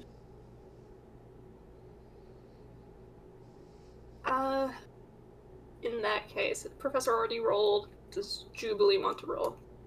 Sure. Also offering help action. Oh, absolutely. Mm-hmm. You still have a point of Sweet. inspiration, if I'm not mistaken. Yeah. I know. If I need to use it, I will. We'll see. Mm-hmm. Yes, we're gonna use that, because, oh boy! Ooh. Now the dice are rude. Okay. Mm-hmm. We will take that point of inspiration. Ooh. Yeah. Okay. Yes.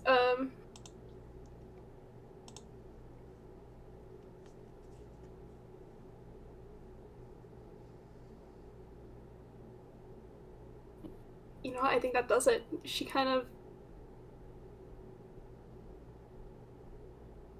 She looks so devastated. Mm.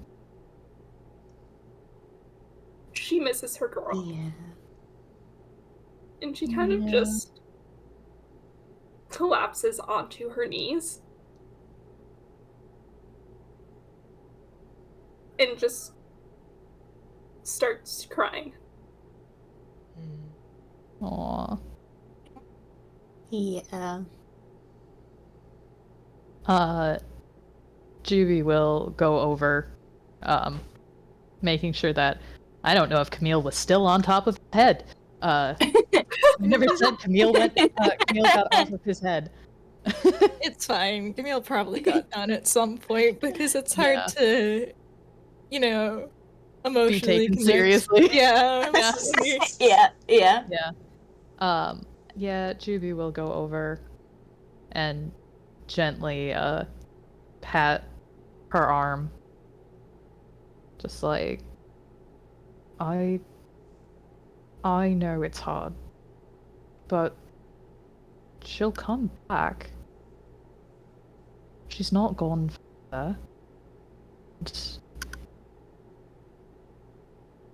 It'll be okay. In fact, she wrote that and was so concerned the tizzy you work yourself up into. Certain she loves you greatly. And I'll say Moria comes over as well. Places her very soft hands onto Miss Toybox's knee, and she'll add, "While it won't be the same, the truth is that it's very clear you both care for each other, and that care is something that will continue to stay a constant throughout all this. And throughout whatever comes in the future, too."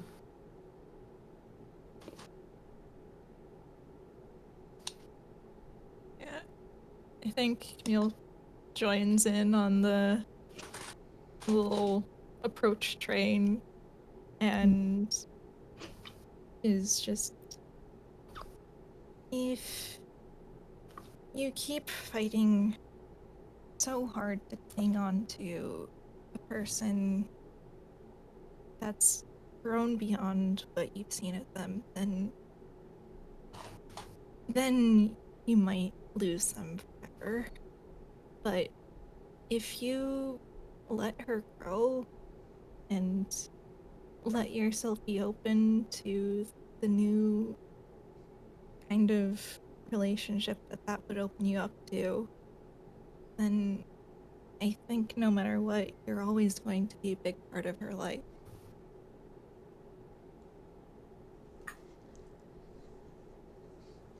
Professor comes over, last slowly, and doesn't like go for a comforting gesture, just kind of stands behind the others.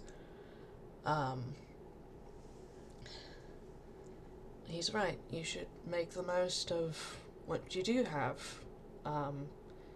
Honestly, as fun as children are, teenagers can be a hoot too, and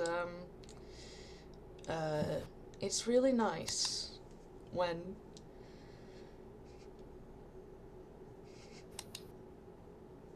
they become young adults and you can see the amazing people that you've helped them grow into. Oh. Oh, Oh. man. Whew. I would like to Man. apologize for making y'all cry. Oh. It's cool. No, It's, you're valid. it's like You- a soft cry. It's a good one. Yeah. Yeah. You Okay. are spot on bullseyeing these sorts of things. Mm-hmm. One last persuasion check. Who wants to roll it? Please not Moria. Probably a charisma caster. Do you Let wanna... Professor do it again. Okay. Yeah. Yeah. Professor's I'll better do at it this again. than he's good at lying. Oh. Alright. Let's do this in the proper channel. That is a 31. Let's go! No! That's the way to do it. Mm-hmm. So, like, she had been, like, quietly sobbing as you guys were talking to her, and sobbing into her hands, and you see her, after a moment, once again, rub at her face.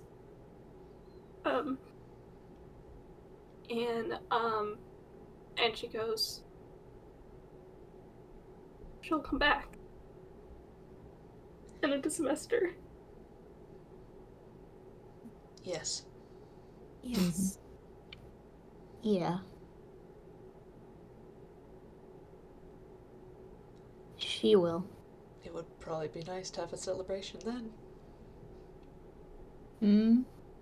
And she kind of laughs a little wetly. And nods. Morski. Hi. One thing I forgot to ask you about was how the transformation back normally goes. Oh, that I would say that depends on the aberration. Mm-hmm. For the very first one, it kind of happened with a whole burst of butterflies, considering what the theming was. Mm-hmm. For a certain chase in which there were a lot of transformations, it might have been a bit more like, well, an explosion, to be honest. Mm-hmm. Hmm. So it comes down to what do you think would be good flavor here? Okay. She is made of porcelain. You could do something with that. Yeah, I did get an idea as this was happening, as you were saying that. Yeah.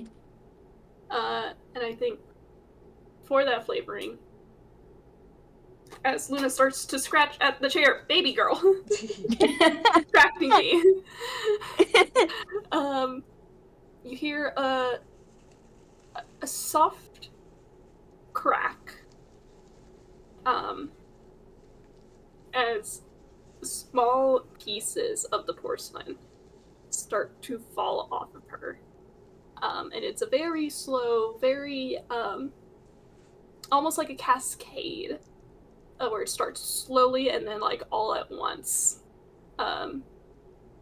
as bit by bit little pieces of porcelain fall onto the floor and reveal what this person originally looked like. As I pull up a picture, where'd she go?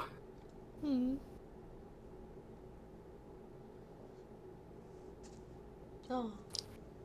Oh. Mm-hmm.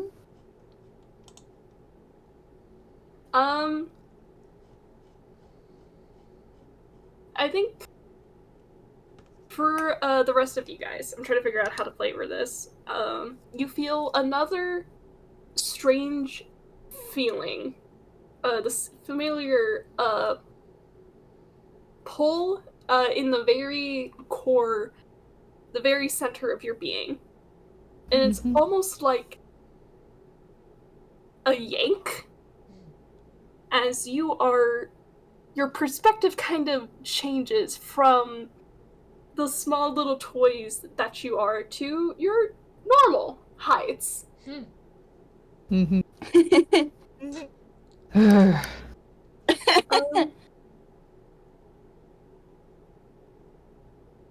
Lila is still kind of on her knees. She is still wiping at her face. Yeah. Oh. Yeah. Professor wasn't leaning on anything, so that sudden growth probably had him off balance, so he does kind of like stumble and grab something. Oh, fair. Oh, part No. 2. Oh. Camille's probably the same. He's used to having more legs now. Oh, He buddy. probably just falls right onto his butt. Oh, buddy. At Well, least in this case for Moria, I'd like to think she kind of was on her knees anyways. So her hand is still on Lala's knees. She just kind of sways a bit with the different perspective. yeah. As you guys... Oh, I just wanted to offer, because Juby's back to normal size. Juby's wingspan is back. As Prof stumbled, he would probably run into a wing that was outstretched to help, where Juby is still kneeling by love. Aw. Yeah, Yeah. that helps keep him stable. Like, not just his Yeah. limbs. okay. I think it would be really funny if Prof was the one to get this, because he's stumbling. Oh. As you're stumbling, your foot hits against something on the floor. Just a little bit off to the side from where you were standing originally. And as you look down, you realize it is your toy self. It is no longer animate. Oh. He kind of jumps at first because that's a little spooky. He was just there. Oh my god. But then he bends down and picks it up. Why are you me? I'm me. Okay, hang on. Let me Guys. hang on. Let me put this format all this. Thank you, Discord, for being so user friendly. Okay, That's you. this is your reward. Aww. Hey. Oh my god. If you guys look around, you will find your toy selves. Juby is Aw. immediately holding up the plushy bird next to Camille to see the height difference. He has to. Camille was like, what? 2'8", was it? Yeah, Camille's 2'8". Alright, okay, you were right. Shorter than you are. Yeah. Of course. I don't know, it seemed pretty accurate. I think Moria is just at this point, if Lola allows her, she'll hold one of her hands and she'll stay there until she's feeling a bit better. Yeah, it's probably a short moment. Mm-hmm. Because as she's kind of like taking a second to to to calm down, one of the transformed toys, which I'm just gonna make it the dog, brushes up against her leg, and she kind of jolts, and then just goes, "I just made a big mess of everything." Oh. Hey, it's okay. It's not the end of the world, and I think everyone we spoke to just seemed very worried for you. I think even if it'll be a bit busier for the next few days, they won't mind helping you through it. Oh, you're kidding me. I have to get all these animals out of the house. I don't know what I'm going to do with any of these toys. Oh, would you like some of them? And she's turning to Camille.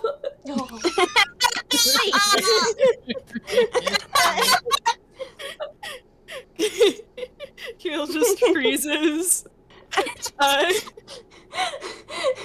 Like a deer in headlights. Maybe you can donate them? Yeah, well, I feel like, number one, I'll bet that at this point there is some sort of therapist, or like something to help with people who have just gone through with being an aberration. Moria is giving that number to the lady, and I'm sure at this point Moria knows, like, can probably just go, you know what, I know a fair few people, so I can spread the word around. If you'd like to give these away. Yes, I do mean in the AI chat, by the way. Who has the highest passive perception? Looks at Camille. Looks at Camille. Is 22. Yeah, that's better than Moria's 18. I think I just thought it would be really funny to include like a little shark shape toy. Oh my god. Yes. Oh my goodness! Yes! Let me let me roll at something at disadvantage.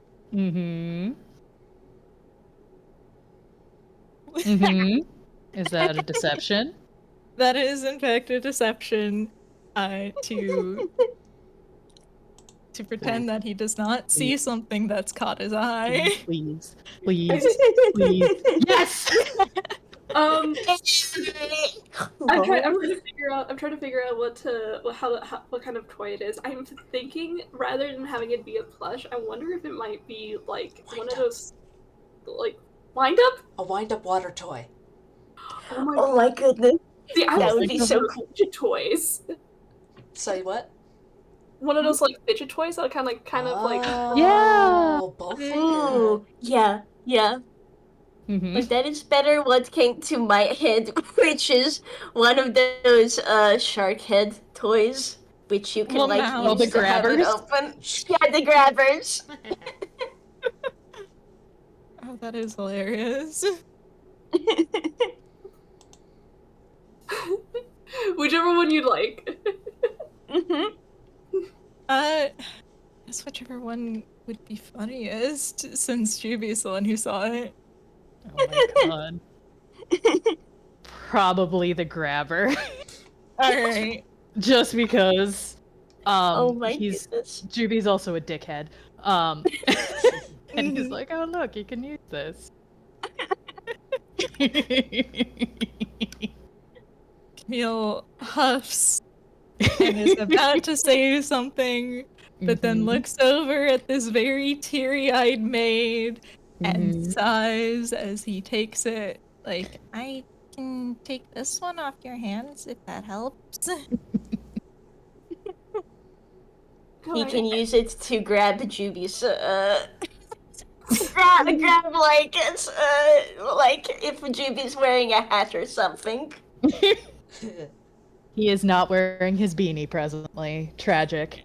She she kind of like just reaches over, kind of stands up and reaches over to grab it, and then like hands it to Camille.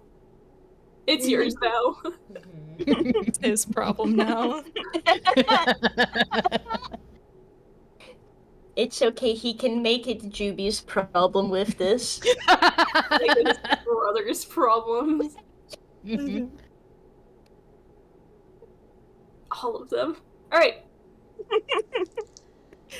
Feels sending a little glare to Chibi, but doesn't say anything. He just looks so smug. Do we have anything else you want to add? I think that's that. Like, once Moria makes sure that Lala has the information, has people she can call for help, I think she's actually going to go then stand by Prof and just kind of lean on him a little bit. Mm-hmm. Yeah.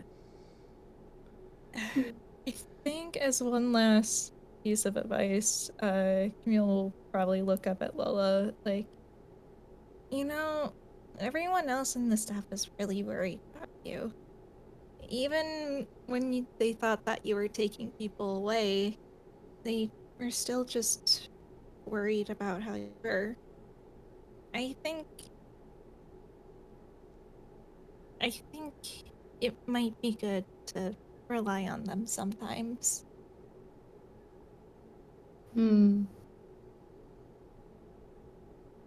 She kind of like rubs a thumb at her eye again and kind of smiles and she says, "You're right." And he smiles up at her, pockets his 2 new toys, and goes off to very unsubtly tread on Juby's toes on the way out.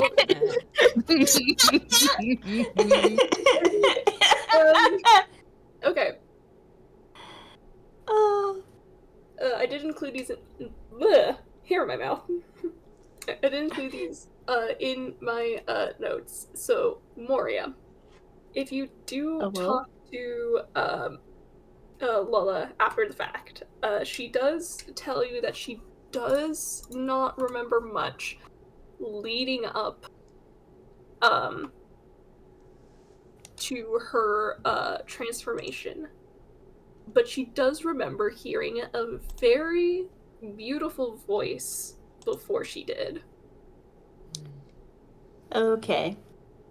Moria will thank her for the information, and with everyone notes that it's, well, certainly follows the same pattern that they've been seeing by now. Mm-hmm.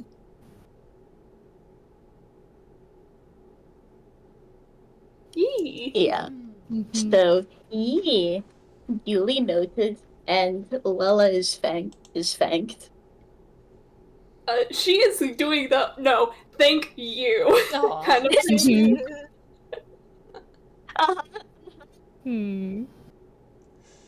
Yoo-hoo. Aw. You. Alright. Thank you so much for playing with me. Thank you for running this. It was super fun. Yay. It was Yeah, really thank fun. you for DMing. It was so fun. And thank you so much to our listening audience, both now and in the future. Yeah. We are going to bid you all a good time zone. Bye. Bye-bye. Bye.